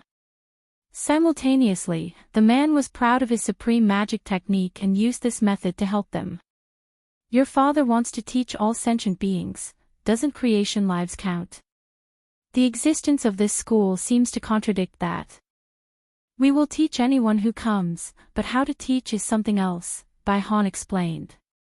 Truth be told, the school of righteous devil exists only to give hope to the desperate. The people with extremely low talent, willpower, and understanding do not meet the requirements of the other schools. However, even so, their school is the most infamous, has the most risks, and has the highest restrictions. Only people with terrible talent who wish to embark on the cultivation path no matter what will enter. Bai Han shook his head. The people of that school are easily influenced by the resentment around them, turning them into madmen or allowing their killing nature to take over and commit true sins. As such, the people in that school are closely monitored, and their teachers have strict requirements for training their state of mind and Tao heart. Leaving hope for the desperate? Indeed, a sentiment for a broad-minded sage, Wang Wei praised. The Tao opening sect only cultivates elites, so there is no way for them to have such a branch in their midst. However, the nature of the academy is different, so it made sense that Emperor Kong would do this. Have there been any great emperors born in that school? There have been a few, and one legendary one that also became an Empyrean, Bai Han said with some pride. From the records, he knew many people disagreed with his father's decision to establish that school until a few unparalleled figures appeared, especially Empyrean Nine Death. Oh. A legend. That's right, Bai Han nodded. The other devils used their determination to break the limit of their talents and then, with the Academy's resources, slowly caught up to their peers and even proved the Tao. 5 of the 7 became Eternals, and the remaining 2 were pseudo-Eternios. However, these people eventually changed their path. They can no longer be counted as devil cultivators. Some of them even completely denied their origin. Bai Han shook his head. The only exception is Empyrean Nine Death. He continued the demonic path. After purifying his soul and increasing his comprehension, he completed the Nine Death Nine Life Sutra, which absorbed flesh, blood, and soul to condense the supreme demon body, which has absolute control over the soul, resentments, negative emotions, negative karma, blood, death, and life. He never changed his path or denied his origin. Now, he's one of the best teachers in the academy and the second best fighter after my father. It sounds like he does deserve the title of a legend, Wang Wei praised. He could tell what talent someone must have to be allocated to the school of righteous devil. It's also because of these low talents that these people have incredible achievements once they succeed in life. Few would deny that, Bai Han nodded. Many people still want to close that school to this day, but with Empyrean Nine Death present, no one dares. That school might be the weakest among the academies and receive the least resources, but no one can shut it down because of its existence. It's already a miracle that Bai Han became an Empyrean in such a short period, so how did he train another?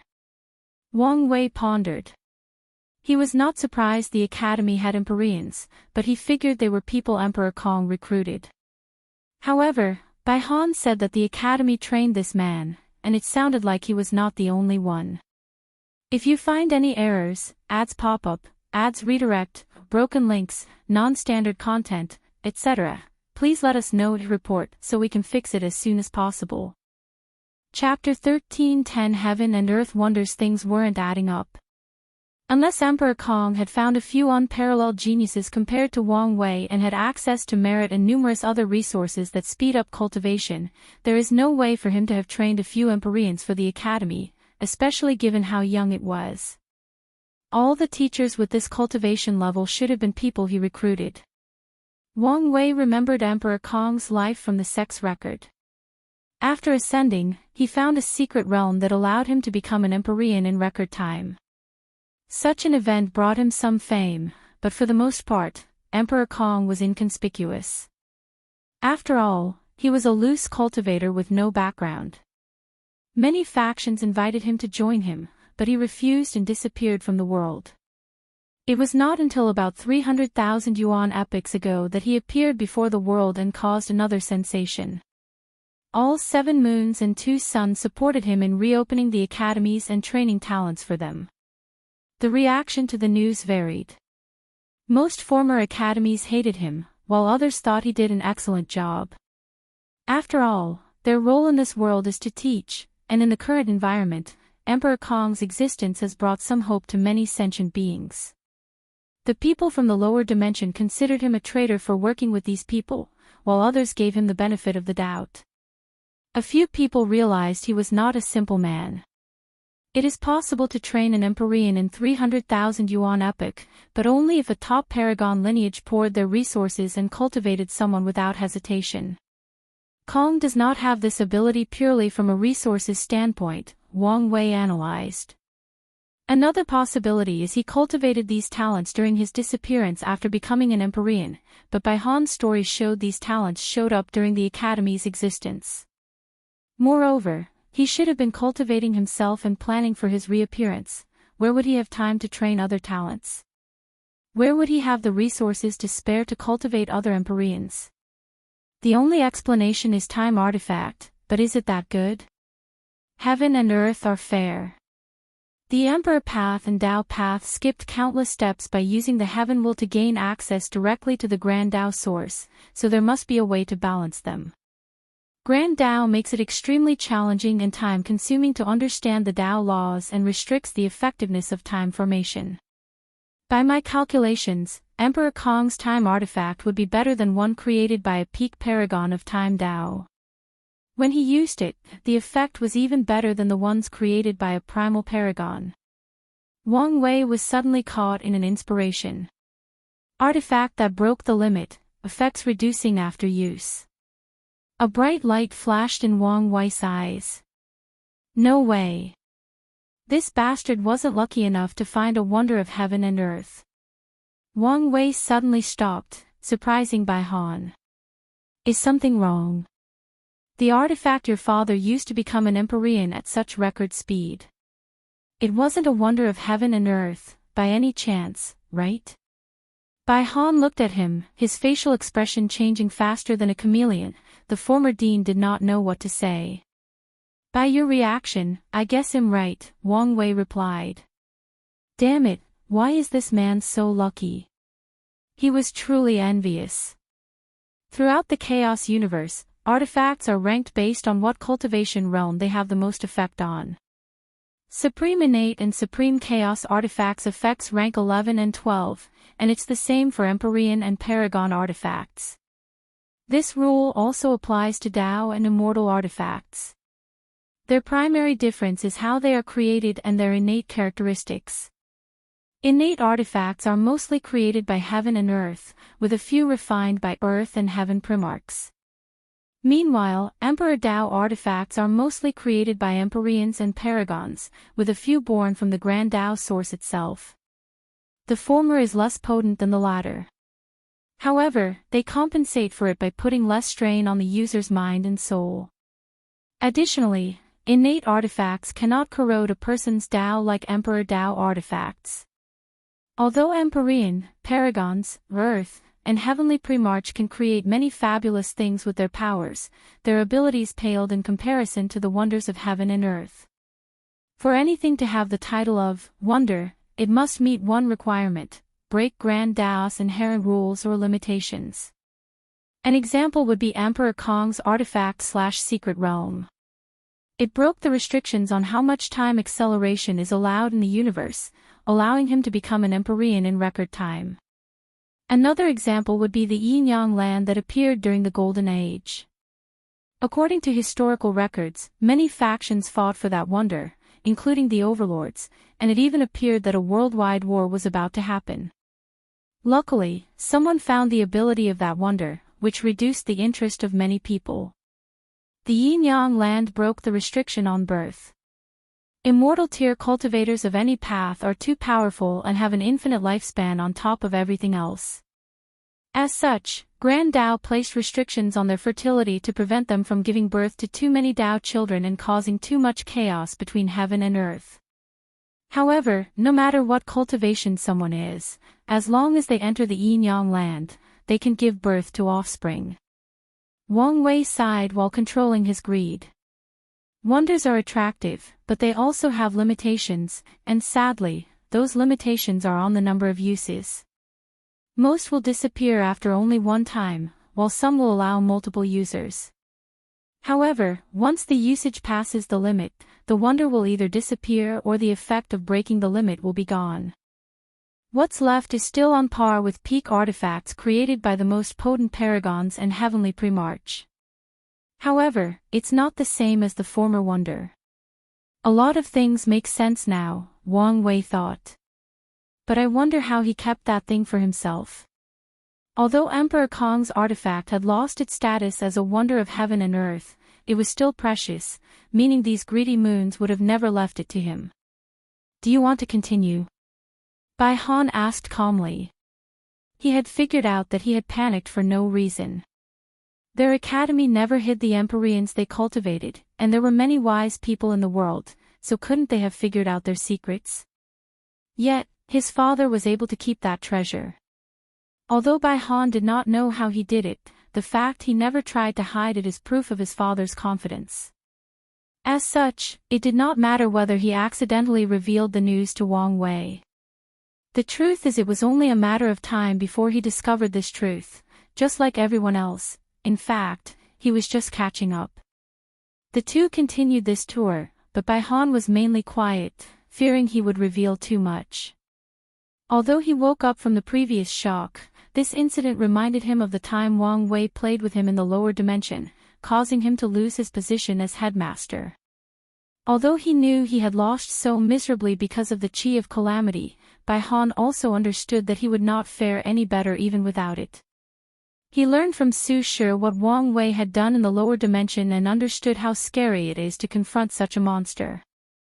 Bai Han flew slightly faster than before, so the two soon arrived at their destination, a beautiful white palace with a unique Tao rhyme associated with scholars of the literary way. With a glance, Wang Wei could tell this was not an actual palace but a physical manifestation of the world it contained. Once they were before the palace, a formation was activated to scan their bodies. Then, a spatial fluctuation enveloped them, transporting them inside. Wang Wei looked at the vast world before him, taking a glance at everything. "Welcome to the central area," Bai Han said. Wang Wei raised his hand to manipulate something in the air to condense a golden light. Righteous Qi. No, it's not as simple as that. You used an array to transform the Tao Qi between heaven and earth into the purest form of righteous Qi, boosting its effect on cultivation by at least 200%. It's my father's work. He's very proud of it, Bai Han replied after several considerations. He should, especially if this formation can be used with the same effect using third Grand Tao sources, Wang Wei nodded. Third Grande sources are used by paragons, meaning every single one contains the best quality of Tao Qi. If this formation could still provide a 200% boost or even a 10% boost, it would still be extremely impressive and valuable. That, I don't know about, Bai Han said, telling the truth.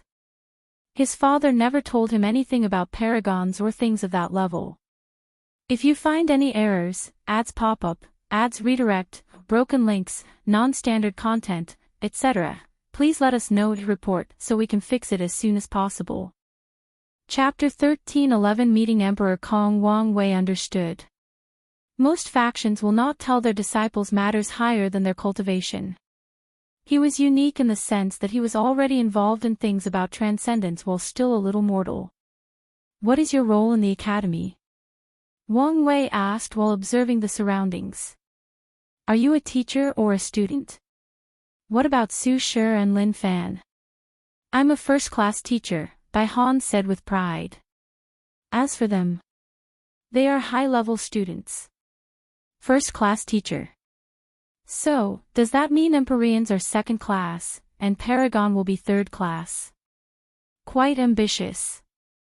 What emperor is not ambitious, especially the ones who rose from the lower dimension, Bai Han replied. True that, Wang Wei agreed. What's the difference between students and teachers? Teachers' purpose is, well, to teach. Students are trained to be elders or guardians of the academy. They are the protectors and main fighting force. Does that mean students are the academy's future goon and the teachers are future deans? Wang Wei asked in a strange tone. Of course not, Bai Han immediately denied it. According to my father's rules, students can become teachers, and teachers can revert their status to students. The resources available to them are the same, the main difference between them is their focus. Students focus on their cultivation without worrying about training others or giving lectures. However, they must also take missions to contribute to the academy. Meanwhile, teachers cultivate by training others. Wang Wei understood the system. The literary way can increase its strength by cultivating students. As long as their students have specific achievements, let's say, proving the Tao and becoming emperor, they can receive feedback that can dramatically increase their strength and cultivation realm in proportion to how much they contributed to their students' success. It's not impossible for someone with low talent but is an excellent teacher to use the literary way to prove the Tao, with a heaven will, but they must contribute immensely to their students' success or train multiple students and have a net positive influence in their accomplishment. Are there any requirements to become a teacher? Wang Wei. Yes, and there are a few, with the primary ones being that all teachers must condense their righteous qi or cultivate an auxiliary technique with the same effect. That's a wise move, Wang Wei praised. Righteous qi can give birth to literary talents, which vary based on the scholar's path. However, since the academy took the teaching path, all their condensed talents are biased toward that area. As such, it's normal for the academy's teacher to have skills that can help their students. A perfect example is Lin Fan's former teacher, who had the talent to create the ideal training plan for his students. There is also Bai Han's talent called preaching, which can drastically increase a person's understanding after listening to his sermon. Wang Wei chatted with Bai Han as he observed the environment. He saw numerous sights, teachers giving outdoor lessons, students hunting in the forest, and even finding fortunate encounters. He also noticed countless hidden dimensions in this world and guessed they were the academy's training secret realms. I wonder if Emperor Kong has any decent secret realm to train the body. Should I ask him? Wang Wei thought. Forget about it. My future wife should have the best of the best. They soon reached their destination, a beautiful lake with a walking road directly connected to a small pavilion floating in the middle of the water. Please, Bai Han said, pointing to the path. His demeanor was that of a true scholar who follows etiquette. Thank you, Wang Wei nodded. Although he did not care for these kinds of customs, he would respect them since he was in someone else's place. Emperor Kong was standing with his hands behind his back, a small table, and 2 chairs next to him. His black scholarly robe perfectly accentuated his sage-like face, overshadowing what modern people call middle-aged uncle charm. Fellow Daoist, I would like to once again apologize for missing our previous meeting. There is no need for that, Emperor Kong said with a gentle smile. Based on the previous situation, I might have cancelled the meeting. Emperor Kong was not just saying these words out of politeness. After the significant event that was the death of a paragon, he had much to do, so there was a high chance he would have cancelled on Wang Wei had the latter's people not sent words beforehand. Thank you for your understanding. Please. Emperor Kong said, and Wang Wei sat down. Do you want tea or wine? Wang Wei's body visibly paused, and Kong, who was observing his every move, noticed. Is something wrong? I've participated in many meetings and just realized people rarely offer wine, they usually directly give me tea. Now that I think about it, I also only offered tea. Don't fellow Taoists like tea? Kong asked. That couldn't be. He remembered the information stating that Wang Wei's favorite tea was called Longjue. People who don't like tea don't have a favorite. That's not it, Wang Wei replied. It just dawned on him, hence his reaction. I'll take the wine. Good. Emperor Kong waved his hand to materialize 2 wine cups with a purple liquid. This is called the Immortal Dreaming Wine, have a taste. Wang Wei raised his wine and took a whiff. His eyes lit up as even the smell was intoxicating. He sipped it before closing his eyes. His mind immediately entered a trance where he saw a beautiful woman dancing. Many transparent red silk sheets were around, preventing him from seeing her face or body, but even her silhouette was enchanting beyond words. Her dance was graceful and ethereal, like an immortal from the heavens not sullied by the rains and dust of the mortal world. He instinctively chased after the woman, but whatever he did, he could not catch her. Meanwhile, her dance became more elusive, less ethereal, and more teasing. Wang Wei soon reached the final silk sheet, and the dance finished. He hesitated briefly as he looked at the silhouette opposite him until he heard her voice, "Come." He removed the obstacle and finally saw the beauty behind. She had his future wife's face. She smiled at him and blew him a kiss. Then, Wang Wei opened his eyes from the dream. What an immortal dreaming wine, Wang Wei praised. Emperor Kong chuckled. Who did fellow Daoist see? It couldn't have been Miss Sun Junyao, right? I should ask you that question. You jest. I'm a happily married man, Emperor Kong swiftly said. His wife was not pleased with his friendship with Sun Junyao, even after explaining countless times it was more of a business relationship, so he immediately ended this topic after realizing he could not get more information from Wang Wei about what happened that day. What do you think of the academy? Emperor Kong asked, changing the topic. It's wonderful, Wang Wei replied sincerely. I'm sure it's nothing compared to your sect, Emperor Kong replied humbly. I wouldn't know, Wang Wei said as he sipped his wine. Unfortunately, he was conversing, so he had to cancel the dreaming effect. However, I mean what I said. It's beyond impressive that you can build such a foundation in such a short time span. In this era, every faction was being weakened or destroyed, but the Emperor Enlightening Academy rose and prospered.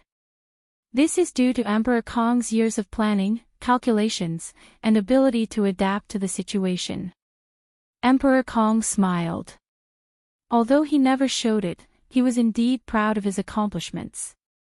However, they were far from enough, so he constantly reminded himself that this was the beginning.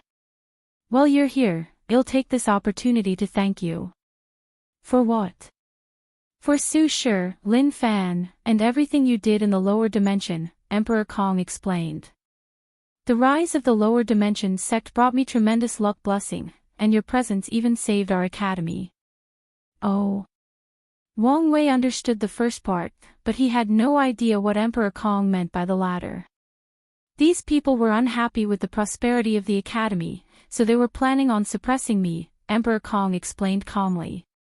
However, they soon were distracted by your presence to the point they'd forgotten. Then, before I had to do anything, the world changed drastically, and they entered the frontier. That's just a manifestation of your great destiny. Wang Wei did not take credit for this as he did nothing to deserve it. Even if you don't accept this karma, I must still repay you for the others, Emperor Kong replied calmly. Su Shi and Lin Fan became the foundation of his academy, so the help Wang Wei provided to them formed a deep karmic debt.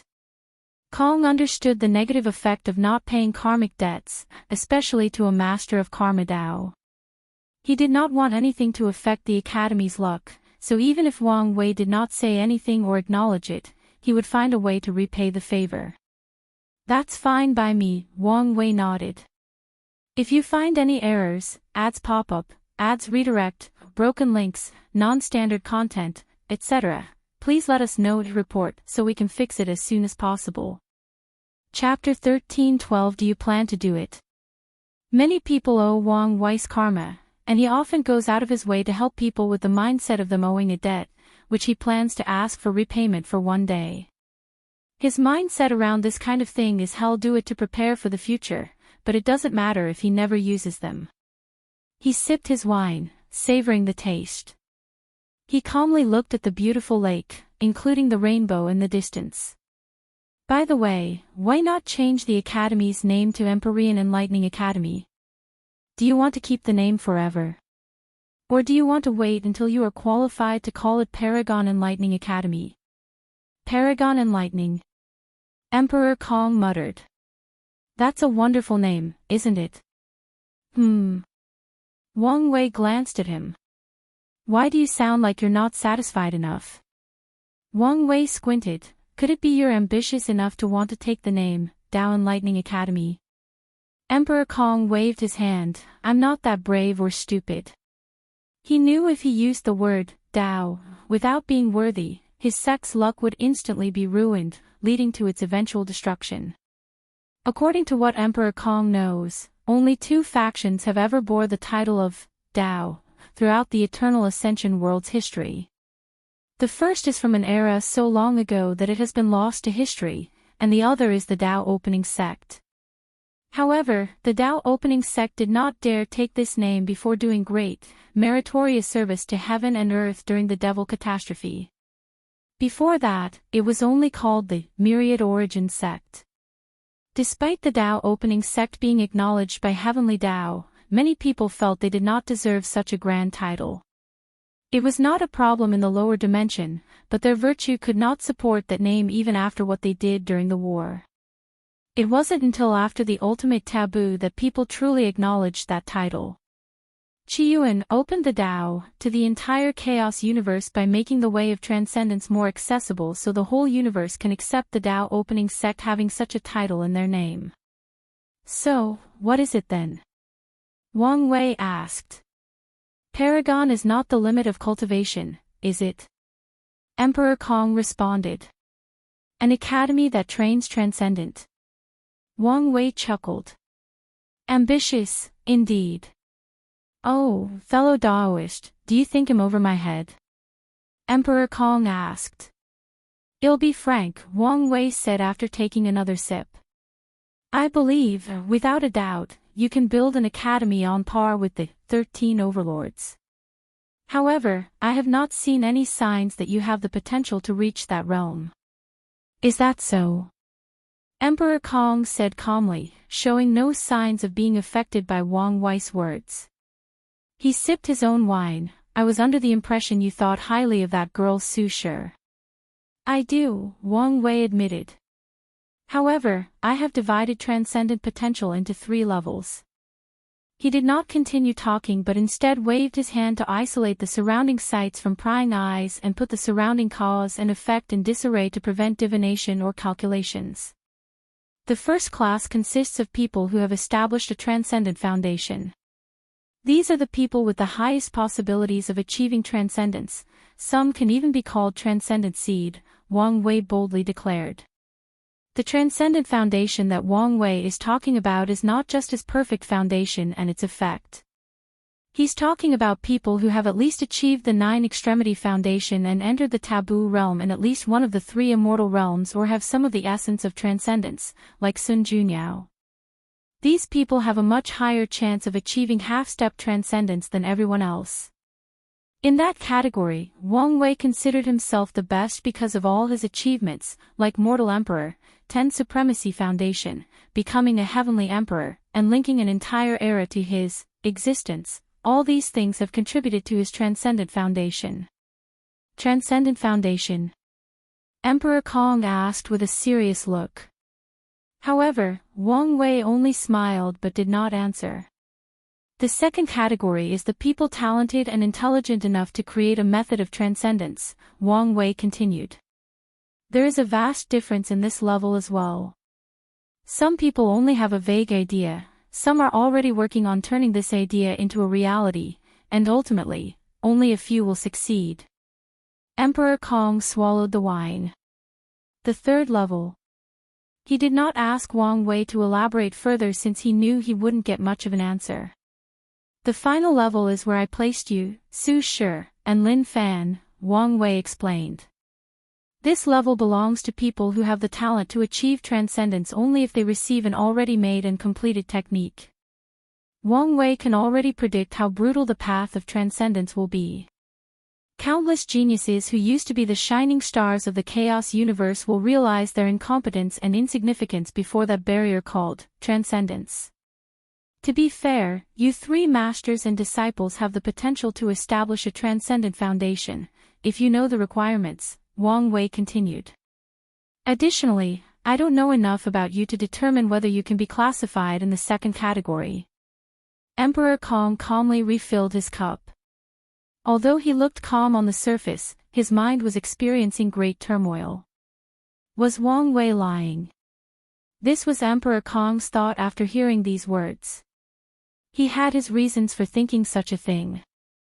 Firstly, this is something that Wang Wei would do, lie to further his goal. And what would those goals be? It's evident to Emperor Kong based on how he dangled information about transcendence over him like a hunter using a carrot to lure a rabbit from their hiding hole. However, certain things made him doubt his judgment.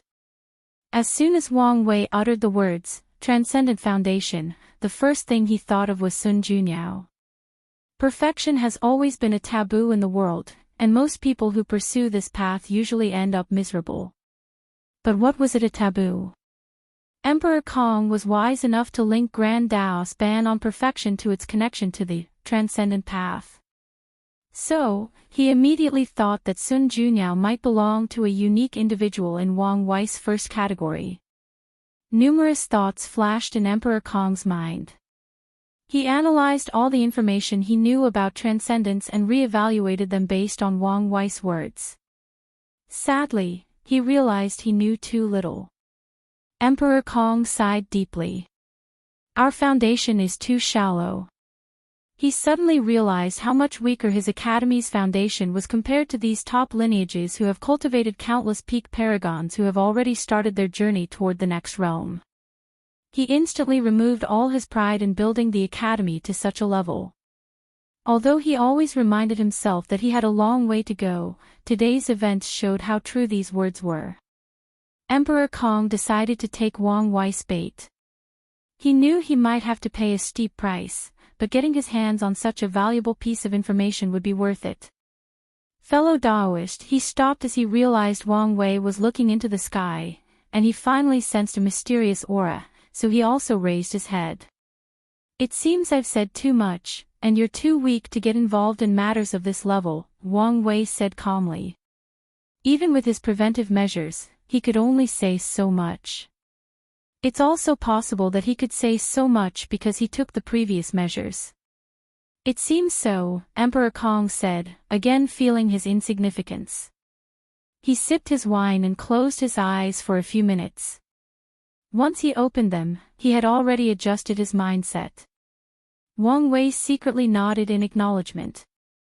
Although he purposely suppressed Emperor Kong's arrogance to control the rhythm of their conversation and ensure things favored him during later negotiations, he still appreciated how fast the latter readjusted and controlled his emotions. Fellow Daoist, is this the main reason you visited? Of course not, Wang Wei replied. My main goal is to ask you whether you're interested or plan on killing one of those parasites. If so, we can work together, or at the very least, come to an agreement so we don't target the same person. Killing a paragon. Emperor Kong uttered with squinted eyes. This is not something that anyone can do. Wang Wei looked at him and shook his head internally. He had many praises for Emperor Kong, but he also had one criticism. He talked like a scholar. He was never direct, his words were always ambiguous with any interpretations, and he stated his thoughts in a roundabout manner. Wang Wei did not know whether he talked like this with everyone or a tactic he used to deal with him. Regardless, it did not matter, he was now bored with it. Be direct and tell me what you're thinking, he said. If you find any errors, ads pop up, ads redirect, broken links, non-standard content, etc., please let us know to report so we can fix it as soon as possible. Chapter 13 Tribulations. Despite Wang Wei's words, Emperor Kong remained quiet. The situation was more complex than it appeared. His academy was too entrenched in the lives of the parasites, so he had to make his following decisions carefully. Additionally, he was extremely wary of the person next to him. If he were not careful, Wang Wei would sell him and have him count the money. I have to think about this carefully, Emperor Kong replied, once again giving an ambiguous answer. What an annoyance, Wang Wei thought. He realized another characteristic of Emperor Kong, extreme caution. He understood why. After all, the latter had to play a dangerous game of maintaining a balance with the parasites while secretly helping the rebellion. If one wrong move were made, everything Emperor Kong built would be instantly destroyed. Wang Wei looked at the sky, and his eyes became extremely profound. Have you heard of the endless tribulation era? Yes, it's the era before the golden era, Emperor Kong replied. Time Eater almost erased this world's history. He even used his Chronos spirit to block the river of time to prevent certain capable people from peeking at the past. Of course, such a method does not affect these top lineages, but it did disrupt everything and everyone else. I heard that era is our world's version of the Null era, with civilization restarting, Emperor Kong added. He spent a lot of time and effort, and with Sun Jianyo's help, he acquired much knowledge of the world's history. However, Emperor Kong's effort went as far back as the Golden Era, and he knew little about what came before. All sentient beings with intelligence have one thing in common, the desire for improvement or evolution, Wang Wei stated calmly. No one can escape this fact, including Grand Dao. He sipped his wine and emptied the cup. Emperor Kong waved his hand to refill it, breaking etiquette since he should have used a teapot. However, he did not care about that since he had a feeling Wang Wei was about to reveal some outlandish information again. Heavenly Dao also wishes to improve, and it happened in that era, Wang Wei continued. In the lower generation, during my generation, Heavenly Dao skipped your son's time to bring all the luck and destiny of that generation to mine, creating a prosperous era. Meanwhile, true Heavenly Dao did something even more extreme. 81 Tribulations, Wang Wei stated with shining eyes. During each tribulation, the eternal ascension world was ravaged by war, famine, and countless catastrophes, but each time they survived, civilization rebuilt itself, and the world's luck reached a new peak. Emperor Kong listened attentively while drinking. He compared what Wang Wei said with the information that he had, deducing what he said was the truth, what his motive was, and so on. Do you know what the final tribulation was? Wang Wei asked. Emperor Kong pondered briefly, the innate acquire war. You would think so, but no, Wang Wei shook his head. That war was the 80th tribulation and ended that era. Afterward, the human race became the protagonist of heaven and earth, and the eternal ascension world became one of the many worlds where acquired life is in the dominant position. It can also be said the world determines its position in the eternal battle between fiend gods, paragons, and heavenly primarchs. Wang Wei moisturized his throat. After the war, the world's luck reached an unprecedented height and entered the Golden Era. In some previous eras, it was common for the total number of paragon to be less than 3 digits. But at the peak of the Golden Era, all the overlords had at least hundreds of paragons, and some were in the thousands. Wang Wei sighed. He had to give credit to Heavenly Dao. It took the risk of using this tribulation method to drastically improve the Eternal Ascension world's overall strength and power. However, how risky were those 81 tribulations? If any of them went wrong, the world's cultivation civilization would be destroyed and have to restart. The Eternal Ascension world might have spent countless eras trying to recuperate from the devastation. During the Golden Era, many extraordinary talents rose up, Wang Wei continued. For example, my ancestor, Qiuan.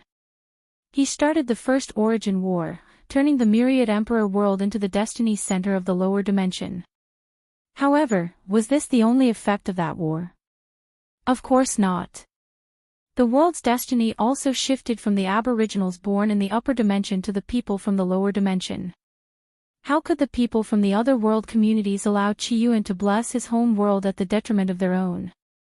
The first origin war should have ended with these people banding together to defeat the Tao opening sect and the others from the myriad emperor world. Yet, that's not what happened. The explanation for this is Qiyuan convinced many people from other world communities to side with him, and the reward was what Wang Wei said, destiny shifting to them. After the war, more and more people from the lower dimension grew until they became the dominant force in the upper dimension. I suspect the first war was in preparation for the second origin war, Wang Wei analyzed. He had no definite proof of this matter, but he derived this conclusion after researching the historical text. Another extraordinary talent of that era is, of course, Empress Wu, and her situation is related to you, Wang Wei said, looking at him. What do you mean, fellow Daoist? Emperor Kong was genuinely confused. Many major events happened during the Golden Era, but the most significant is the Devil Catastrophe, the 81st and last tribulation. Emperor Kong squinted. Heavenly Tao went all out for this catastrophe. It even acted a little bit reckless by pushing the limit of that tribulation beyond the level of Paragon. Emperor Kong immediately remembered some of the rumors he had heard about the Devil Primogenitor, and his squinted eyes became even smaller. Heavenly Tao's risks paid off. The Golden Era survived the last tribulation, and the world's luck reached another unprecedented height. Qiyuan took this opportunity to launch the Second Origin War. He successfully opened the transcendent path to the Chaos Universe and made the Eternal Ascension world the semi-destiny center of the universe. Emperor Kong frowned. What does this have to do with Empress Wu and me? Yes, I'm getting ahead of myself, Wang Wei said. By the end of the Devil Catastrophe, the status of the 13 Overlord was already established, the Grand Sect Alliance, the Tao Opening Sect, the Myriad Clan Union, the Limitless Exchange Hall, the Tao Beginning Palace, the 10,000 Buddha Haven, the Great Qin Kut, the Premarch Origin Temple, the Tribal Sacred Mountain, the Sword Path League, the Skill Tao Association, and the Divine Faith Heaven. What am I missing? The Origin Seal Continent, Emperor Kong replied calmly. As the saying goes, 9 is the extreme, 12 is completion, and 13 is transcendent, Wang Wei continued. Everyone knew there was one last spot for the top lineage, and as I'm sure you've already guessed, such destiny fell on Empress Wu. With unparalleled talent, she built the Origin Seal Continent and became the last overlord. Wang Wei sighed.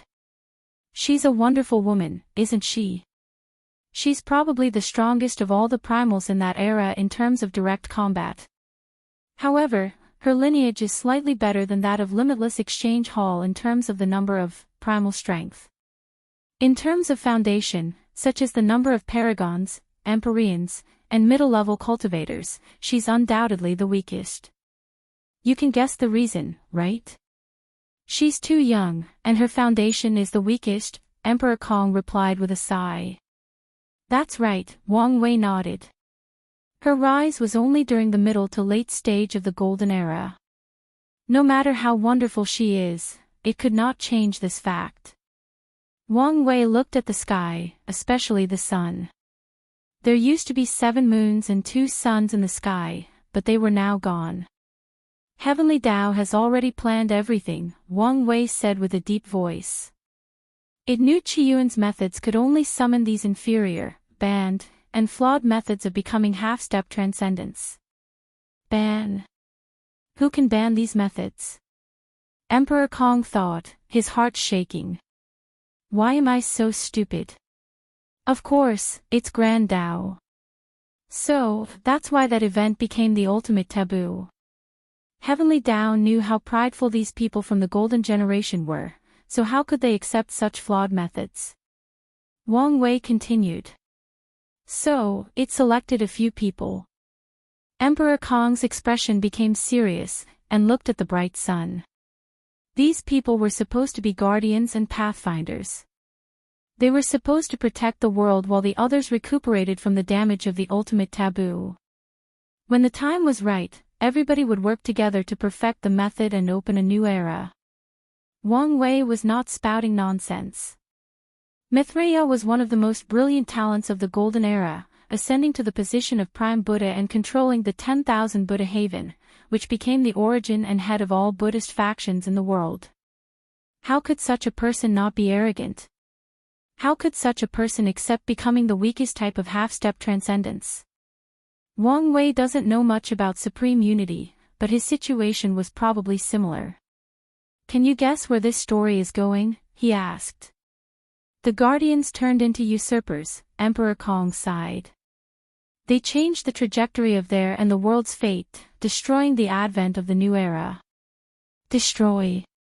More like delay, Wang Wei chuckled.